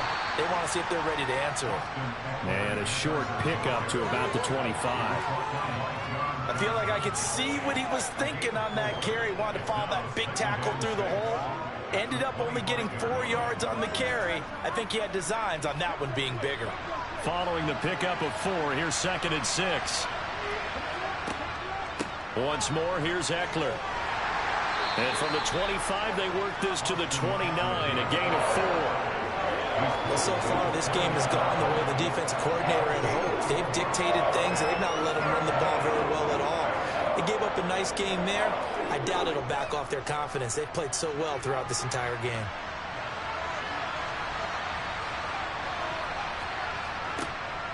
They'll try to pick up the first with Eckler.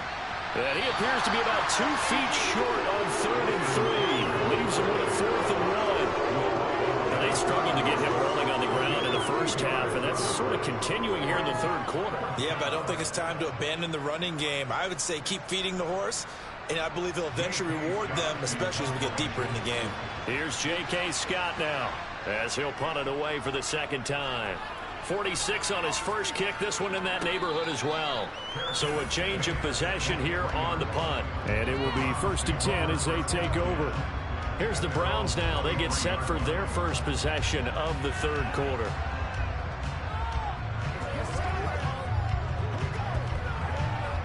First and 10, and kind of tipping their hand at running the ball. 3 tight ends are out there. They start on the ground with Nick Chubb. And he'll take it forward for about 5 up to the 28-yard line. And there we saw one of the downsides of blitzing during a rundown, because sometimes you get out of your gaps. You don't fit the run quite as well because you're headed towards the ball carrier with abandon. They'll break the huddle, send 3 receivers left, 1 to the right on 2nd and 5. A play fake, and now Herbert to throw. Chargers able to get the pressure and bring him down. And now timeout is whistled as it appears there's a Brown shaken up on the play. Well, the medical staff is going to come out here and take a look, and we will take a short break.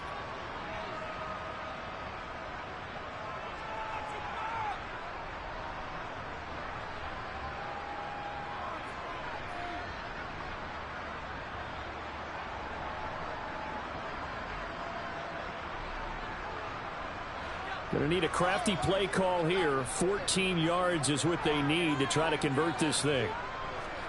Now on 3rd and long, they'll look to throw. And that is incomplete. To give you an idea of how accurate he's been throwing the football, we're in the second half. That's just his 2nd incompletion.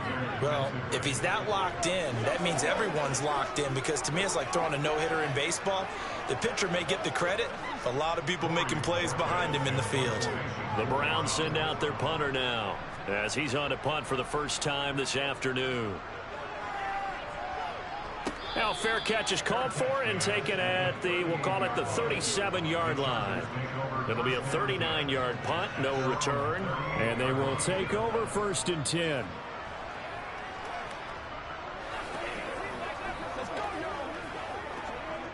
Chargers in good field position to start out. 1st and 10 at their 38. Here's Eckler to begin the drive. And this play will be blown up. He'll lose yardage back at the 38. Officially, it's a 1-yard loss. That's going to bring up 2nd and 11. Yeah, another negative play in an early down situation. This one to start the drive. You're putting a lot of pressure on your quarterback to bail you out when you're in 2nd and long yardage. After the loss to start out, here's 2nd and 11. Hurts sets up to throw it.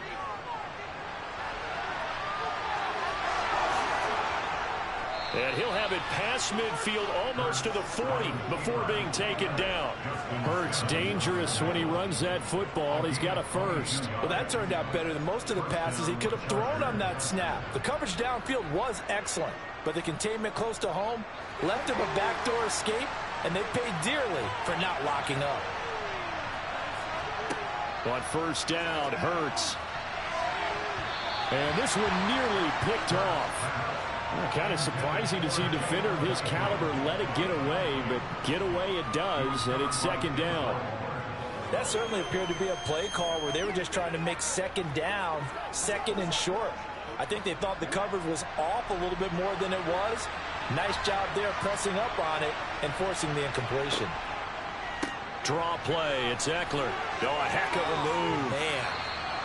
9 yards, and that leaves him just short, so it'll be 3rd and less than a yard. On any explosive run, you can almost feel the ground shaking, and that's from the offensive linemen creating space for their runners. I had an old coach tell me before, they always told his runners, run around the offensive line in pregame. Get used to the ground shaking so you don't trip and fall when it happens in a game. On 3rd down, here's Eckler. And he'll be taken down. 3 yards there, good enough to keep the drive moving. Brandon, what were they thinking on defense there? That looked like they were playing for the pass. That was 3rd and short. Yeah, it was an easy pickup because they handed it to him. That was way too easy. Just looked like absolute confusion defensively. Not sure why they were in that set. Yeah, I'd say you ought to have a few men in the box there. And he is going to lose yardage here. 3 quarters have come and gone. You're watching the NFL on EA Sports. And we're back now here in Cleveland. So the first down run lost a couple. Now they come up 2nd and 12. It's Eckler again. And they see right through that defensively as he'll be hit and taken down to the backfield.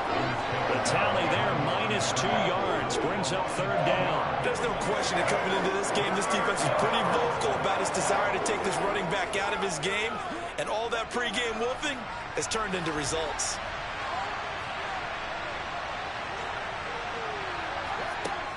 He'll drop to throw. He dumps it to Eckler underneath. And they stop him short of the first as he can only get to the 20. They'll get 11, but still a little short. 4th down. A short gain that doesn't get them the first down brings up a 4th down situation. Really nice job defensively. They knew where the sticks were. They got the stop before it.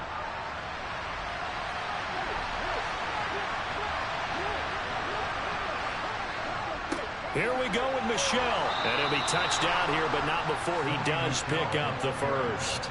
A solid pickup of 5 and a very solid 4th down conversion. And defensively, pure frustration.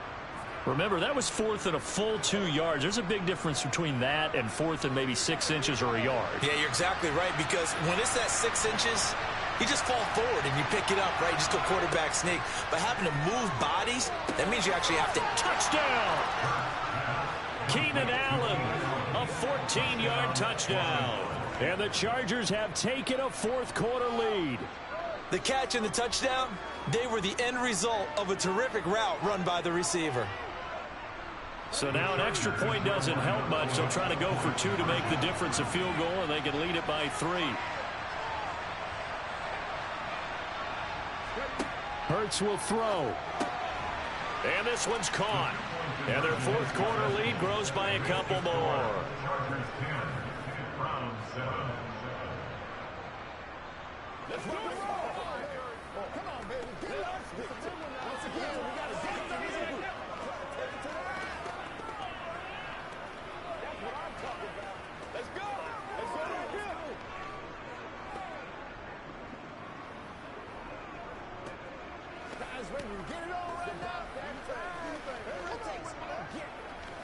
him there, man. This is where you step up. Right here. Playmakers step up right now. Get it up, baby. You ready to roll? Let's go. The kickoff unit is out on the field, and they will send this one away. Takes it at the 7. And a decent return out to the 27-yard line. So now the Browns down on the scoreboard. A little under 2.5 to go. Plenty of time here. They've got 3 timeouts and the 2-minute warning as they've got it 1st and 10.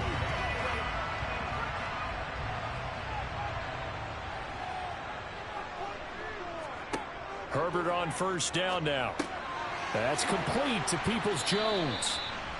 His 2nd catch, this one not quite as dynamic as his first, and it's 2nd down. One thing I think that's safe to say defensively, the tackling's been really good. And because of that, it's been very, very hard for them to move the ball because you're not getting the benefits of run after catch. They're tackling them almost on the spot. That means you have to run extra plays, harder to move it.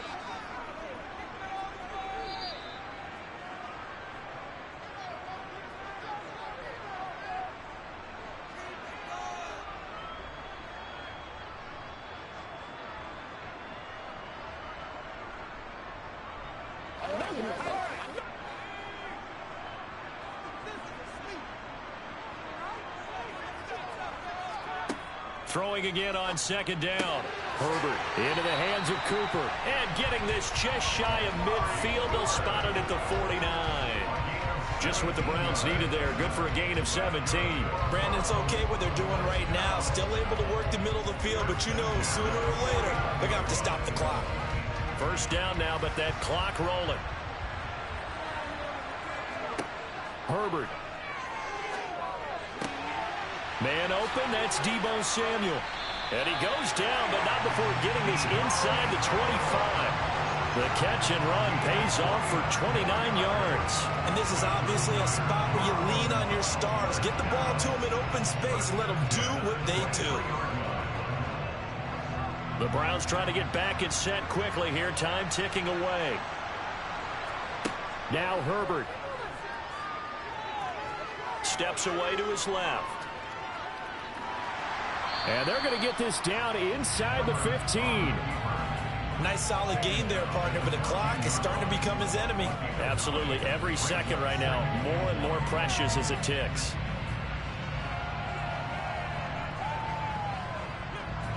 Now Herbert got to get him to the line in a hurry. Herbert to throw. He's got Njoku over the middle.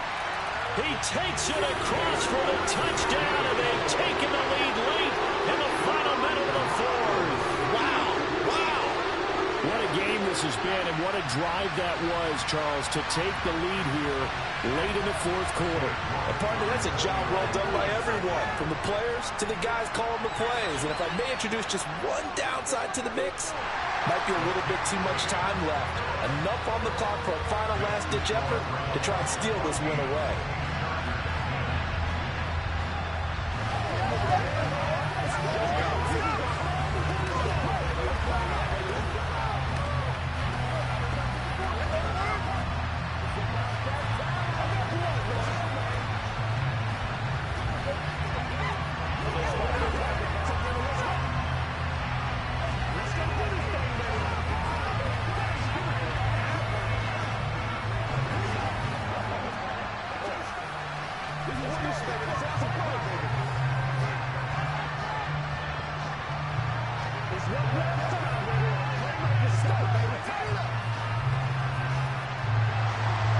The kickoff team on the field now as they will send this one away.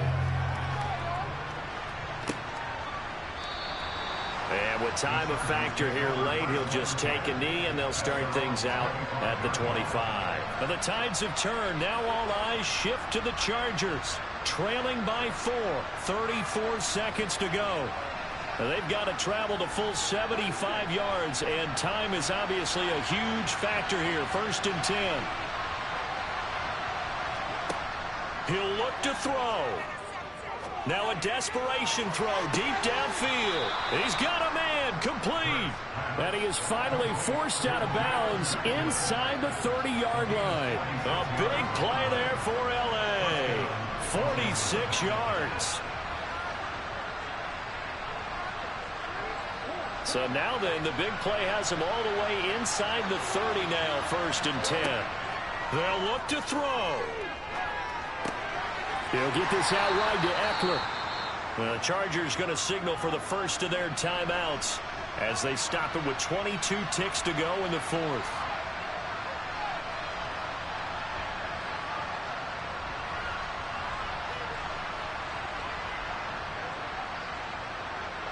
Let's do this, man. 5 yards remain on 2nd down. He's back to throw. And he'll be brought down at about the 23-yard line. All that gets him is just a yard, and now it's 3rd down. Now another timeout called for by the offense. That'll leave him with just one remaining in this 4th quarter of play.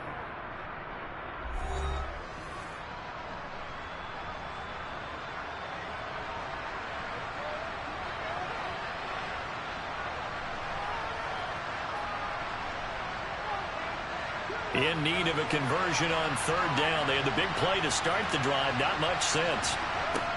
Back to throw. This is caught.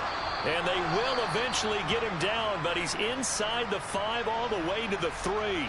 And now with 4 seconds left, we get a timeout call.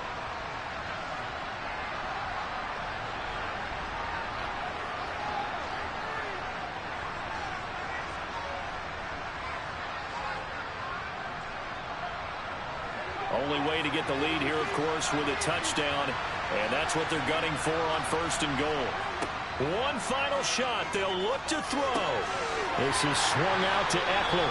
And he goes backwards on this one, losing yardage to the 7.